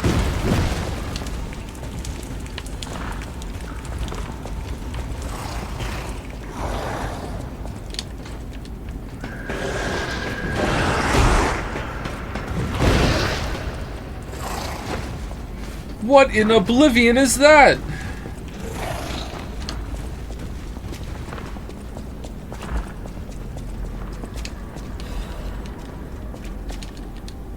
You don't understand? It's all Genbu'd now. They tweeted a Jom.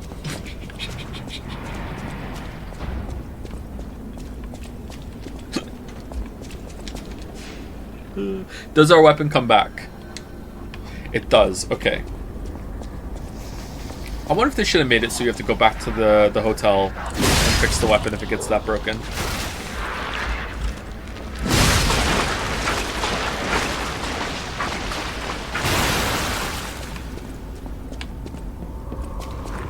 By the end of the year, we'll be saying a full sentence of fake words. Not to me. I'll be applying for a job.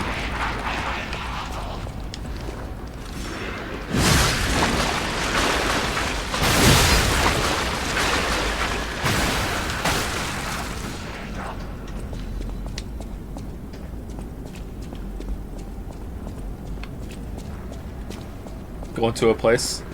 I would like a job, please. Job. Ah, fuck. Alright, I'll show myself out.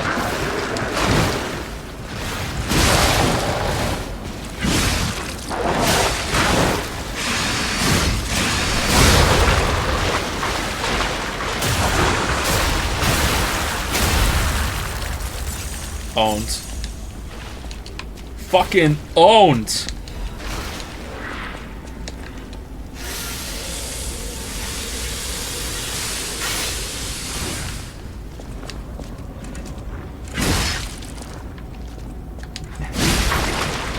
Going to our place, let's go, Pog.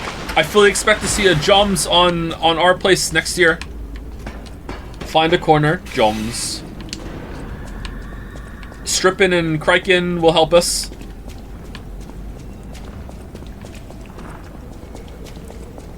The Joms Glomerate. Wait, is that where we were before? And now it's got new luggage stacked?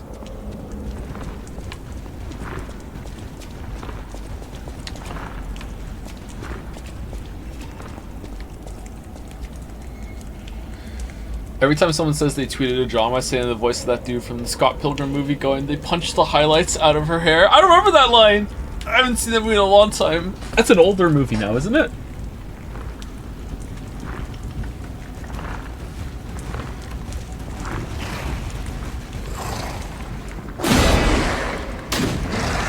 Whoa, what?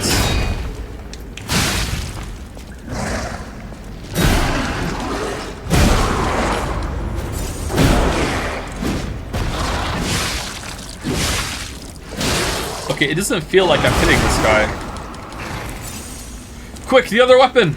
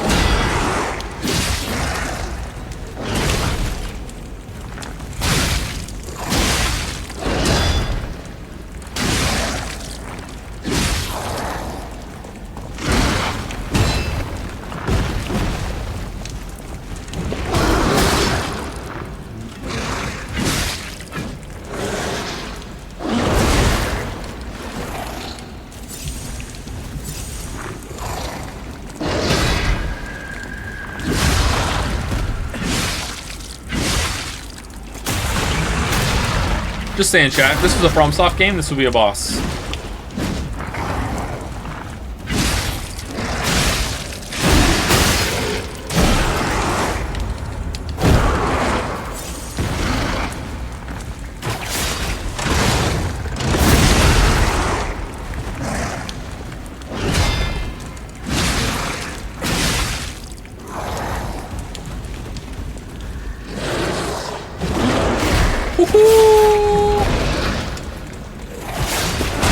No! God damn it!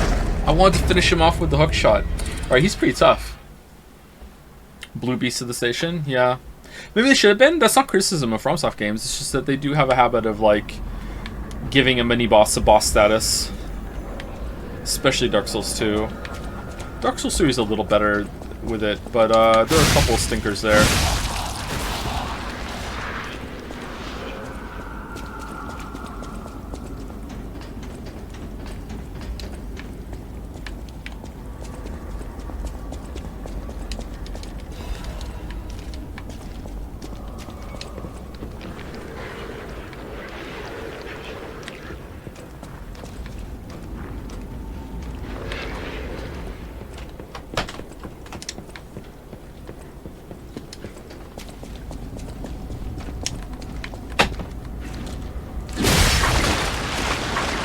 Hey, Lily. Alright,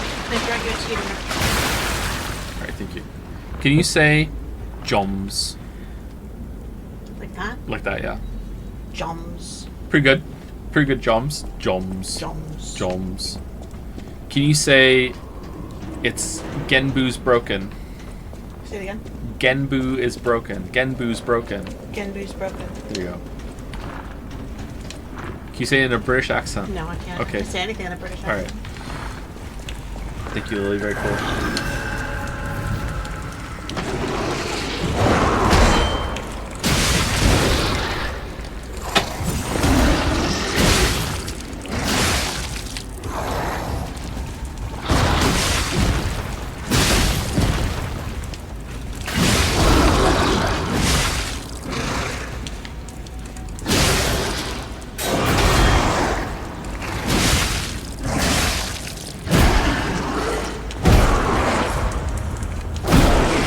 Okay, this enemy's weird. It doesn't feel like it's working properly, or maybe is it blinds? Very tanky, hits very hard, but like just kind of flails around you. I wonder what the intention of this boss is, or mini boss is. Sorry.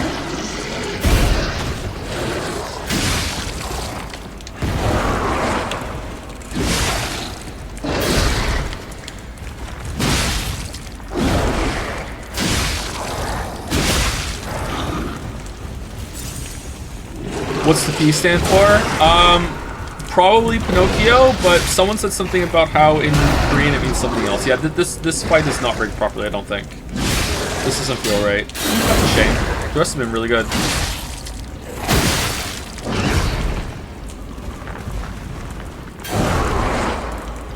Todd?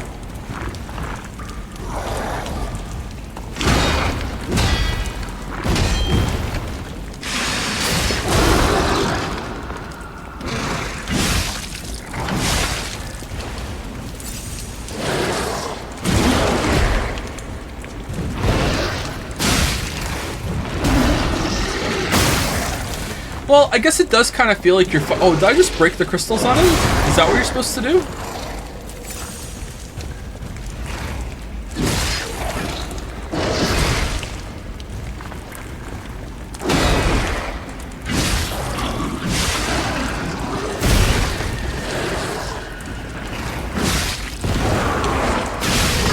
Alright, we got him. Maybe it's supposed to feel like just a big blind rampaging thing. Maybe it's supposed to just be an interesting encounter rather than something that's really, really tough. I mean, he was kind of hard. Mad Puppet, where is it? Murderous Puppets Amulet? Increases damage inflicted on humans. Okay. He is like blind maybe, I still think he doesn't move as well as the others. Yeah, it doesn't feel right, does it? It doesn't feel right. I wonder if you break the armor around his mouth, I wonder if he can see after that. That would be interesting. Ooh, imagine a boss that was like that. You can break the armor around its eyes to do extra damage and do the fight faster, but that also means now the boss can see and can track you a lot better.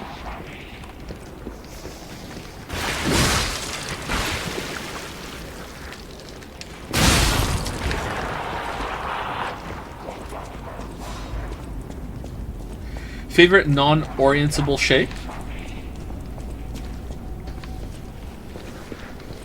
You're asking me some really hard questions, generic Gary. What do you mean by non-orientable shape? Like, no matter if you change it, it always looks the same, like a circle. Triangle. Well, can't you just move a triangle a little bit and now it looks different? No.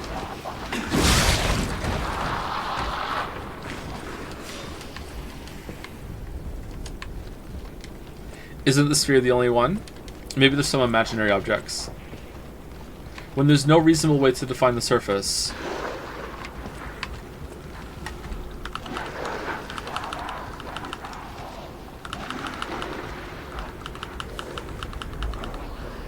Why don't I have a window open? There we go.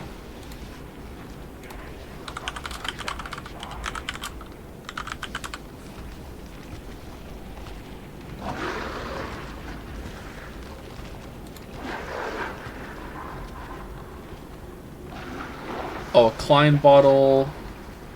Oh, so when it's like an impossible shape, it kind of loops back onto itself. So this Klein bottle is like the hole comes out of itself and goes through. Oh, that's kind of trippy.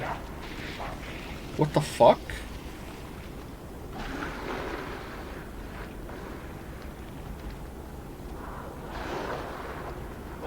Would that fill? Well, I like that one. There we go. That's my favorite. You can build a Klein bottle IRL. I would like one. I've now perfected the greatest puppet. Now, that child again. I've perfected the greatest puppet. Now, that child again. Okay, why is it the same thing?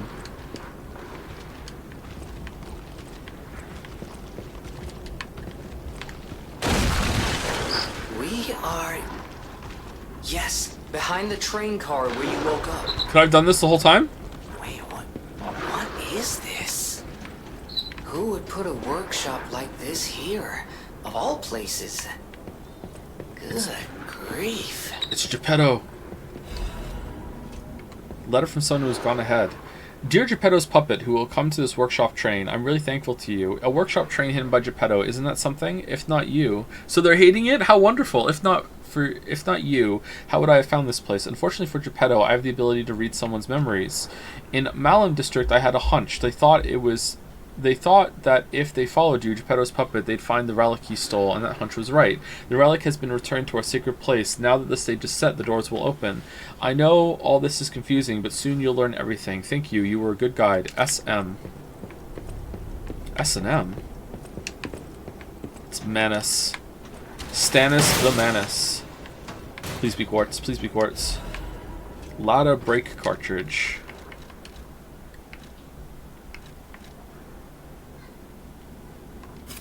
Too heavy. Oh, we're slightly heavy because we put the trident on.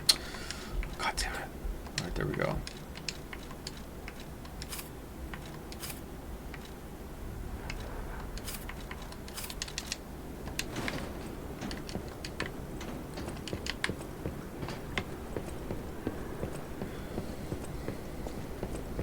Really like this fit, by the way, Joe. Really stylish. What I'm wearing, yeah, it's pretty good, isn't it? I like it too.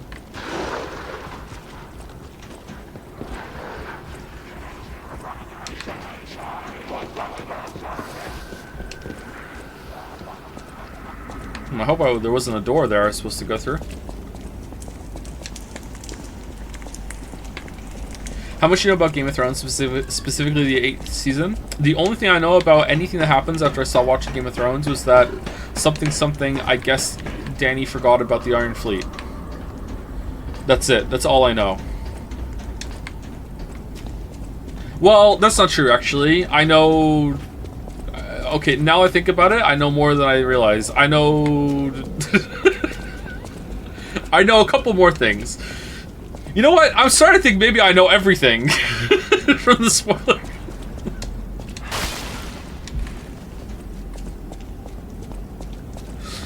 I think maybe I just like assimilated that kind of like via osmosis or something. I don't know. All right, what's down here?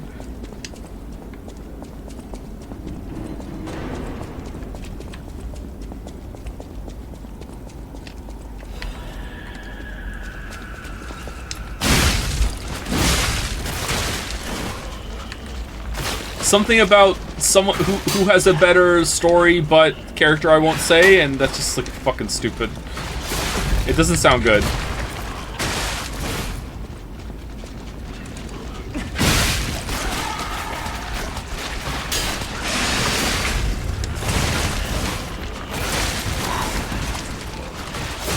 Why are these so hard?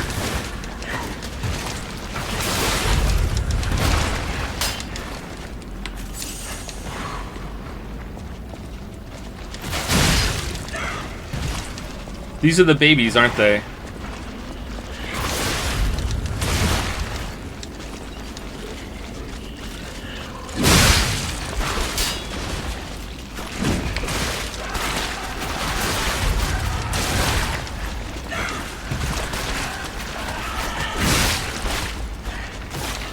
Wow, they heal so fast.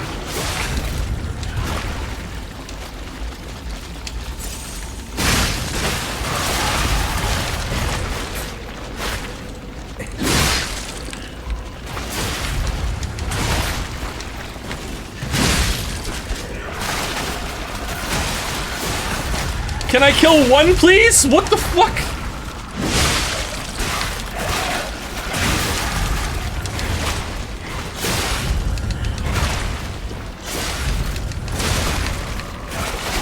Holy shit!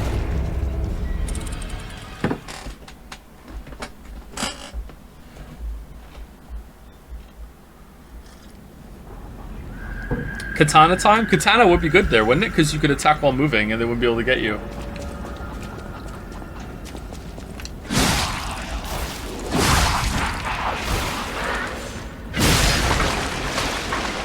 Elemental damage? Yeah, maybe the fire, putting fire on your weapon might work.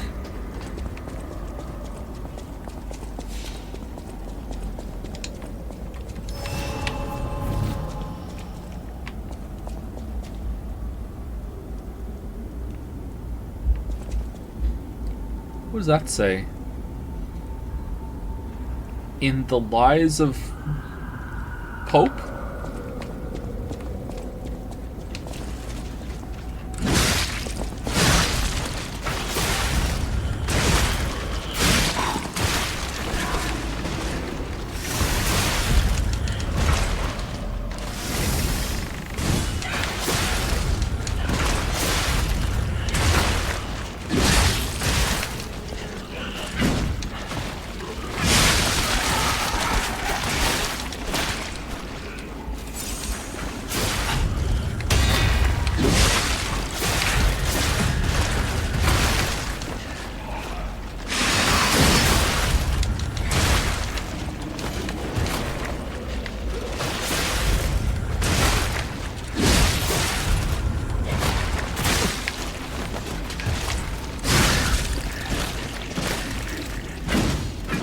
These are stupid.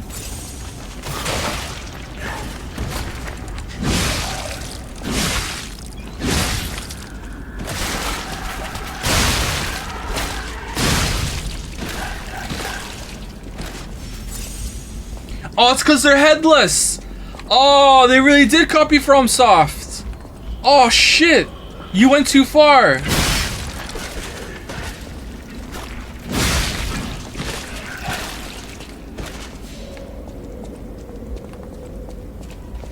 Someone in chat said that when I did too. Okay, who said it first with the delay? Was it me?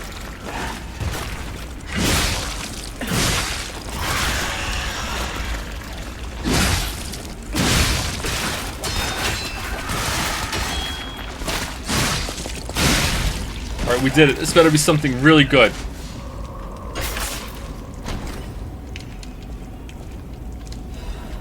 Master Chef's knife blade. Still getting more weapons. But it's just a cleaver.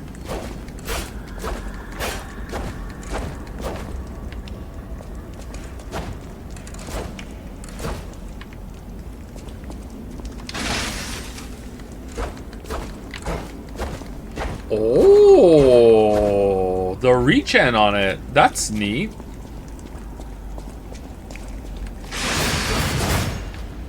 Slice and dice.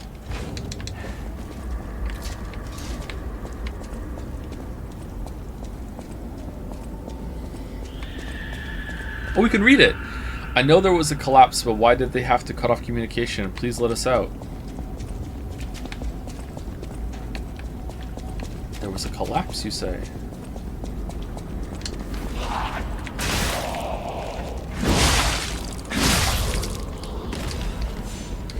Did I miss anything in there, chat, do you think? Telephone riddle? Oh, we're here. You lost, little lamb. Hand over all you got. Robber Weasel.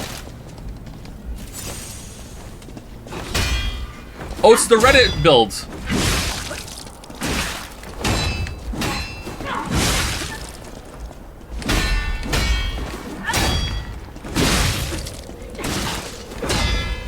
Welcome to the city of the future. And the future is death. Hoo-hoo, that's interesting.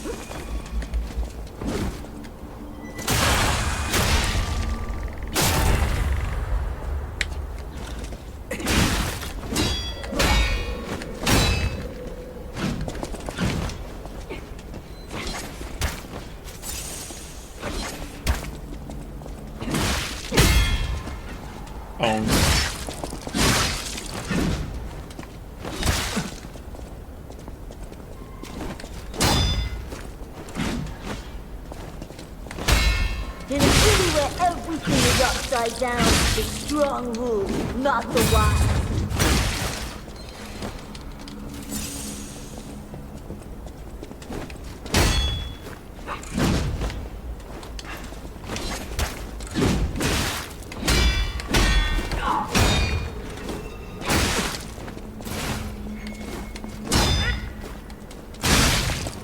I'm not good at parrying her.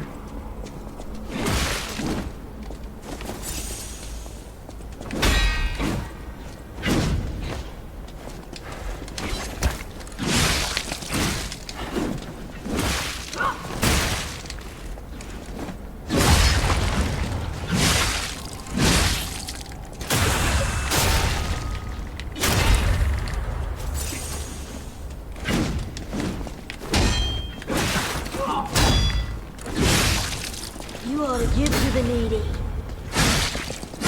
What? I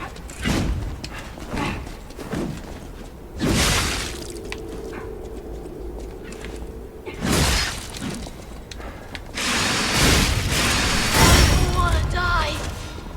I just wanted a full belly. That's not so wrong. Get a job.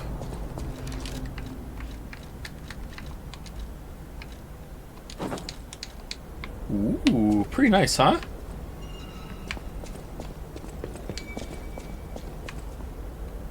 Not bad, I like it, but I like the one we had on. The green one is my outfit.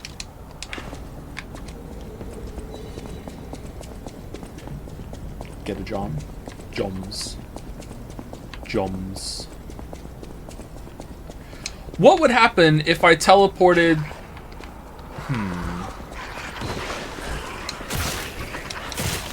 Oh, that's what they were doing. That's what the effect was earlier.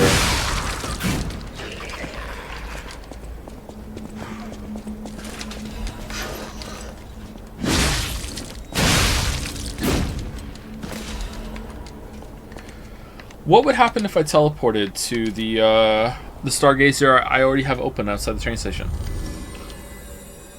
Is it going to say Stargazer is currently blocked or something?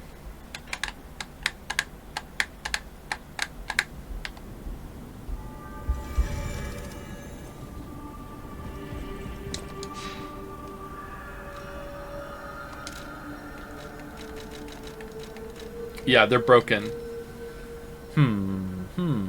Well, what if I just walk out? And just go back the way I came? The train station is the danger zone has been sealed off. Okay. Danger zone. Whatever choice you make.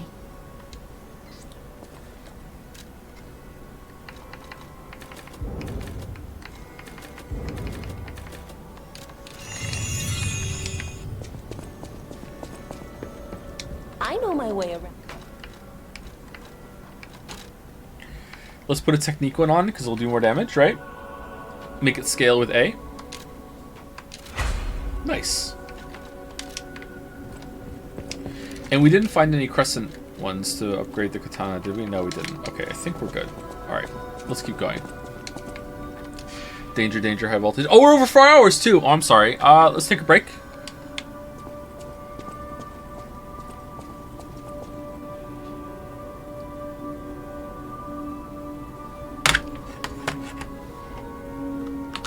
Be back in 5 minutes.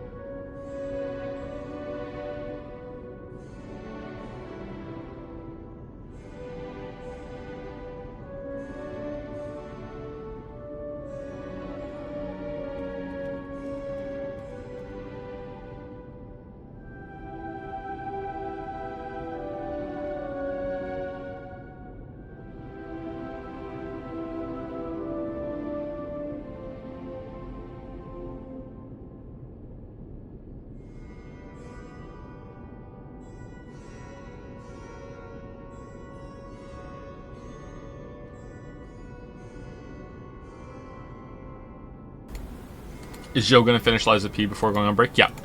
This is the last game we're streaming, and then we're gonna go on break. She didn't look at the camera the whole time? Okay, now she's just fucking with us. Really? Oh, it's because she was trying to find us. Alright, I see.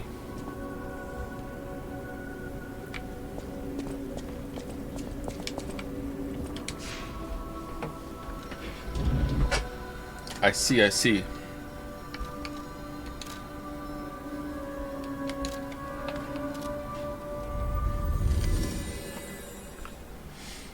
Have you played Metro games, Joe? I played one of them last night or something for a while. I liked it, but for whatever reason I didn't continue with it.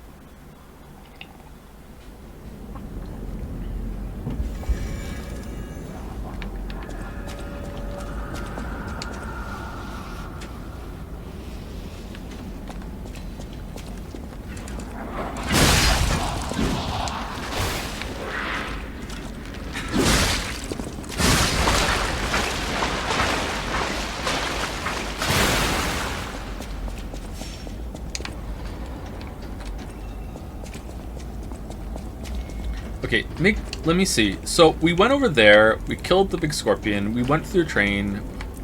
I think we fully explored this area. I think we did it. Oh man, I hope they're okay.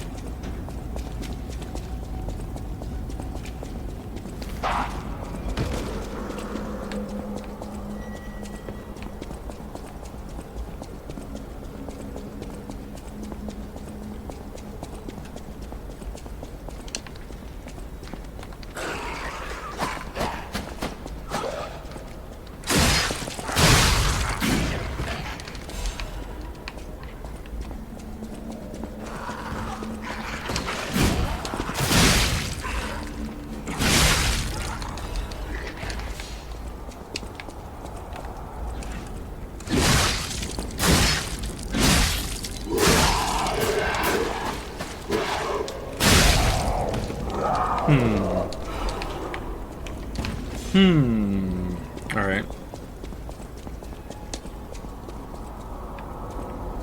A dream of becoming a real girl. Harold Theater, Rosa Isabella Street. Like a different Pinocchio thing? Didn't see that before. Oh, there's a butterfly. Where is it?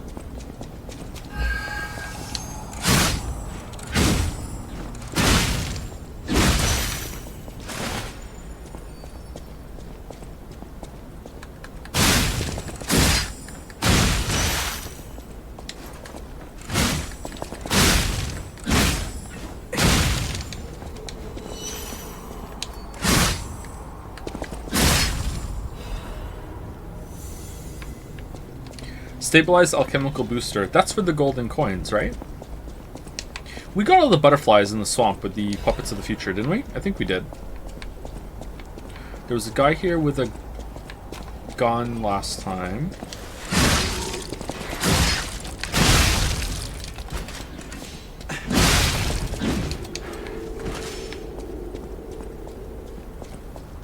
Time to go to the bathroom. Oh! He was here the whole time! Wait, where's the toilet? Oh, they couldn't fit the puppet in with the toilet, so they removed the toilet for the puppet. That's going in the video. Literally unplayable.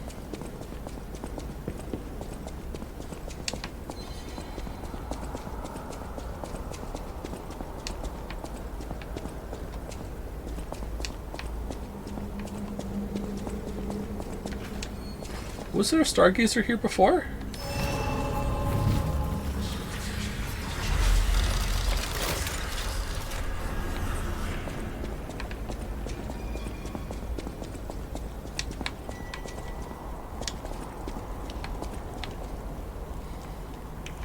I hate this shit, man.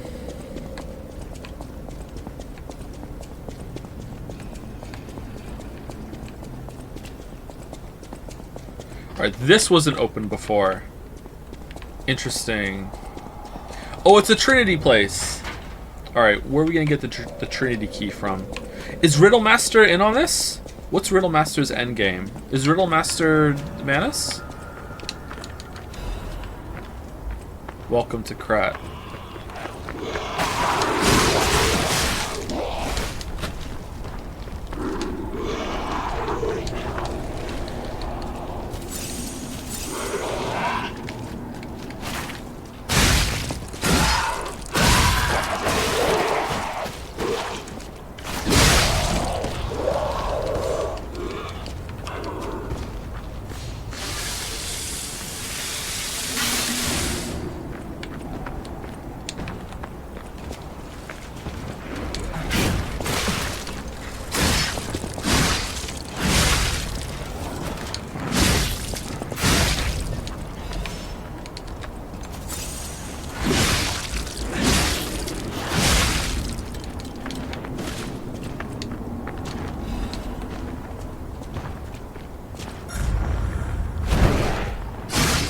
Oh, it's these guys. These guys I'm bad at.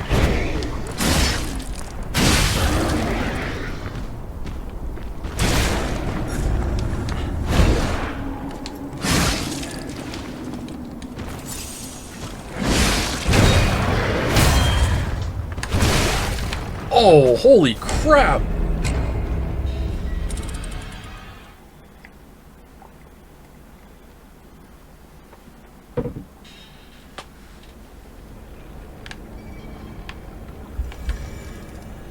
This place looks like it smells like shit. Yeah, it probably does, yeah. When are games gonna expand to having like a little box that you can put on your desk in front of you and it will generate smells dynamically of the area that you're in the game? That's what we need.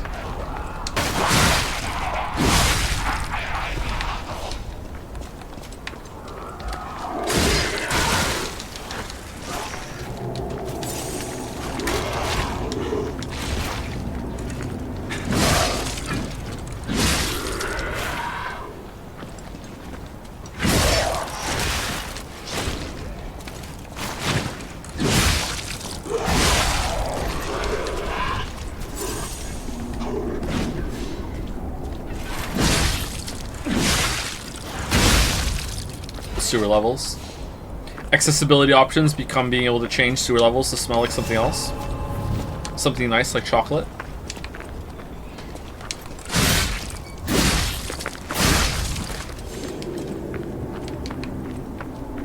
It would kind of add something to games though, whereas sometimes when you play a game, you make the player character go to some like horrific place, and you just kind of like, just go forward. What are you doing? Just go in the sewer. Just go. It's like, what the fuck, dude? It's a sewer. Like, no one wants to go in the sewer.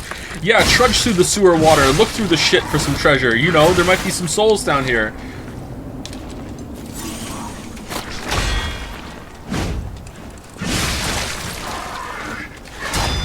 Oh, it's broken, so now the animations are a little harder to read.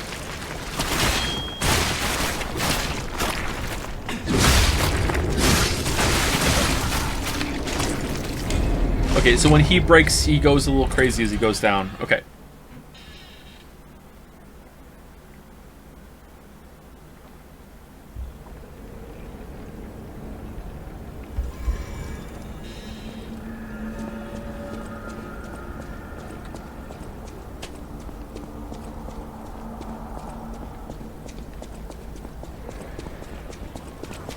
Are you enjoying the game? Very much, yes.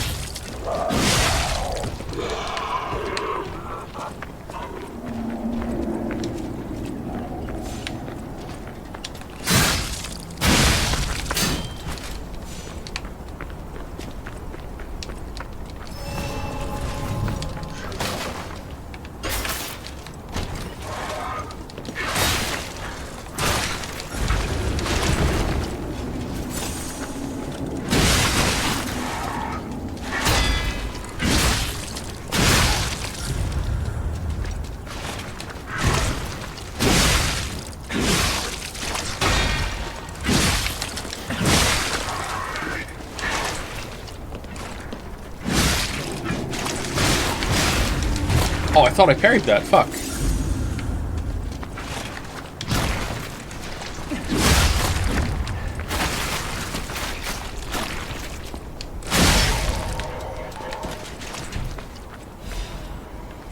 Molnir?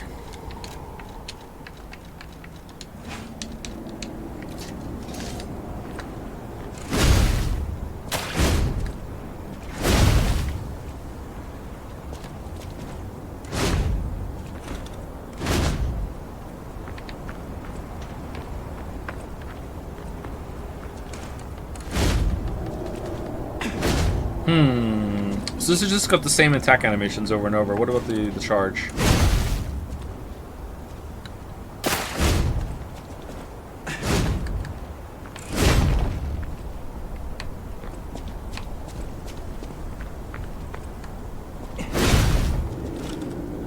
Yeah, these don't go through smoothly.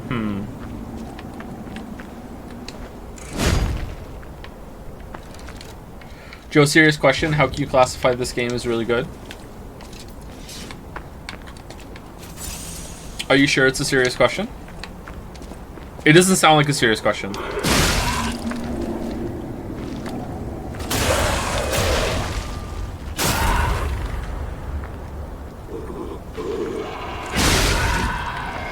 Oh, are you the guy that was here the other day when I was doing the boss fight? That was like, oh, this is just a ripoff of everything FromSoft stands for, blah blah blah blah. Are you the guy?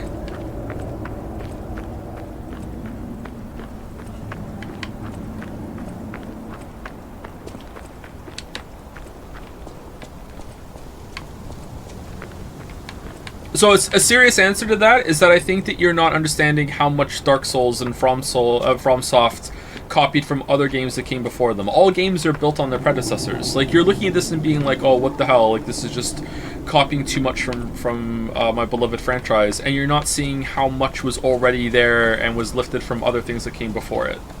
That's why. Yes, I accidentally sent the incomplete message. Sorry. It's okay.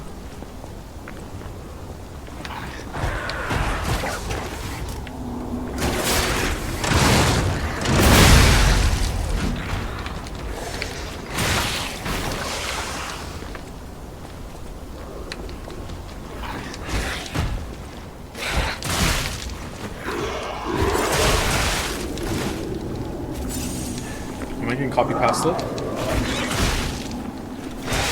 Oh, for fuck's sake. You know what? I'm doing it again. Yeah.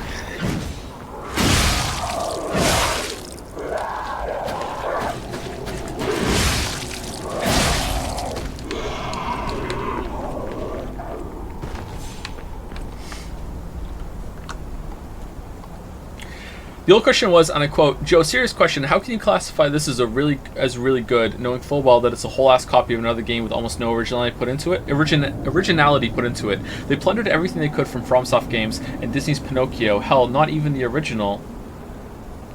What? And called it a day. What? That is... Yes, Disney's Pinocchio is what I think of whenever I play. What? I feel like anything else it would be called plagiarism, but this is a Souls-like. This game is the most unoriginal thing.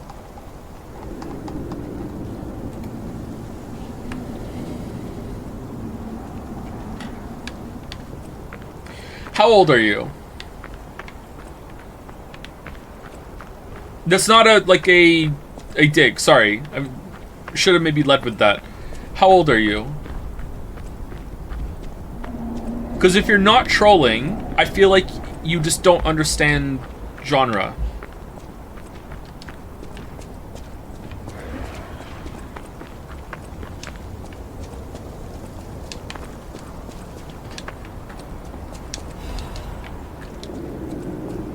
I'm sorry, I'm not familiar enough with the distinction between Disney's and the original. I'm not either, but I see nothing of Disney's version in this. I haven't seen a single reference, nothing at all from Disney's version in this, except for, like, names. That's it.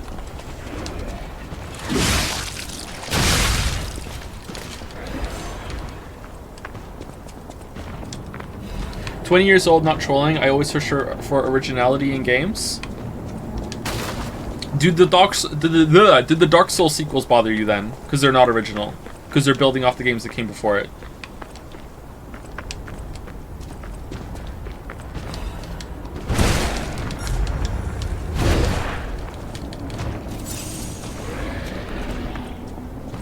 "20 years old is still pretty young, but I think that is old enough that you should have understood, like, genre by now, so...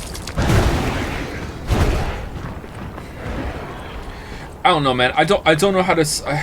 I feel like you're being genuine, and I don't feel like you're trolling, and I feel like you're angry, and I don't want to say that your anger is, like, completely unreasonable or misplaced or whatever, and just, you know, you just need to get with the program, because no one's going to learn from that. But I'm struggling really hard to think of how to broach this subject in a constructive way with you. That doesn't mean it's impossible, maybe I'm just not in a good place right now, I'm just going to do it, but, like, in the politest way possible, you're just wrong. And you just need to look into more about genre and look into different games and how games evolve. Same when it comes to like any form of art, like books, like movies, like everything. Like that's just how shit happens, man.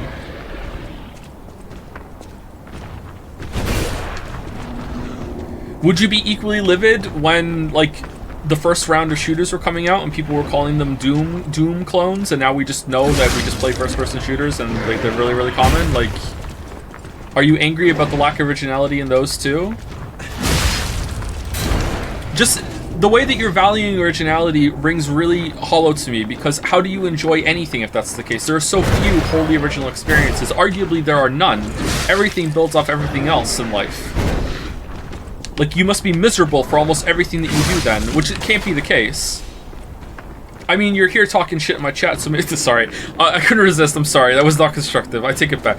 Like, originality is really hard to find. So, like, I don't think that you're going to...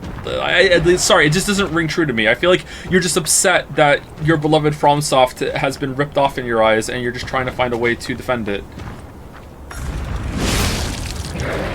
Which makes sense. Like, I've been there. I fanboyed for media before, for sure.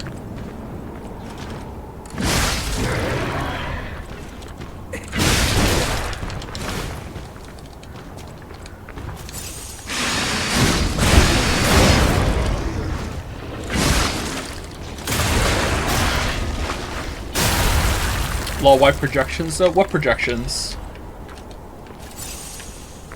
What have you fanboyed for? I'm not telling you.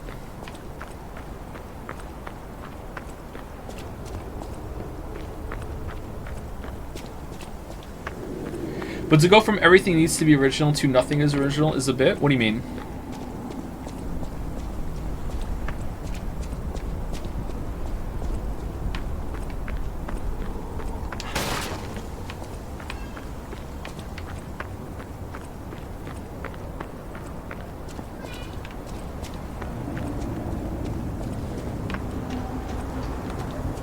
Which game or franchise is your favorite character designs? I don't know.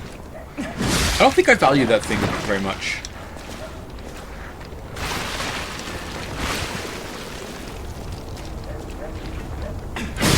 I am genuine, man. I just don't appreciate unoriginality. Look, if someone made an exact copy of a famous painting but with ever slight change, everyone would just look at it and say it's a copy, but when it's sorry, it kind of scrolled up, but then with Souls-like it's fine. There are way more changes here than what you're describing. These situations are not analogous. There are so many more changes based on the foundation of the Dark Souls formula here. Like, you just, like, again, I don't want to be like too like heated right now, but you're just not understanding genre conventions. It's bait? I don't think it is. I don't think it is bait.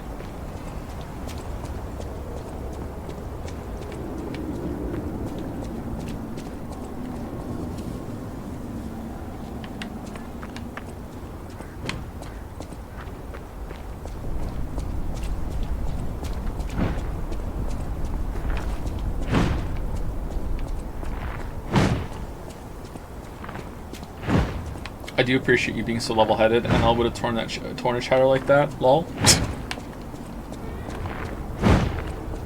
NL reference.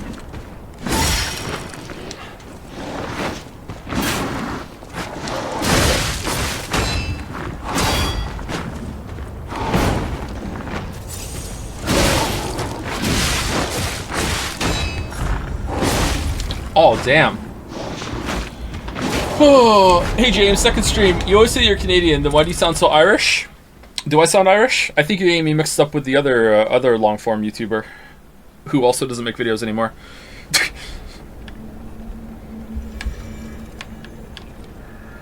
Mona Lisa is a horrible painting because some caveman probably also drew a woman before. Yeah, like, you're kind of getting... That's a good... Okay, your joke... That's a joke, but it's actually a pretty good way of explaining it. So imagine getting mad at the Mona Lisa because someone had already painted a portrait of a woman before. That's kind of what you're saying. Like, and people would say, but it's a different woman. Like, it's the same perspective and they're using paint, but it's a different woman and it's a different like brush technique or whatever. Like, but you're still getting mad at it because, like, what the fuck? There are more differences here than you're appreciating when you boil it down to, like, oh, it's just a painting that's slightly changed, right? So that's a really good way of describing it. Hopefully helps it make sense.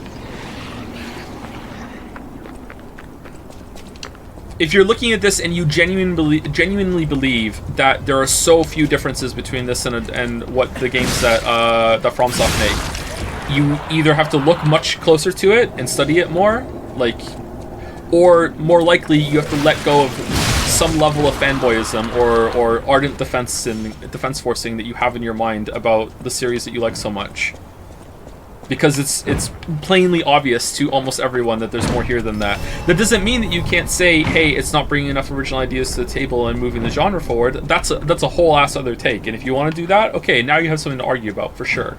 But saying that it's a ripoff because it doesn't bring anything new to the table is just, like, it's just wrong, sorry.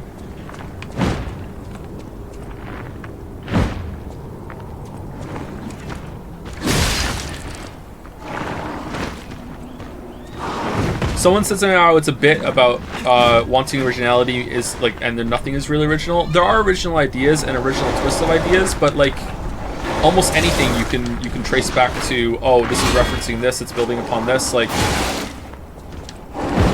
I can't remember who said it, but it was some video game director or designer said something about like every single game that is made today owes a debt to Nintendo. You can trace things back to Nintendo established.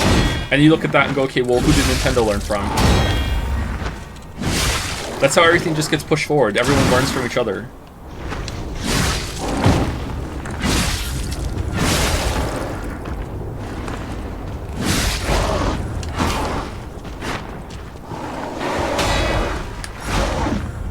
Like even streaming, even what I'm doing right now, I'm learning off the backs of streamers that have been on the platform for a long time.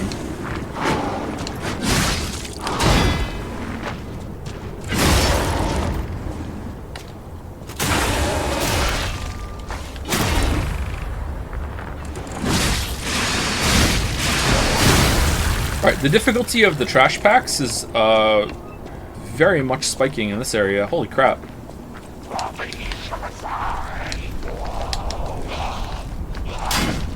What does it mean when the enemy glows red? It means that you cannot iframe through their attacks and you cannot block them. You can only perfectly guard them, which is timing your block right before it hits you. You can avoid it, like if the enemy glows red, I can just walk away and it won't hit me. Or I could dodge well enough that it physically doesn't hit me. I could just roll away or sidestep, but I can't iframe through the attack like you can iframe through a lot of other attacks. There is an amulet we found though, however, that will allow you to iframe through red attacks. But you need to kill a boss to do it. We got it pretty late, and it's also very heavy on your equipment load. Oh, it's a new Stargazer. That's interesting.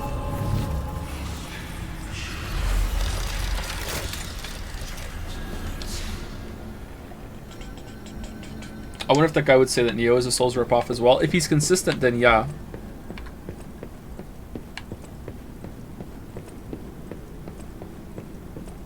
Can you give examples of what new this game brings to for the genre?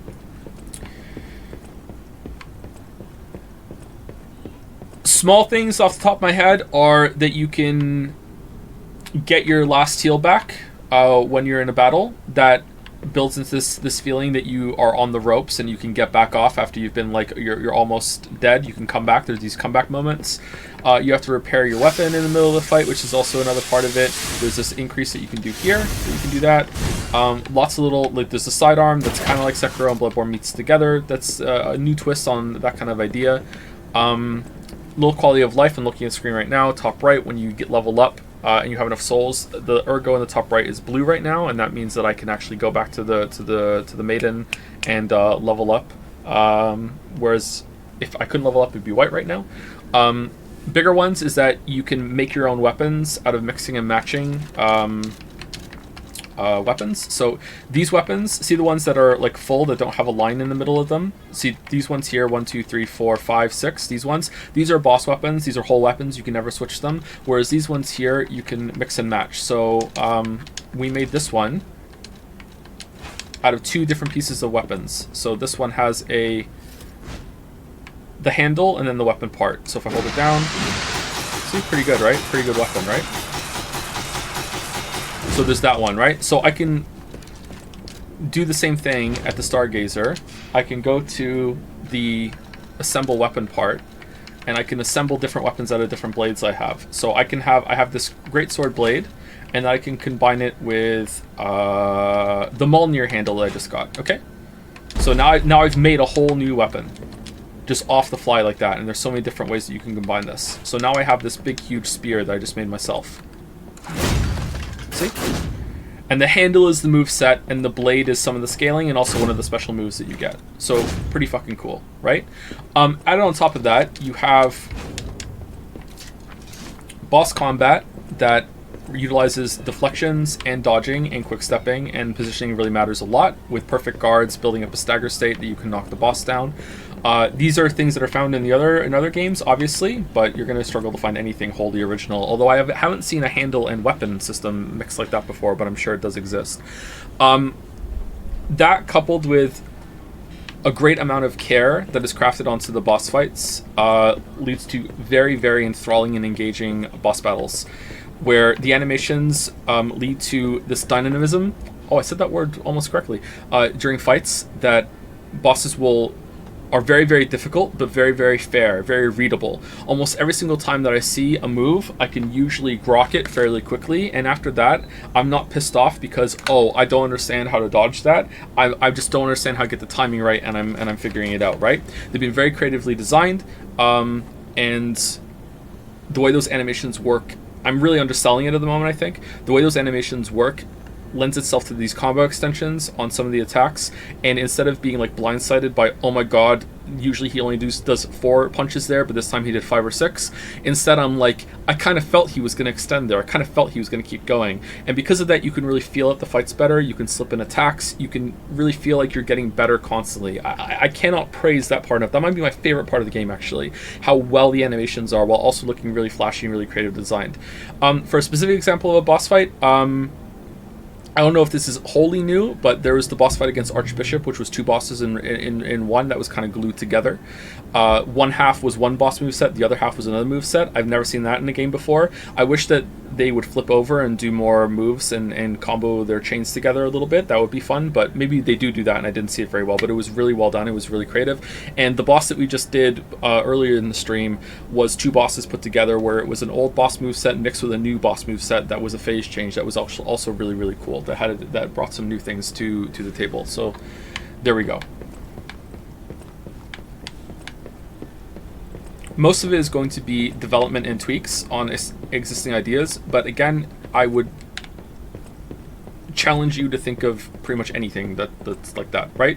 Like, look at the Estus Flask. The Estus Flask is like, alright, so you have a healing potion, and the healing potion changes a lot of things because when you go back to the bonfire, the checkpoint, you get it all back and you can use it again. Well, all those ideas and ingredients already existed in games before then, but FromSoft did some tweaks to it and made it new. Same with the bonfires being checkpoints of levels, and that becoming the start of the level and you go to the end. Well, that's just basic games. Like, games have been doing that for a long time, but FromSoft took that establishing idea and put a different twist on it and made it feel fresh, right? So it's that kind of area. Was that a good answer? Was that in-depth enough? Sorry?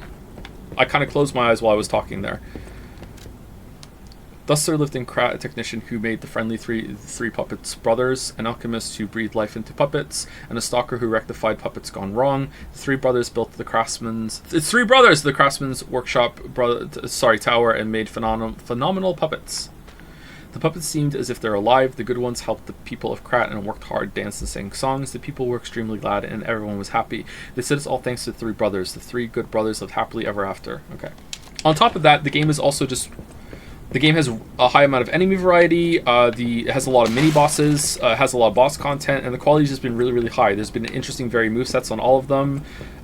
They haven't been too hard, but haven't been too easy either. Like, I really like the deflection. I really like the mixing of the different defensive options. I really like when I have more than one thing to do. It's not as good as Sekiro, because Sekiro has more than 2, whereas this only has 2, really. It has, like, blocking and rolling, and different timings on each of those. Positioning too, I guess, for a third one. Sekiro has jumping as well, and technically it has to dodge forward from a curated counter, but that's kind of like a different kind of dodge, really. So Sekiro is probably going to edge it out a little bit for me, but yeah, it's just everything is at a really high quality. I don't suppose you'd like to buy anything? Sorry, I've been on my own so long, my sales pitch is a little rusty. Hard to engage in trade when you're fleeing from monsters. Even if the abnormal has become normal, the living must live. Buy something, and you'll help both of us. Kind of adjacent to this, but...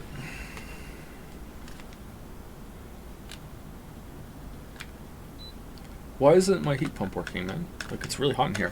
Kind of adjacent to this, but I've noticed how older games are based off of real experiences, e.g. Pokemon was to recreate the feeling of adventure the director felt as a kid in the woods, but now games are based off of each other, which maybe that's constructive, but it definitely is a shift I can feel. Maybe that's kind of what he's getting at, that all Souls-like are kind of based on each other at this point.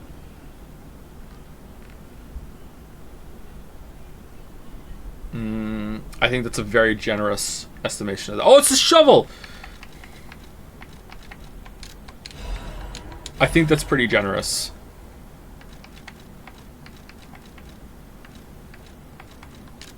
Let's get the overheat one.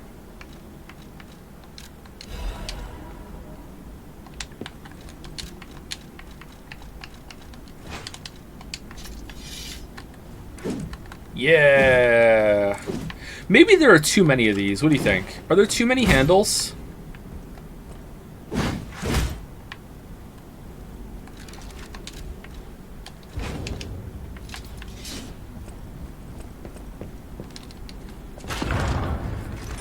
The good way to think of this is innovation versus iteration. Innovation creates new genres, i.e. Demon Souls is an innovation. Oh, wow. Uh-oh.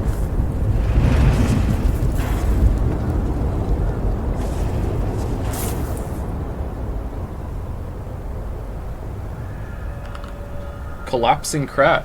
Huh. Innovation creates new genres, i.e. Demon Souls, of an innovation from games like Zelda, but because it is new, it cannot explore the new genre in depth. This game is an iteration of Demon Souls and other Souls-likes. It is far better than Demon Souls because it has a chance to explore the genre and hone the ideas to an improved form. That's pretty well said, Cummy Mummy. Thank you so much. I agree with that, yeah. Putting it next to innovation and iteration, yeah, that's a pretty good way of saying it.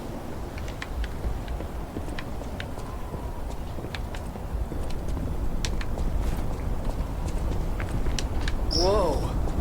This used to be the workshop's transportation base, close to Krat's central station. Maybe that's why the puppets were so hell-bent on attacking the place during the frenzy. But I didn't see it myself. I didn't know the scale of it all. So let's add that earthquake to our list of strange and bizarre happenings in Krat and keep moving.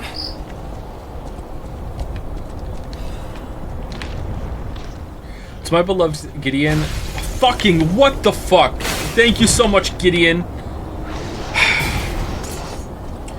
In general, this is the flow of what happens as a medium develops, is that someone or a group innovates on something, and then after that, a lot of different things iterate on that innovation, and on it goes until the iteration hits a point where like the well has run dry and there's no real more that you can do with it. This is around the time that people start getting kind of annoyed with it and they're getting tired and they get fatigue, and then someone comes along and innovates on that, and something else comes from that, maybe a couple things, and then you iterate on that over and over and over again, that sort of thing, and that's the cycle. And then now and then you'll get this like throwback game where it's like, oh, this is a new iteration that we took new ideas from the new innovation and a couple new ones that happened, and we're making one of these old games new again. So it's kind of like you see a lot of, we got tired with platformers, and platformers kind of got, you know, like old school, kind of like whatever, there's not that many platformers out anymore, and we're tired of iterating on that. It got kind of stale and fatigued, let's move on to something else. And then all of a sudden there's a throwback, and here's Celeste, and Celeste is like boom, or Super Meat Boy, boom, you know, these come out and it's like, oh, this is like, there's new tech that can be developed, there's new ideas, there's a new twist on something that is building on something else, and there you go. So it's a throwback. But does that mean that there's a bunch of things that come out of that? Typically no, but sometimes, like, not a lot of games have followed in Celeste's footsteps and have iterated on that. There are a couple. There's a Celeste Metroidvania kind of thing that's coming out that I'm seeing that's very much like that, but typically not. Now it's too cold in here. What's going on? But sometimes it can. Sometimes it can be like a renaissance of like, oh, there was more to do here, or there's new ideas that we can bring that can be explored again. Do you like this type of conversation with chat, or do you leave the bad taste in your mouth? I almost always like these kind of conversations with chat, but lately I'm having some trouble communicating and keeping my thoughts straight because I'm just, you know, father of 4 young kids, so it gets to me. But I try. Typically I like them, yes.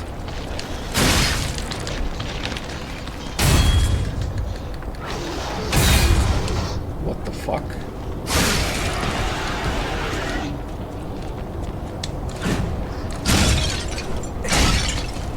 Oh, I wonder if I was too close to this one and that's why I got hit.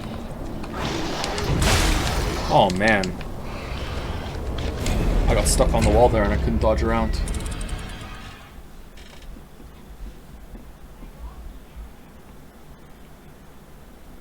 Wasn't Demon's Souls pretty blatantly copied from early 3D Zelda and a mix of their own Kingsfield stuff?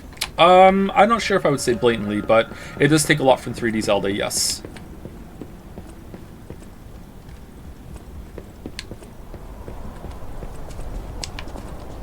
Like 3D Zelda, this one, when something is such a like leap forward, it'll still be around decades later. Let me show you. Here it is. I'll walk up here. Oh look, it's Z targeting. It's still here. Still here. All this time later. Holy shit.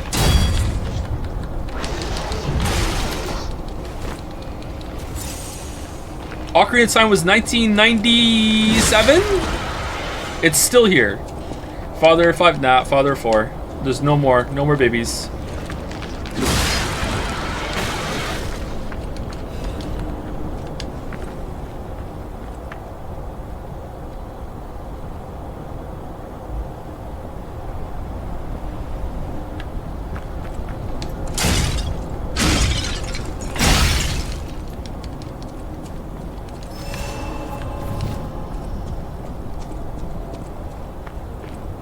Favorite glue-on color?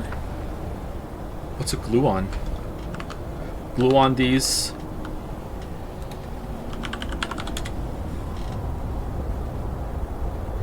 A gluon is a type of elementary particle that mediates the strong interaction between quarks, acting as the exchange particle for the interaction.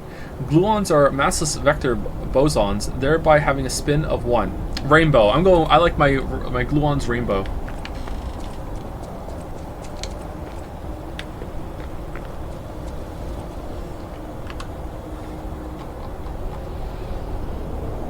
Kind of weird question, but do you think you would want to live if you had severe dementia and couldn't even remember to drink water regularly, let alone anything more complex? I don't think I would want to live like that, no. Any plans to see the 2024 total solar eclipse? Moncton is right on the edge of the path of the totality. Oh, is it really? I didn't know that. Yeah, I would like to do that, yeah. Finn has expressed some interest in that too. Right on the. Do you think? Do they know exactly if we'll be able to see it from here, or are we right? Are we so on the edge that it's kind of like, yeah, maybe, maybe not?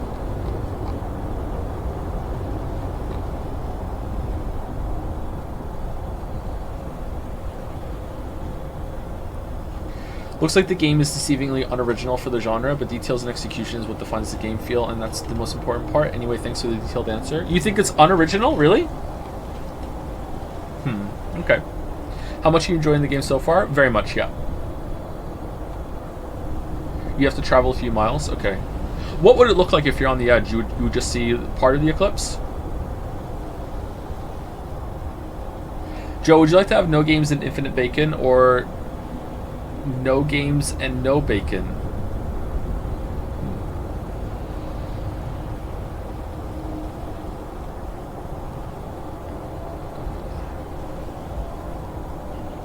I mean, if my choice is like in both I have no games, but in one I have infinite bacon, I think I would rather have infinite bacon than no games and no bacon. I would sell my infinite bacon and use that to lobby a definition change of what a game is, and then I can get my games back under the new name of not games.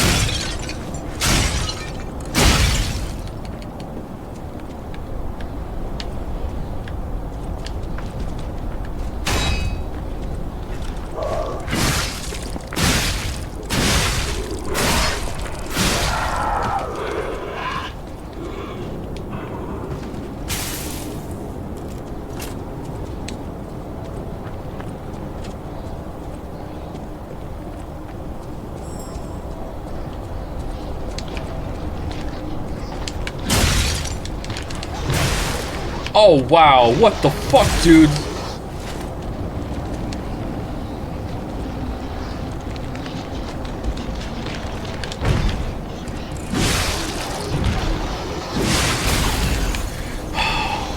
Okay, that's difficult. I think I'm just gonna run him through here.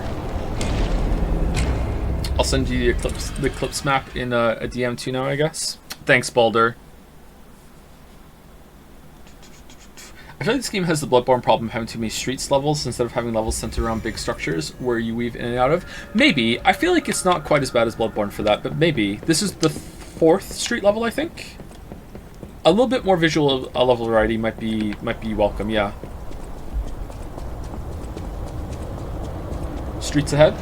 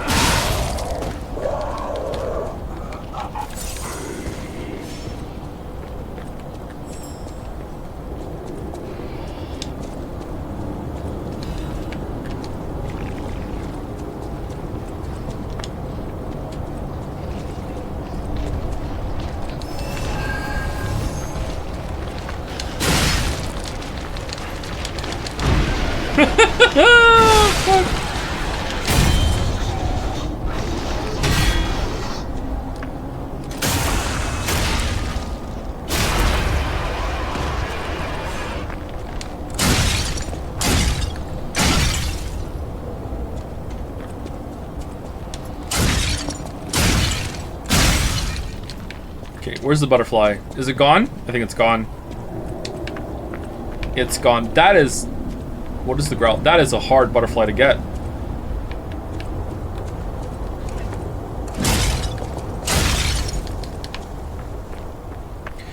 Hey Joe, I just started playing Lies of P. What do you think of the game so far? I love it. It's probably going to be my game of the year. That's how much I like it.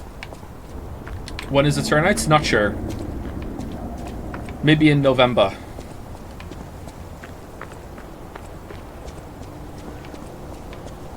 Alan Wake 2 is gonna have to like blow me away, or we do play Baldur's Gate 3 and I'm like, oh my god, my childhood, and then I fall in love, like for something else to beat this.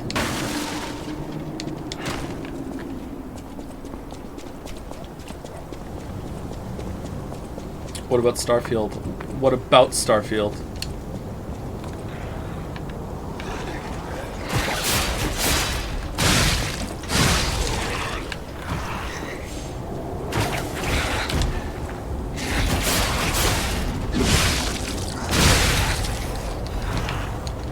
Why am I gaining disruption by standing there? Am I too close to the crystal, or what?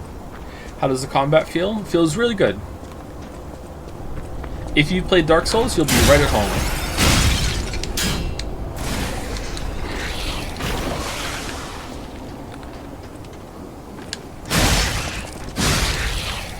You'll feel right as rain. Baldur's Gate 3 isn't original though, but might as well just pass on it.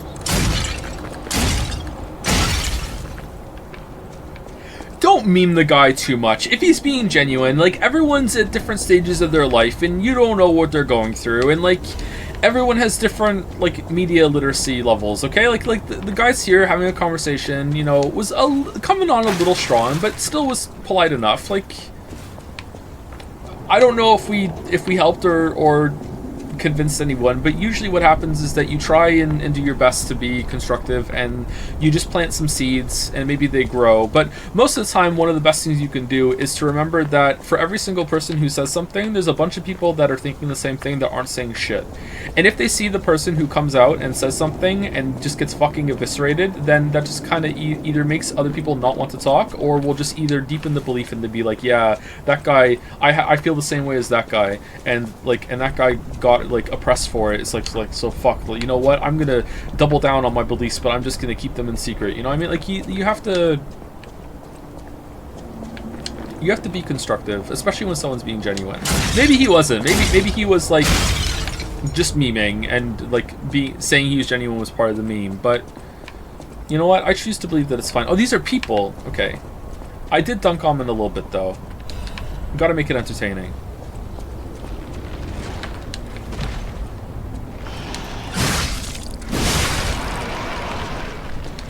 How do you feel about some enemies being able to miss their attacks even when you're standing still?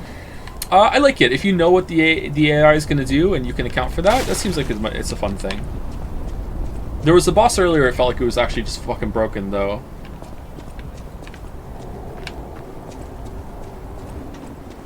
Can't people just have wacky opinions like The Expanse Season 1? The Expanse Season 1 is dumb. Surely the world is big enough for both of us. See, this is an example of the opposite, where someone says this, you need to like really hammer it down and not say it's okay, even though, you know, you're on friendly terms with them. Because after that happened, there was a bunch of people that also came out of the woodwork and were like, oh, it's okay to have this opinion, huh? You know what? The Expanse is no masterpiece. Thank you, Merrick. The turntables have turned.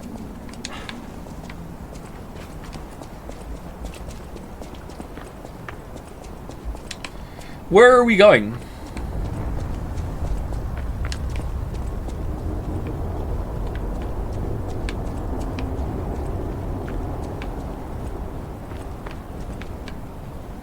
Oh, that way. Oh, God. What was that for over there?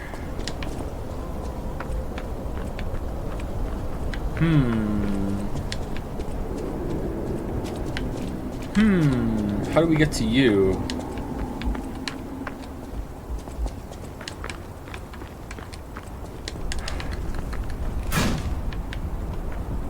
I feel like we've really grown as a chat. Fuck you.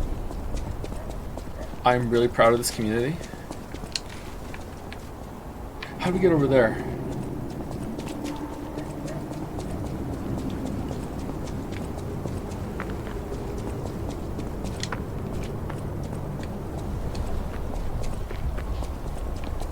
We have grown as a chat. We got through Life is Strange 2, chat. We can get through anything. Anything. How do I get up there? Oh, there's a ladder. Oh, we go up there at one point? What?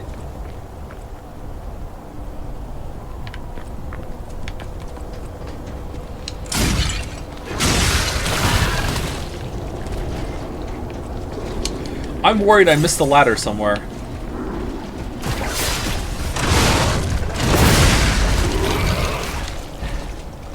Oh, look at this guy. Oh, that did, like, no damage.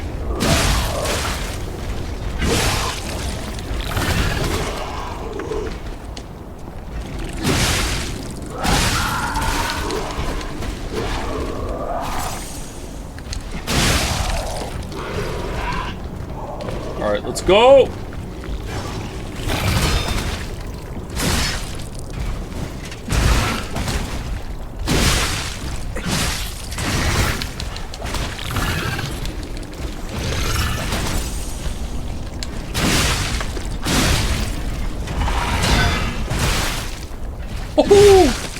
The follow-up. Oh, damn! Alright, this guy's gonna have an explosion? No, he doesn't. Okay. How many parries was that?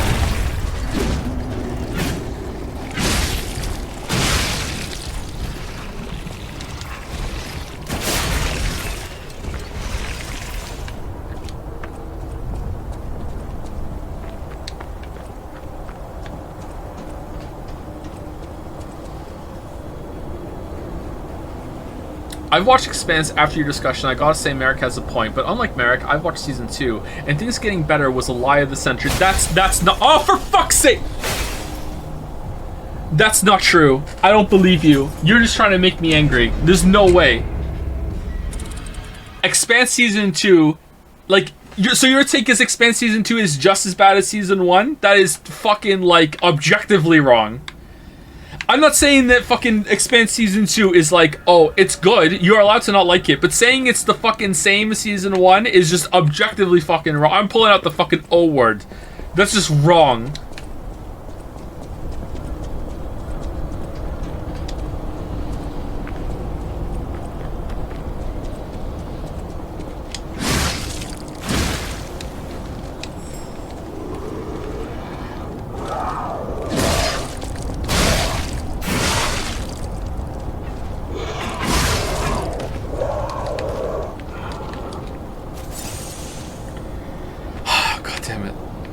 God damn it, it was going so well! God damn it!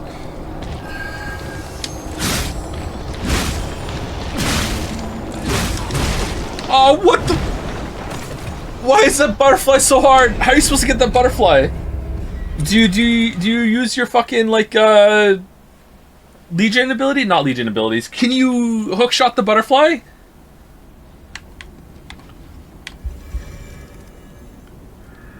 Fable text, that's it, thank you.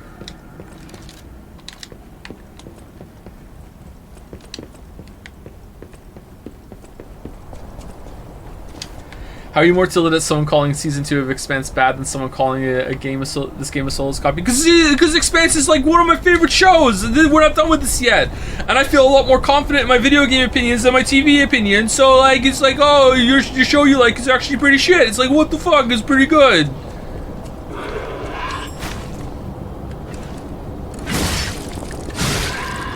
Did you read the books? No, not yet. Owned? Ho ho!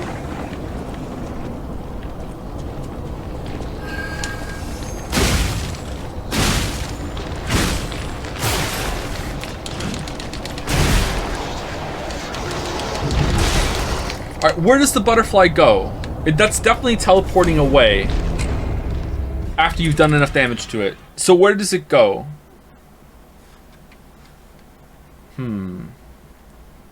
Did you like Miller the detective, dude? I did. Had some bad moments, but I did overall.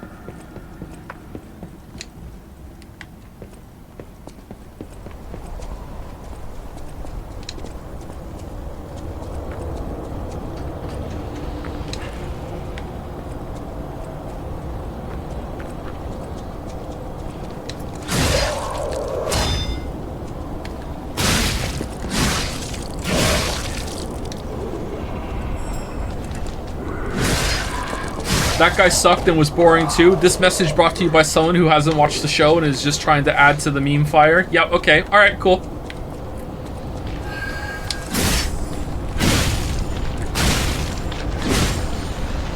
Alright, definitely just despawned. Where is it?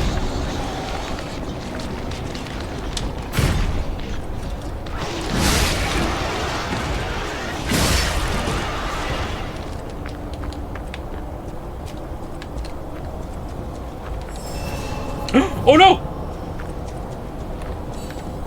No!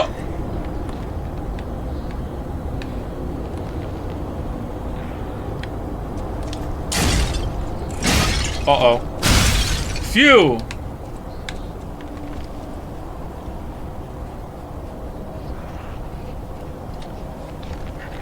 Bite back, what's the worst TV show you've ever seen? I don't know anything about Merrick's takes! I can't fucking dunk him!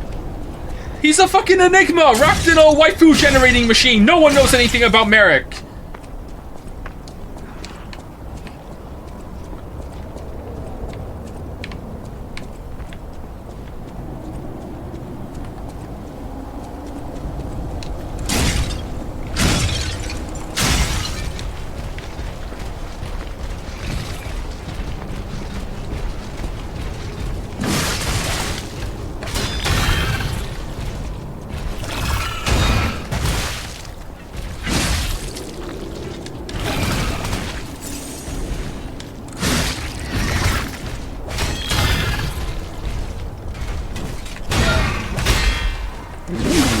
Nice! Oh, these are fun to fight.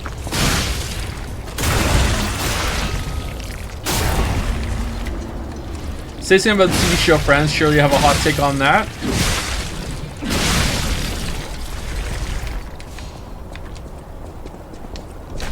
They were on a break.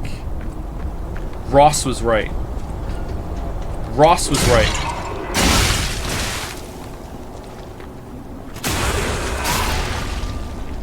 And I don't like Ross, so that hurts me to say, but Ross was right.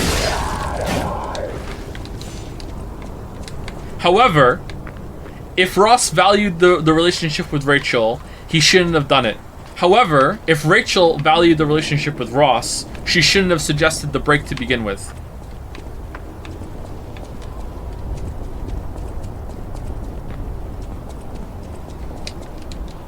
They're both wrong.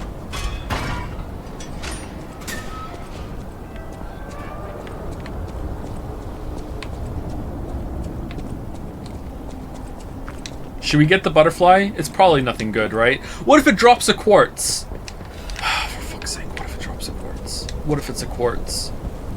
What if it's a quartz? We need the quartz. They say when crystals appear from the ground, it's a sign of the end days. It's the end. We're all going to die. Everyone's going to die. Okay. It's always a crank. Yeah, it's usually a crank, yeah. I feel this game has very little enemy variety. I used the dual archers in Dark Souls 1 as an example of unique encounter. Every big enemy you fought in this game feels like rune bears to me. You can just walk past them. The one shield guy in the catwalk felt like the only legitimate big guy you fought. He was a real obstacle you couldn't just slowly walk past. I disagree. I think this game has a lot of enemy variety. You might be right when it comes to encounter variety with how you encounter those enemies, but no, I would probably say no to that as well. But I'd have to go through it more carefully and think about it more with more consideration.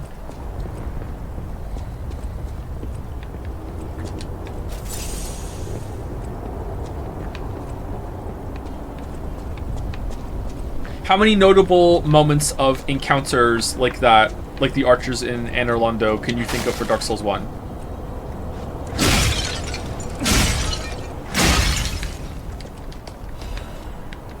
Destroyed with No You Are Wrong, Lemno? No, that wasn't destroyed with No You Are Wrong. It's like, I just disagree. I feel much more strongly about the disagreement of the enemy variety. It has a lot of enemy variety. Really, really good on that department. Encounter variety might be right, but I'm leaning toward no at the moment. But definitely open to seeing it if it's not the case. Do you think this game will be remembered in 5 years? That's about the time when my video will come out on it. So yeah, I think so.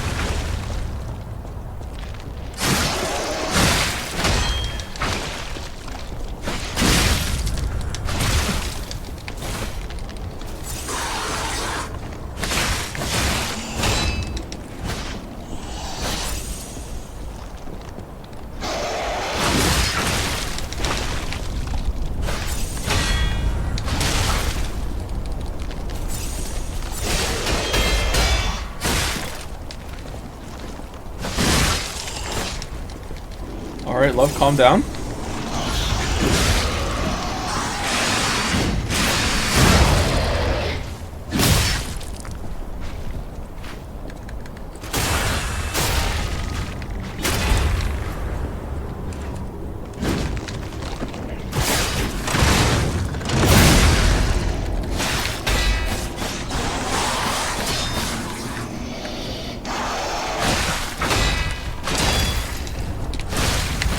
Holy shit.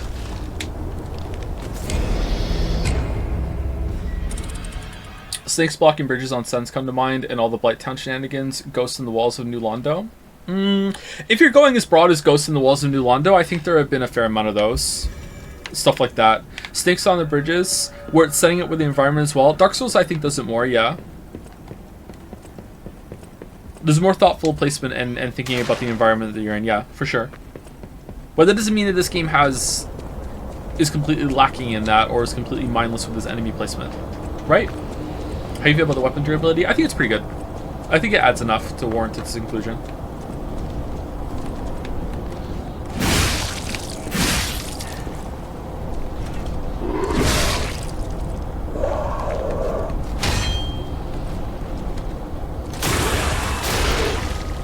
Like, are you including what we're doing right now, that we have to fight around these crystals, and the crystals that, like, make it so you have to, like, make sure that you are keeping track of it or running through?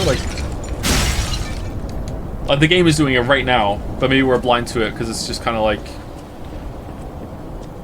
you have to, like, consciously acknowledge it. Will you play Baldur's Gate? No! What the crystals do? They kill you if the stacking debuff bar gets full.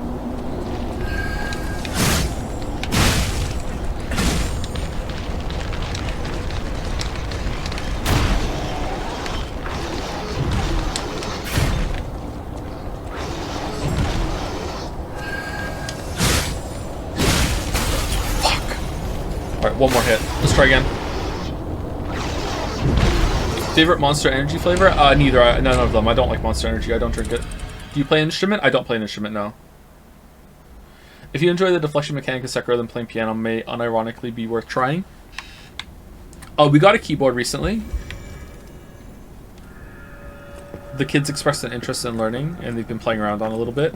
I learned how to play a little bit of the Mario theme, and I thought it was pretty fun. The first, is it every single key press of the piano? Is that a note?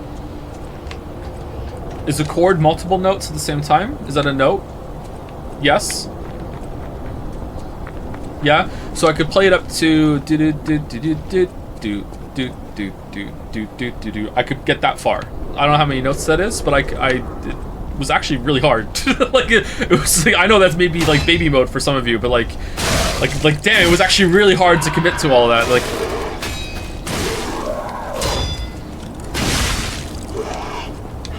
You guys have a piano? We have a keyboard, electric keyboard.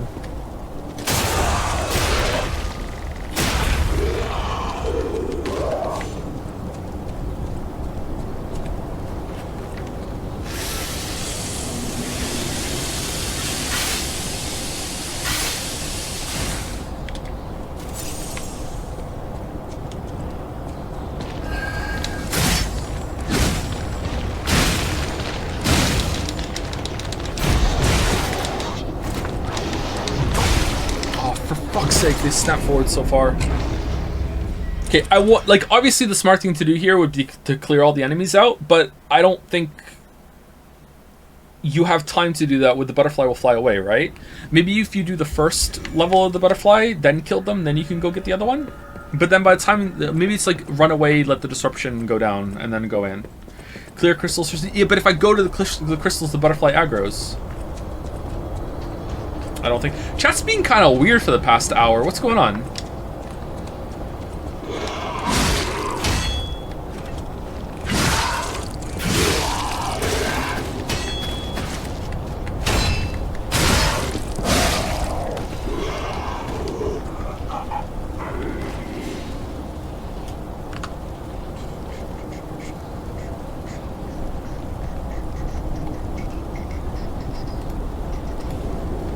Define weird. Like that, yeah, thank you.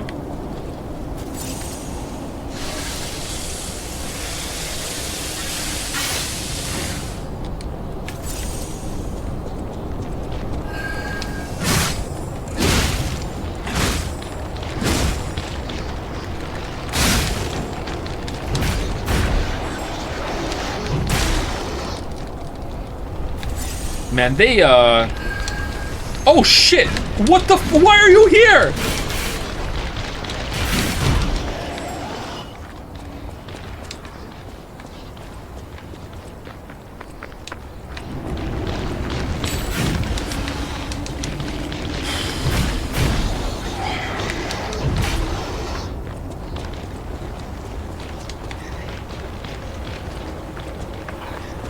Is it gone?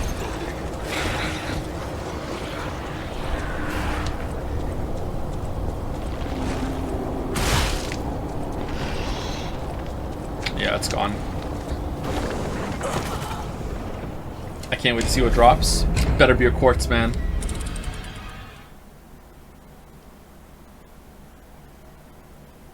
If you weren't a video game content creator, who would you want to be? Where would you work? I don't know. The places I can work are fairly limited because I have a lot of trouble keeping a sleep schedule. So I wouldn't be able to hold down most traditional jobs. If I could work at a place that had flex time, which is that it doesn't matter like when you come in really, as long as you're there within a certain amount, like a window of time when you can come in and leave, then yeah. What kind of work I would like to do? I don't know, man. I've been doing this for so long.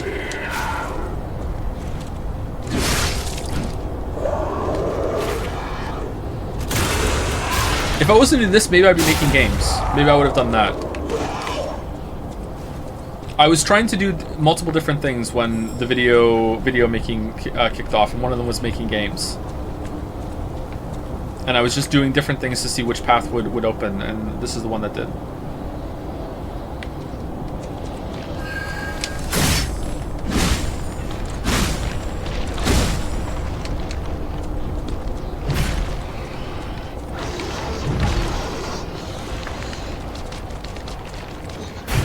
Okay, so this time it went to the corner. Okay.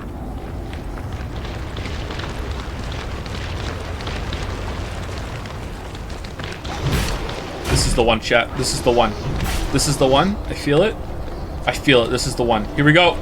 Dun, dun, dun. What the? Where'd it go?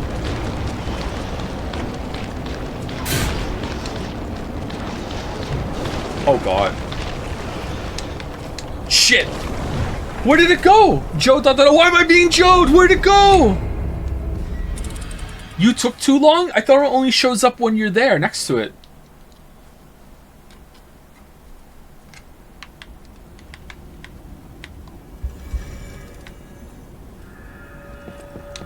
Can I hold you accountable for crazy amount of investment I put in Evolve Idol? I completely fell in love with this game. You're welcome.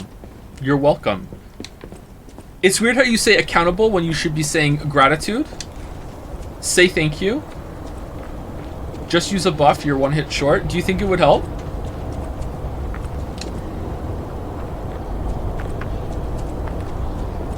Jizz gone. Disney censored Star Wars one too many times now. What the fuck are you talking about?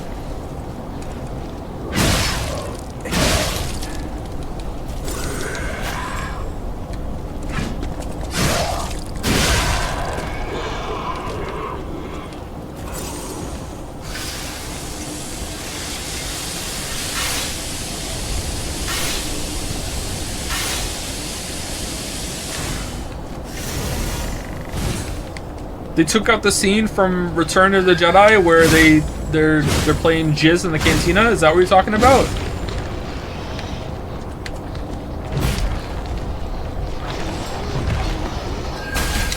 Okay, so sometimes he goes that we're gonna have to use like range attacks to kill the crystals.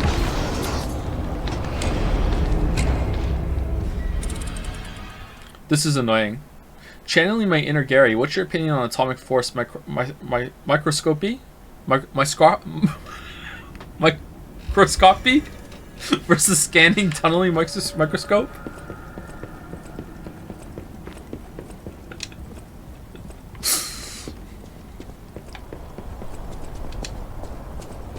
I prefer the former. It's a lot harder for me to say, therefore it must be more advanced.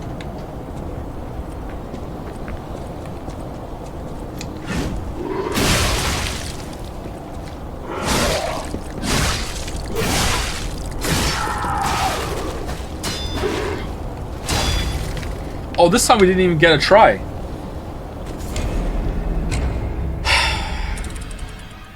I think you're the only person to find the word microscope hard to pronounce. I wasn't saying microscope! It wasn't microscope! You don't even know the word and you're being critical. That wasn't the word!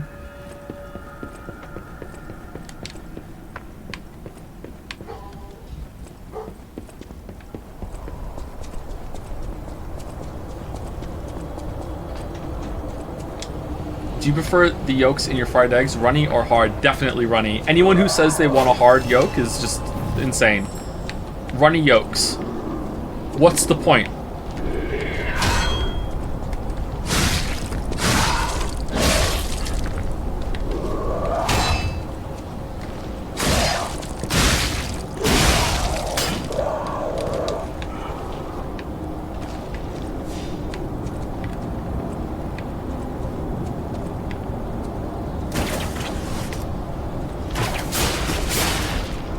Haha! Alright, now what?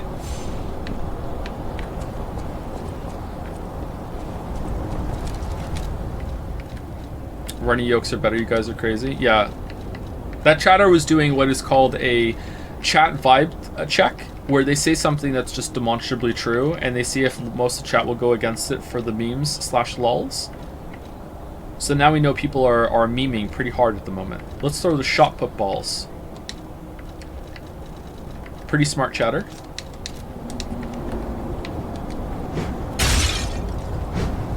It's going so well.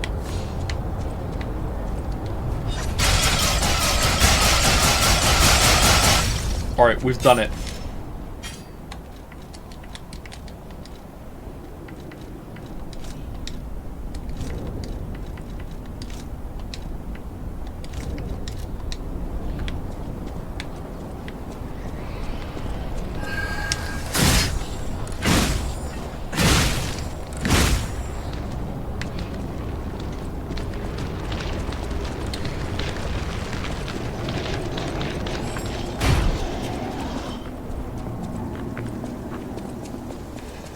Where'd it go?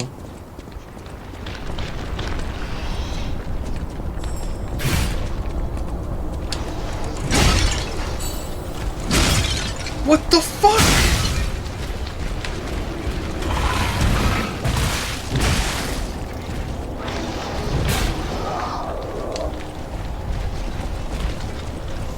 Where'd it go?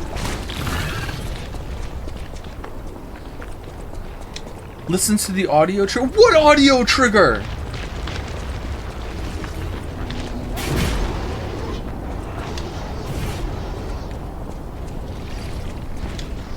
The lantern. Yeah, when you get close to it, you hear the lantern. I know that. How are you supposed to know where to go for the lantern?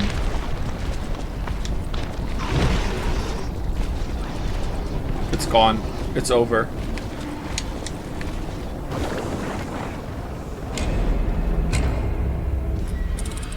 You heard the jingle and ran by it? I heard the jingle while I was running to the tunnel, which is where we know it can go before, so I thought it was there. I thought we were hearing the jingle as we went into the tunnel. It was going to appear right in front of us. I didn't know it was going to be there. Well, this kind of sucks, man. This butterfly is really hard to get.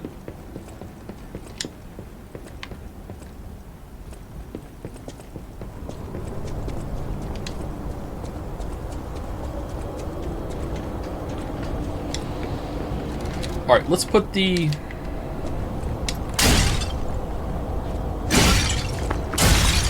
Let's put the disruption thing on. Is it this one?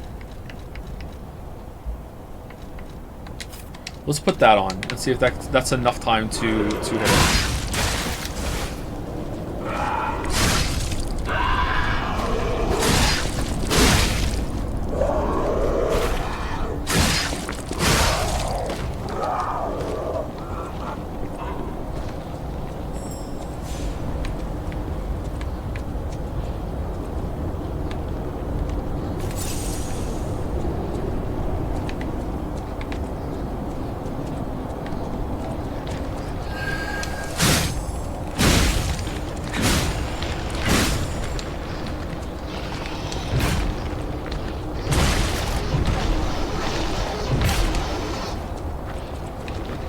Okay, so it's over here.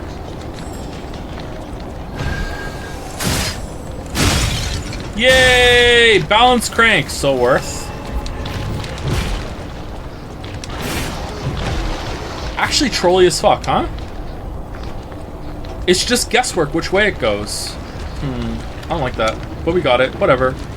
It's a little fun thing to do.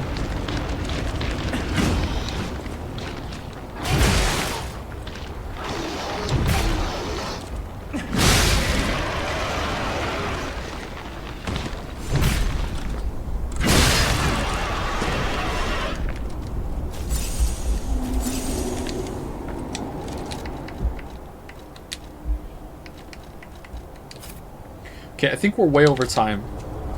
Yeah, we're way over time. Okay, let me just run through and see if I can find something good to stop on.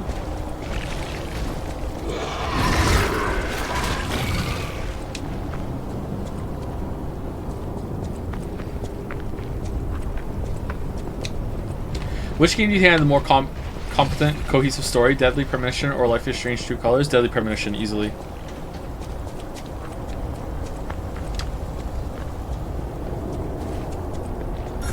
I mean, True Colors probably had the more coherent story, depending on like what are you? Oh, do we have to kill you to open the door? It's like Zelda.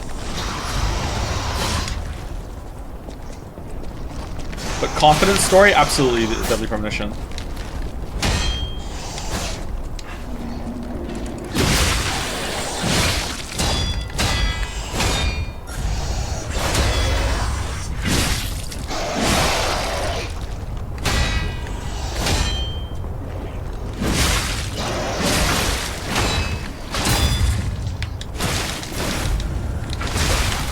Oh my god. This guy's hard. This guy's hard. Alright, I'm done. I'm way over time. See you for more Lies of Pete tomorrow. I don't know if chat's been like just having fun for the past hour or whatever, or if things got toxic. I don't know. Maybe it's fine. I'll watch it back and see. Anyway, see you tomorrow, chat. Oh, before I go. Oh shit, it's been over an hour. Thank you, V4GLTE for the resub. Hopefully you're still here. V4. Thank you very much. Thank you, Lamboot or Yamboot for the new sub. Welcome, welcome. Thank you very much. Thank you, Mr. Spookalon of Boneville. What? For the out of season Halloween sub. Thank you very much. That's a really cool name. And thank you, Evil Panda 14, also for the resub. Thank you very much. Yeah, the Expanse haters set everyone off. Thank you, Merrick. Thank you. Thank you. Anyway, see you later.